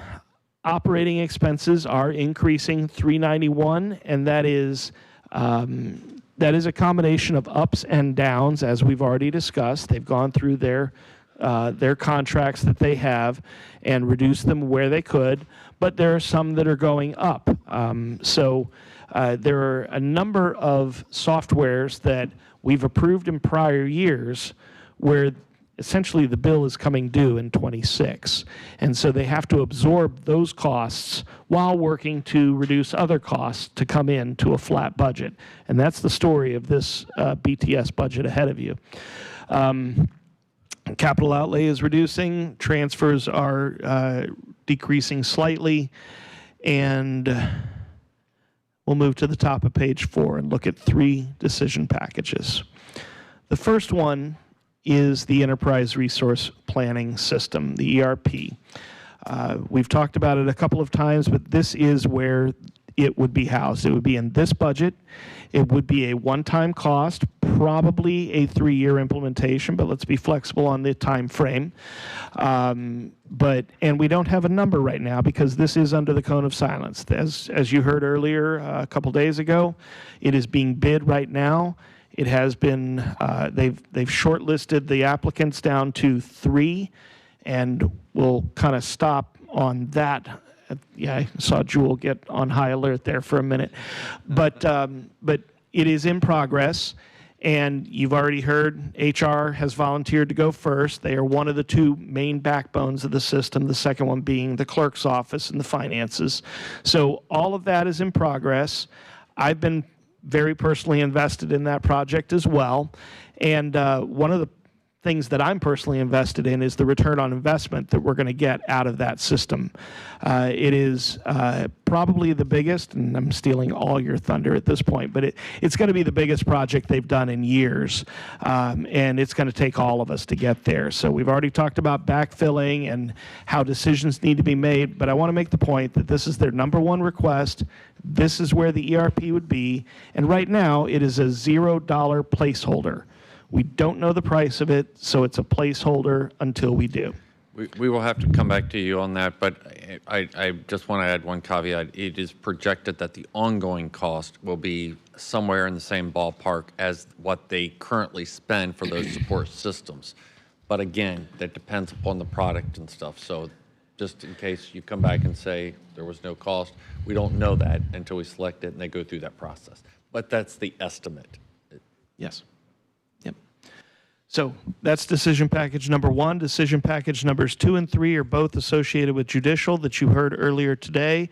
The first one is the stack web that both public defense, actually all three, chief judge, public defender, and state attorney brought up. This is something that BTS is going to take on. It is going to require 2 positions. We're still discussing that a bit, but 2 positions. And we are preliminarily recommending that that is included in the budget. The third one is the JAWS system, which does not carry any FTEs. It is mostly one time, but there is a bit of recurring in there at $675,000. A little cleanup, there is no user fees and no capital projects to talk about with BTS. And I will point out on page 5, the fiscal year 26 performance measures are all blank, and that is, once again, a function of a director trying to be an analyst, and I left off that column when I put it in there, so I want to point that out before Jeff has to explain it. So yeah, you know, I wrote myself up for it, so shouldn't have done that. But that concludes everything I've got. I'm going to turn it over to Jeff, and then we'll answer some questions. Yeah, thank you, and good afternoon, Commissioners. Afternoon, Jeff. Thank you for the time and the opportunity to share the FY26 BTS budget. Just to cover the accomplishments real quick, there's way too many to list, but we did want to cover just a few highlights. Specifically, you know, we've been implementing a lot of new software lately. Some examples, we just modernized the fleet management system and upgraded to a fleet focus there, modernizing the way their whole business really operates. We've implemented a new application software for the short-term rental program in response to the new ordinance. We also had a very major go live in the last 6 weeks, 8 weeks with our court case management system. So we upgraded the court case management system in partnership with the clerk of the circuit courts and the chief judge. And that was a major, major undertaking, 10 years in the making. I know that sounds wild to say, but it truly was a 10-year in the making project. Very, very difficult to get over the finish line. But with some fantastic partnership, we did this year. And we're now in a great position to keep going forward and be in a supported platform. We were not in a supported platform going into that. In addition to that, we've implemented a new internal tracking system for public records. You all may be exposed to that, but that really modernizes the whole from request to fulfillment. The whole process of public records is automated in that system, and we completed that this year. We worked with Human Services and modernized funeral home billing, the whole process, and modernized that software as well. And we've also been working our way through all the county's websites, and we've been modernizing websites. So some more recent ones would be St. Pete Clearwater Airport PI and the Economic Development website as well. So we're just kind of working our way. You remember the Pinellas.gov effort a few years ago. We've just been working through the rest there. Some notable agreements that we implemented this year were we entered into an agreement with City of Clearwater to provide GIS hosting with them. We are using cloud services to host that, but that's a great partnership. And then also we entered into an agreement with Tampa Bay Regional Planning Council to provide IT support and services to the Planning Council as well. Lastly, we've implemented Starlink, which gives us a really interesting and new capability to support during emergencies and unusual situations. It gives us a tertiary path to the internet. We have a primary and a secondary, but this gives us a very robust third option there, and very excited about that. And then also, we've been working for many years on increasing the cybersecurity posture of our network with network segmentation, and we're really making tremendous progress, and we'll finish that very soon. So that's a bit of the accomplishments. I did want to mention, though, we talk about our application portfolio, and Pinellas, like many organizations, when I stepped into this role 8 years ago, we had a tremendous amount of technical debt. And what do I mean by that? I mean, we had 25-year-old applications that were unsupported, and that was a bit of debt that we had to kind of claw ourselves out of. And I'm proud to say that right now we are at 76% modernized. 76% of the applications BTS is responsible for are fully modernized. They are newer systems, and they are capable of meeting the business's needs. And we do expect in the next 2 years, with the commission's support, that we will finish and be at the 98% in those 2 years. The ERP is a big one. That is one of our biggest, is the biggest system in the county, and that will probably take 3 years to implement, but that is really one of the last big nuggets left to modernize. And that, as I mentioned, that's a 3-year project. But beyond that, we've got everything else on a master plan to modernize it as well. So we really are on a great path, and with your support, we do anticipate really eliminating that technical debt, putting ourselves in a really great position to be in a supported, secure position going forward. Just covering the performance measures, just to highlight a couple. Our performance measures that you see they're adopted by the BTS board, and I review them with the board every quarter. And thank you, Commissioner Flowers and Latvala and Shearer for being part of the BTS board. But we do review those every quarter. And just a couple highlights. BTS's employee satisfaction is extremely high, both with the independent voice surveys that are done independently every other year, and also our own internal surveys. We do extremely high there. And our turnover rate still remains really close to industry average. We turn over 2 to 3% per quarter, for a total of between 12 to 15% per year, and that's been year over year for several years. Our overall customer satisfaction, this is done through surveys after someone's used our services, is at 98%. We are very proud of that one. And then lastly, I'll leave you with our first call resolution. What does that mean? If you call BTS for help, 82% of the time we will fix and solve your problem while you're on the phone, and we're very proud of that stat. And then very few times do we have to refer or escalate that issue somewhere else to be solved. So 82% of the time we do resolve our customers' issues, so we're pretty proud of that performance measure. So that's really all I have to cover, other than to be available for questions. Commissioner Flowers? Just a quick comment. First of all, in case you all don't know, the Tampa Bay Regional Planning Council, we voted to decrease the number of systems that we were using because they were old and outdated. Not only did we modernize those systems, but we partnered with Pinellas County, and so BTS now takes care of our email system and all of that, and we've had absolutely no problems. And thank you so much for your team member that came to our meeting, that will be coming to our meeting just in case they need to provide some updates. So just another level of partnership. We don't just serve on the committee, we're also providing a service, so thank you for that. That's number one. And number two, I know I sound like an old drum, but those of you that sit on the committee, you know that I'm someone who I don't want to pinch pennies when it comes to technology. When we hear and see how so many other either government entities or corporations have been crippled because they've not invested properly in their technology systems, and they are then held hostage. And legislation says you can't pay a ransom.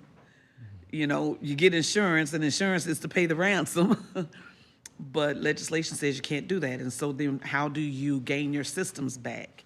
I'm just sharing that again publicly. I will always support doing the maximum that we can do. The last thing I'll say is I'm really glad when you led the charge and your team to look at what systems we could put up in the cloud, so that we did not have to worry about outdated systems, providing the support or trying to provide the support for them, because some of them didn't even have support left. The corporations were gone out of business. They merged with somebody. you couldn't track it or whatever the case may be. And that is not a way to operate on a day-to-day basis, nor is that a way to provide efficiency to our residents. So just wanted to share those bits and pieces. I'm a tech nerd behind the scenes. So. Hi, I love all the work. You guys have been doing so much great stuff since I came on board. Cats. It was in the budget this year to replace cats. I consider it incredibly antiquated, and we'd love to see that. So is that going to get done this budget year, or are we going to roll that over to next budget year? Because I hate to hear it didn't get done and it's not getting rolled over. Yeah. I like how Barry turned away. Yeah. I'm going to, yes. Oh, okay. Yes, I'll let Dana Zordan's here today, and he's really kind of very involved in that, so I'll let him answer that as well. Yeah, thanks, Commissioner Peters. Our plan is still to move forward with it. The initial application that we were seeking to replace CATS as it is today didn't pan out to like we wanted. We had did a couple demos with them, and even did reverse demos with county administration. And it just wasn't the right fit. And I got to really give you thanks, and your office thanks, Ashley, in particular, for coming up with a list of requirements to make sure that we are checking all the boxes.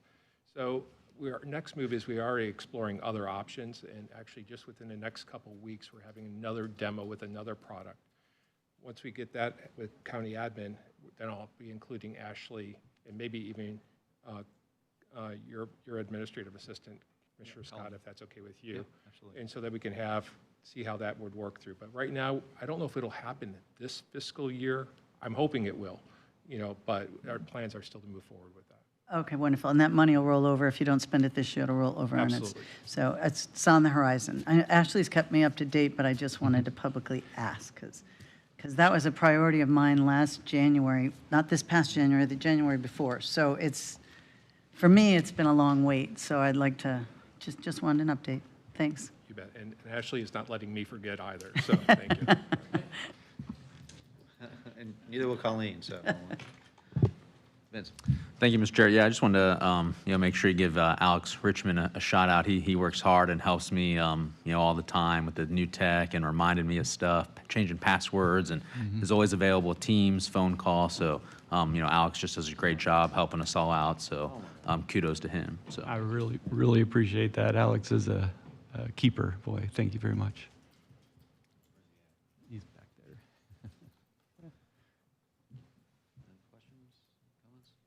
I got one quick one, Jeff. So last year, the decision package was like $5 million to do security testing and penetration testing and all that kind of stuff. Is that ongoing? Can you talk about, without revealing any vulnerabilities discovered or anything like that, just high-level overview of that? Yeah, absolutely. That decision package was for $500,000. For $500,000, okay. And we got went through RFP, we went through contract, and I want to say last month the commission approved the contract.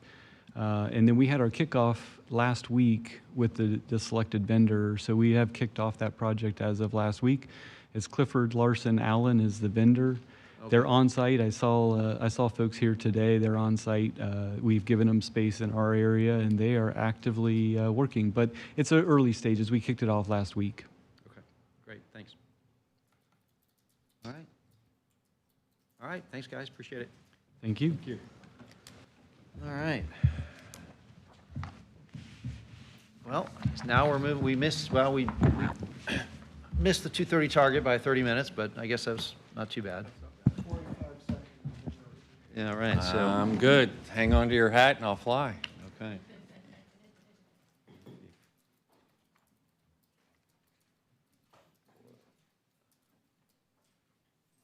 Did you need some, Chris? Moving to adjournment or not? No, we're going to do agenda review. Oh, okay, great. Yeah.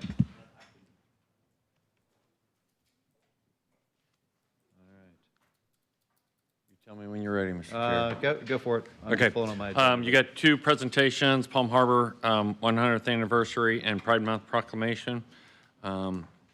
You go over to the regular agenda items, start on number 5. The first item is a request for future land use from residential suburban to institutional.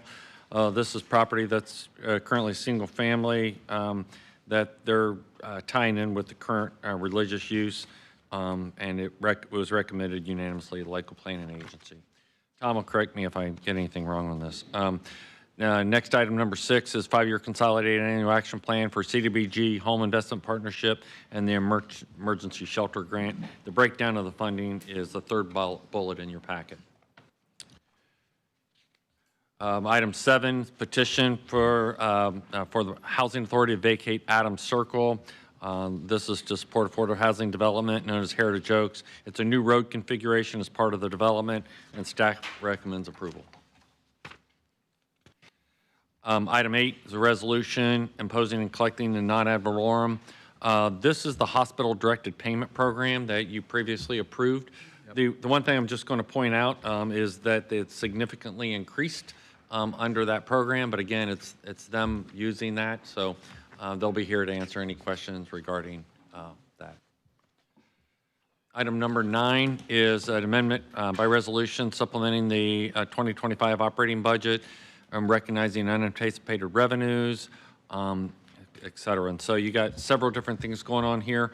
The first item is for the beach nourishment that's going to be before you to move forward on that project. What you need to do is transfer $85,000 of the $130,000 because you have existing funds over in the capital improvement program for beach nourishment.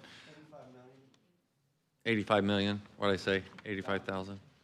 Well, I'm glad you're listening. So, yeah. So it's the 85 million, so the combination will get you to the amount necessary for the project. Item 2 is what we discussed about the sheriff. He's requested $916,000, and this goes back to the hurricanes last year, and this is for radios. When he pulls people out of the courts, et cetera, and stuff, they don't have radios, and so he had them out on the street without radios.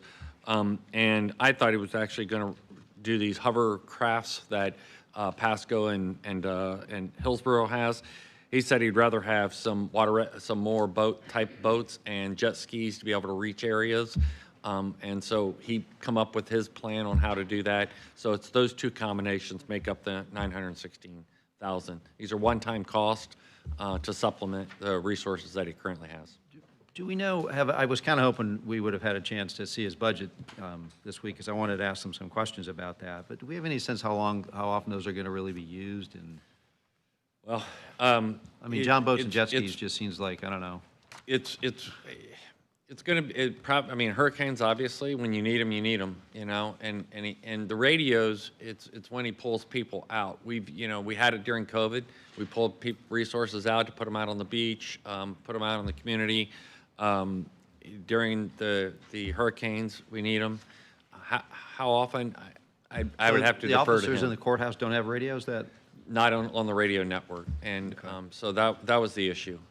Now, when we met with him back in December, I had a note that he needed radio on interoperability with the officers in the courthouse. So does this and that was about $500,000. Does this solve that issue? This is that issue. Okay, so this solves that. Yeah. Okay. But we'll have him in here next week. And I know it's. I mean, I won't be here Tuesday, which is why I asked him. Yeah, and his budget will probably be Wednesday, but I'm meeting with him on Monday. Okay. So we can ask those questions. Yeah, because I just, because we can't, during, the sheriff's very, very clear. If you don't evacuate, we're not coming to get you. Yeah. So I want to make sure that these are actually going to be used. Well, and I did discuss this with him when we met. I mean, he said they're actually going to be used when they need them. And the issue is he had deputies deployed last time that did not have radios, so they weren't on their same radio radios network. I mean, if that solves the courthouse issue, then I'm fine with that. That's what it's targeted. Okay, so now I'm just kind of going on the John boats and the jet skis. I just want to make sure, because that's something's going to have to be maintained. Where are they going to be kept? I get it. It's the same issue. I mean, when we were.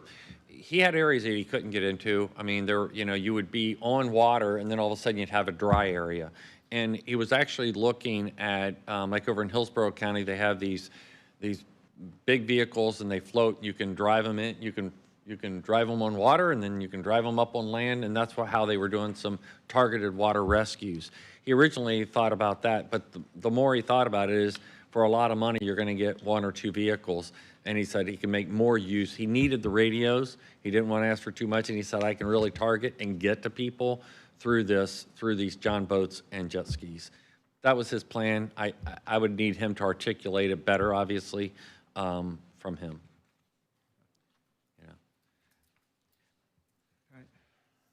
The next is the $600,000 we talked about yesterday for the sheriff's hangar project.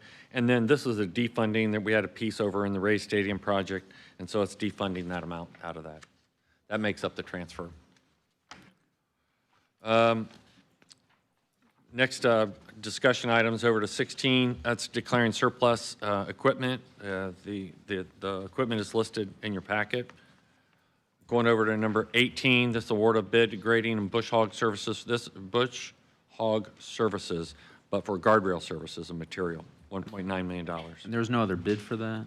Say again? There was only one bid for that? Yeah, only one bid. Item 19 is award of bid to Southern Precast Concrete for pipes, reinforced concrete, et cetera and stuff. 2 bids, $470,000.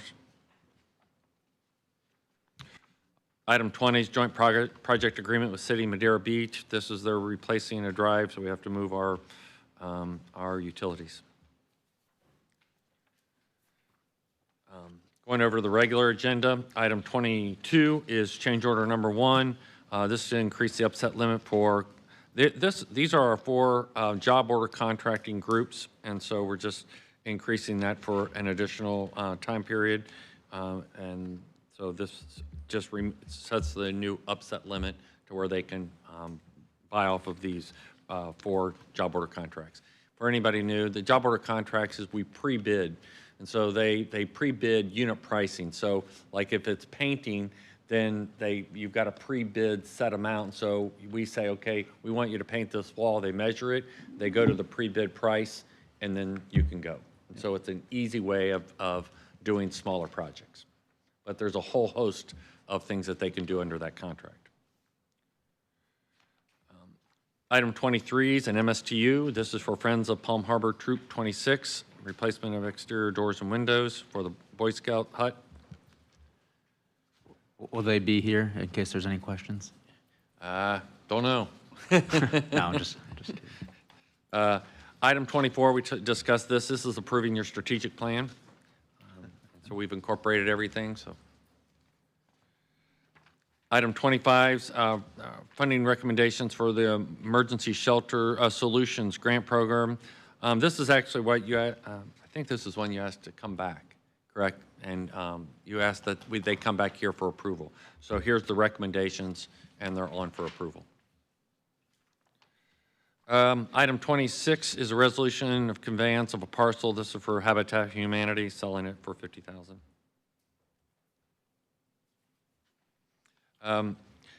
Item 27 is award of bid to Conan Graham for the 13th Street Sandpoint Drive Bridge Replacement project, a little over almost $10.5 million. Item 28, award of bid to Weeks Marine for the beach re-nourishment program, just a small amount of $125 million. So Kelly and Commissioner Peters have been having ongoing discussions where we're at with the Corps. I asked Kelly to kind of next Tuesday update you kind of on those discussions. I'll just be honest that they're making progress, but we've been making progress before. I think we move forward. It's just a risk, you know. So You just got to bite the bullet and get it done. I'm scared to death we go through another season we haven't done nourishment. Yeah. I'm hopeful. I don't know how we can look the residents in the face if we don't do it. Yeah, no, I agree, but I'm hopeful Congresswoman Luna's staff will get us in writing what we need. So they're continuing to try to get that. The biggest issue is the easement language and the funding timing. So they're trying to advance the funding timing, but the reality is without the easement language, we're never going to get the easements, and therefore then the project's ineligible for those segments. And when they say, you know, when we say just Sand Key, it's not Sand Key. It's from the bridge all the way down to Indian Rocks Beach. That's Sand Key. And so if you miss any of it, Oh, the North entire Reddington. project's ineligible. Yeah, it goes to the Reddingtons, actually. Yeah, it North goes to Reddington. Yeah. And, I mean, it's long section, so if any easements aren't in there, then the entire thing's ineligible. You can't just skip it in a section, and so, anyway. But we'll provide an update on that. Kelly will be here to speak to it and her discussions with the Corps and with Jacksonville and everything. And item 29 is change order 1 to Hubbard Construction. This is for the pavement preservation package number 1, and the sections are listed within your packet. Item 30 is emergency watershed protection program forms for the National Resources Conservation for tree removal services. Jill, this is for the creeks. We have to get their approval in order to be able to do removals in the various waterways. So it's a regulatory step that we need in order to be able to do cleaning within the various creek channels. Item 31 is Emergency Federal Management Hazard Mitigation Grant Program. This is for mast arms out at various locations. Item 32 is Grant Funding Agreement, Florida Department of Environmental Protection, Urban Stream Restoration, utilizing phosphorus mitigation, blah, blah, blah. This is in the Joe's Creek area, $900,000, so it's a grant funding request. 33, Second Amendment to the agreement. This is for Beckett Bridge. Quick question. Yes, I'm just looking at this, and it looks like, I mean, this was like negotiated back in 2015, 2016, and there's been no work done, and now like the rates are going up quite dramatically for like the billing rates, but no work's been done. Jill, you want to speak to it? Yeah, there's a whole history with this. Don can speak to the difficulty with obtaining rights of way.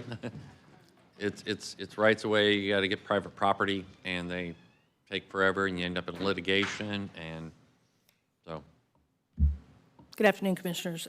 So they were the original engineering design firm. So regardless of the passage of time, they're the best engineering firm to complete the project for us because it's their bridge design. It's not as though there was no activity between 16 and now. There's been significant activity related to the project, just not necessarily for the construction monitoring services that we're seeking your approval for here, which is Second Amendment. For example, the First Amendment occurred in '22. So we've been working towards this particular construction, as you all know, for a while. So yes, the rates are higher, but it's also, what is that? That's like 8 years? I mean, it's the project extension's no fault of the design engineers or this company. That's not, has nothing to do with it. It's what Barry was saying. The delays in obtaining the land to be able to build the project. Yeah, I just didn't know. I see Yeah, 2015, no, it's just, 2016, and. Yeah. And Don and Kelly can speak to it better, you know, but, yeah. When you get into litigation, you know, yeah. Okay. Item 34 is application to receive E911 trust monies from the state. Item 35 is renewal of certificates. This is 8 firms that met the requirement. 2 of the 8 provide both wheelchair and stretcher van services. 36 is a request to file a lawsuit. It is a foreclosure on a code enforcement lien, and I'm not planning any reports. Item 39 is appointments to the Board of Adjustment and Appeals. 40 is appointments to Tourist Development Council. 41 is appointments to the Emergency Medical Services Advisory Council. And 42 is the reappointments to the Medical Services Control Board. All right. Commissioner Latvala, did you want to talk about your resolution at all? Yes, sir. Thank you very much. Representative Jock ask me to do this. He filed a bill in the legislature that became part of a larger bill that passed and became law. And part of FDOT's kind of what they like to do is have any local government who is impacted by a renaming do a resolution kind of supporting that bill. The city of Largo several months ago did a resolution in support of this bill. But they realized a few weeks ago that this part of Ulmerton also has a very small part of unincorporated Pinellas. So they needed us to do the same thing. And so all this does is basically say that we support the renaming of this small part of Ulmerton that the state will be renaming after Matthew Sitton, who served in the United States Army and lost his life in 2012 serving our country. I will not be here, but I'm supportive of it. So. My vote's in. So, all right, Commissioner Eggers, you want to bring up your letter? I think I've given everybody a copy of the letter. The subject is the resignation of Vice Chairman of All right. Thank you, Commissioner Latvala. Boy, it gets tougher and tougher to say that. In any event, so it's regarding resignation as vice chairman of the commission and also as an ex officio member of the TDC. They kind of go hand in hand, as Commissioner Peters brought up a year or two ago now, probably the importance of having the vice chairman sit as an ex officio member. So some things have gone on in my world, but including fielding calls for the reelection, my reelection aspirations for next year. So it's kind of been a customary thing here at the commission that a chair not sit as chair of the BOCC when they're running for office. It's certainly not in policy. I think it's something probably we should probably end up talking about and firming that up and making a part of it. And as I was going through the process of this past 6 months or so thinking about this, the flip side to it also needs to be discussed, and that is if you're not seeking reelection and having the chair be almost like going out that same year. And I'm not calling that person a lame duck, but it does bring up the question whether you want to have the chairman of your commission leaving before the end of the year if they're not running for it. So that's just a different complicating issue that we can talk about. But for me, it's just simply about resigning at this point so that it keeps my options, my path forward for seeking reelection next year. And at the same time, give the new vice chair the opportunity to sit as an ex officio member. So, and the plan would be for me to step down at the end of this month, assuming that the commission agrees in both positions. The only question is our chair won't be there on Monday or Tuesday. I'll be chairing that meeting. So we can take action on Tuesday or Tuesday at the meeting. And I think probably it's better to do that, but I'll clearly it's up to you and the board, but or we could wait to July. But that would take away another meeting, the TDC meeting, I think. So I think it's the sooner the better. And but if that's the case, I'd be willing to stay on until that point. So I just leave that up to the commission. But I would say the sooner the better to get the new vice chair in place. Yeah, I think we definitely need to just kind of talk about that policy in general, because it's It's what? I think it's crazy. yeah, I do too. I think it's I've served yeah. as an elected official longer than anybody at this table. I've never had that. I'm not sure if that's true. I've Oh, yeah, it is 25 true. years. You had 8 on the city. I didn't have 8 on the 8 on the city, 8 on the school board and, yeah, okay. So, but I'm sorry, I'm just saying. Excuse me, Mr. Chair. Oh, I'm sorry. Thank you. I don't know how long the commission has had that in place. I only learned of it when Chair Peters at the time, brought it up here. And she stated the rationale why. That's just personally for me. I don't agree. You get FaceTime on the news and all of that stuff, whether you're chair or not. Right. I think if you're voted in to be chair, you voted in to be chair. And Right. I'm sorry, y'all. That's kind of how I feel about it too, actually. It's, I think you can probably make some arguments either way on it, but in some respects, if you're chair the year that you're running, yeah, you get more invitations to ribbon cuttings and things like that, but let's face it, any one of us could be, if we wanted to be at a Chamber of Commerce or ribbon cutting or a not-for-profit event, morning, noon, and night, 7 days a week, we could do that. I mean, so we kind of choose what level of public engagement we want to have. And you could also, I think, make the argument that when you're chair, your time is compressed and more in demand and may prevent you from being more involved in campaign-related activities. So I think you can probably look at it both ways. But I mean, I'm fine with whatever you decide to choose to do, but I'm totally fine if you stay as vice chair, quite honestly. That's just my perspective on that. But Commissioner Vella, I think you had some thoughts on yeah, that. I'm glad you said that, because when we talked about this before, I thought that it is perfectly fine having a chair that's running for reelection, because I don't think there's anyone at this dais that would abuse whatever the power the chair has in any kind of improper way.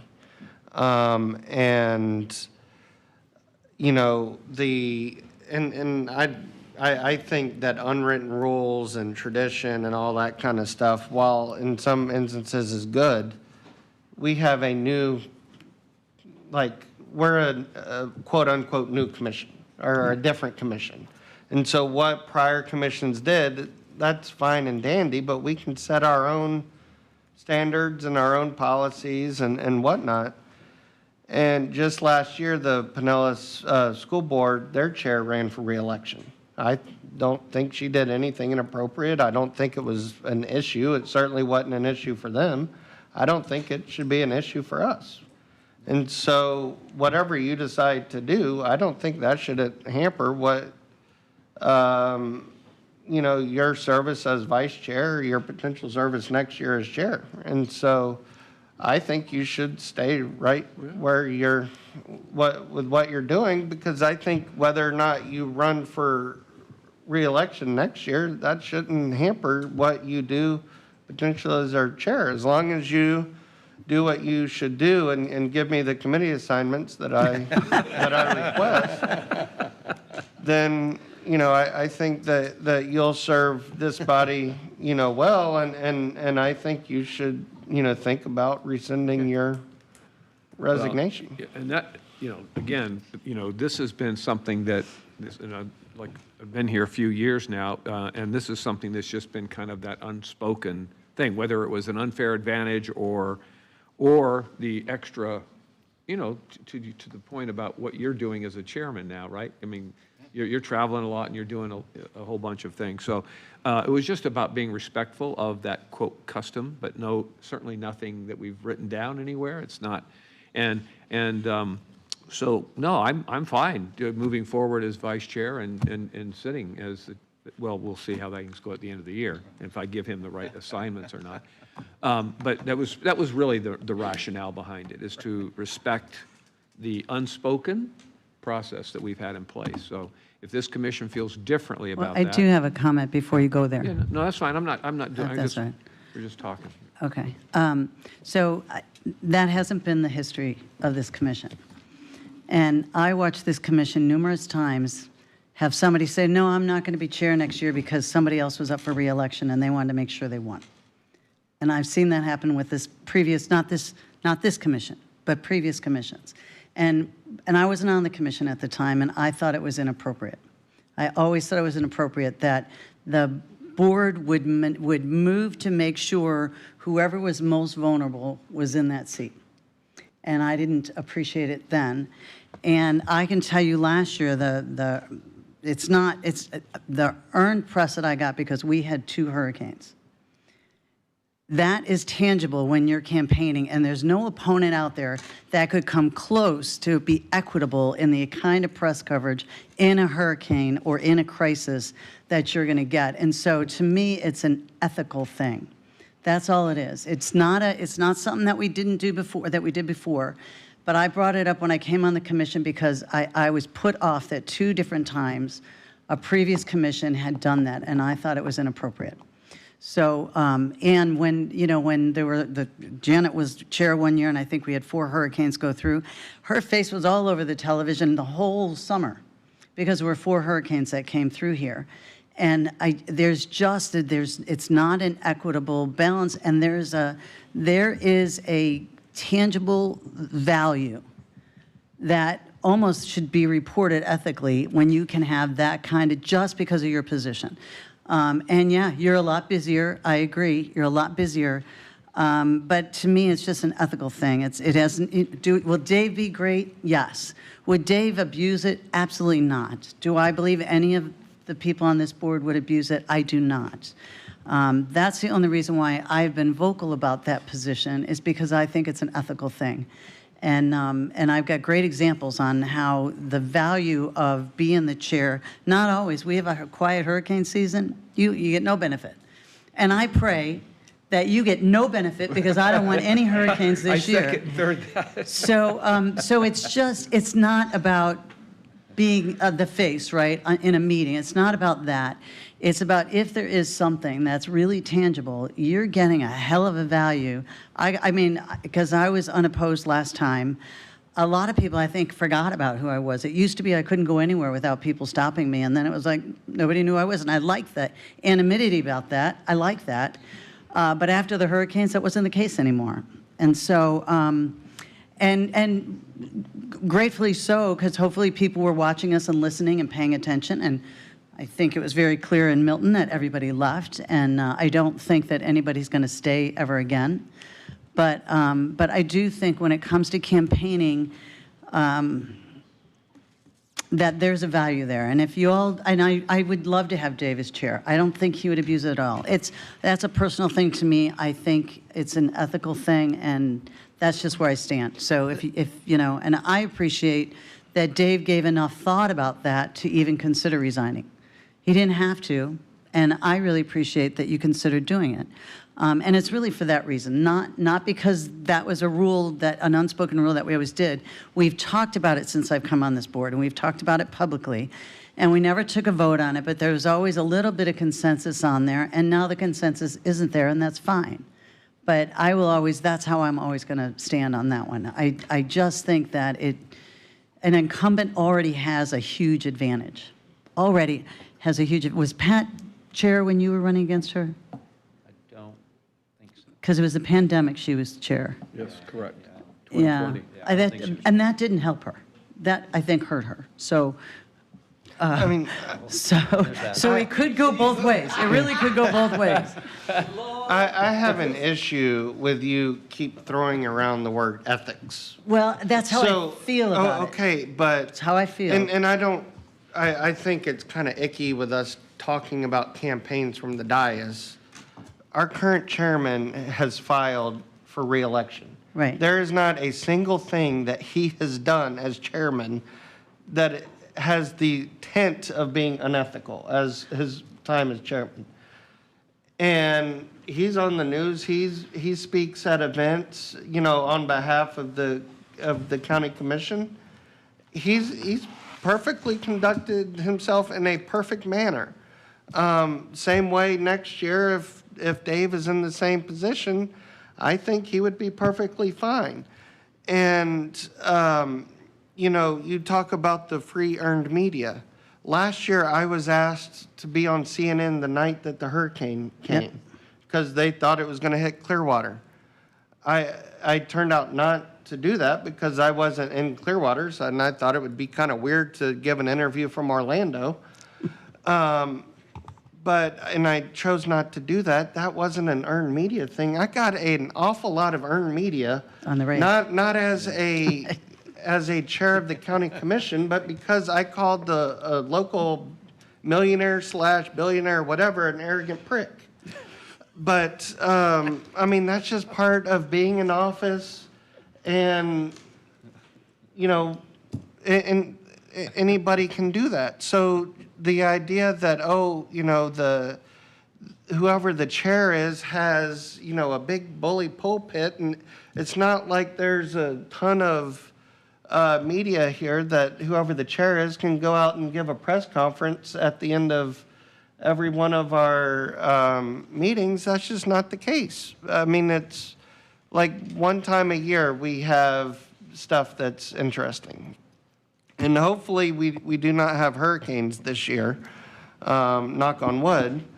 But I mean, I don't think that, you know, we should look at it as, oh, you know, there's an ethics thing, and, you know, I like what Brian does with the dogs and giving the hurricane reports on social media and stuff like that. That's what the chair should do. You know, next year when, you know, we may have a senior citizen moment on social media.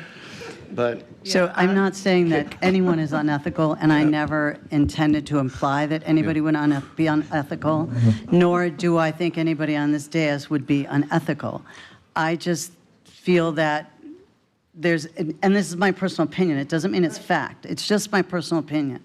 And so my personal opinion feels that you get a benefit that, you know, when it comes to races. And you're right, and you've got great points, and it's fine if I'm the one that doesn't agree, and that's fine. I'm good with being the one that doesn't agree. I mean, here you have me who, I think I'm supposed to make some people upset, but if you're talking equity, the decision, no offense, I love you, the decision to place Eggers in was not equitable, because this commission had an unwritten rule that you moved up based on seniority for service. That wasn't done last time. But I am still here saying that I think that he should be able to continue to serve because he will, you know, he was elected to serve. I think that if you're gonna have things like that, they should go in our SOPs, which we all had a chance to review those and pass them, how the board operates. And then if it's not agreed upon, then we should probably not do it. Because each commission is different, and each commission will change when it's just something that's like an unwritten rule, but it's just kind of like what you do. Yeah. So either, you know, we consider to put it there, which I will not support that either for this item.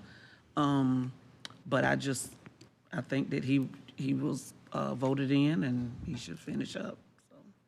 If I could just hear maybe from the two new commissioners, if they have any thoughts on it, and then. Well, thank you, Vice Chair. As exciting as it sounds to have a new neighbor over here, I actually have. You like me way I like away you from kind me? of right there, yeah.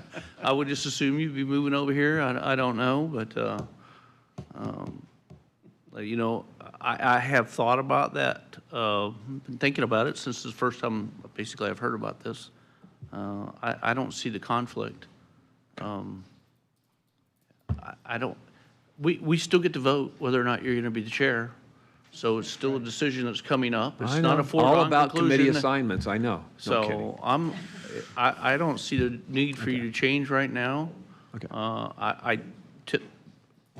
My thinking is, I don't have a problem with you becoming the chair in your fourth year. It's, for me, I don't see the conflict.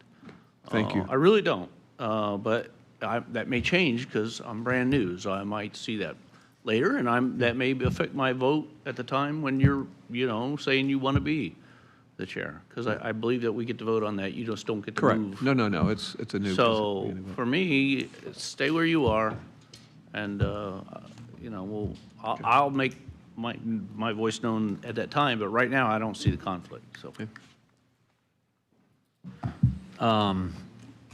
You know, I think the very fact that you know, you wanted to recuse yourself means you're more than capable of holding the position, you know, of the chair. You know, it's like George Washington not wanting to say, you know, hey, you can make me president. So then everybody made him president. So it's like, you kind of have that reverse psychology. So maybe that's your goal. I don't know. I'm not that smart. He's very clever that way. Yeah.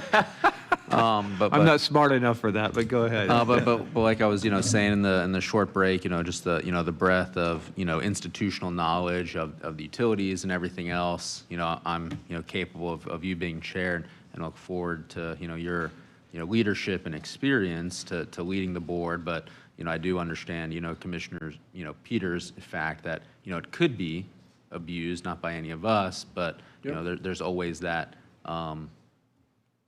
possibility, but would be then within whatever current board's possibility to remove that person as chair if they saw that position being abused. So I think we have, checks and balances in place, but I think you're the right candidate at the right time for vice chair, so. Look, I appreciate your all's thoughts, and let me just give some thought over the weekend. My biggest driver was to be respectful of what I thought was a process, what I thought was custom, and what I thought was the norm. And so that was the reason behind it. Let me just give some thought over the weekend. I'll either go forward with this on Tuesday or rescind it. Just going to take one last look at what Commissioner Peters was saying on that, not the ethical side, but just, that little piece. But I really appreciate your all's input on this, and I'll check back with you on Tuesday. But are you okay if we take action? Yeah. If we do that? If not, I'll resend it, and it'll be a done deal. Yep. And thank you for the time today. Really appreciate that. All right. Well, with that, I say we are adjourned, and we'll see you all at 9:30 tomorrow morning. All right. Have a good afternoon.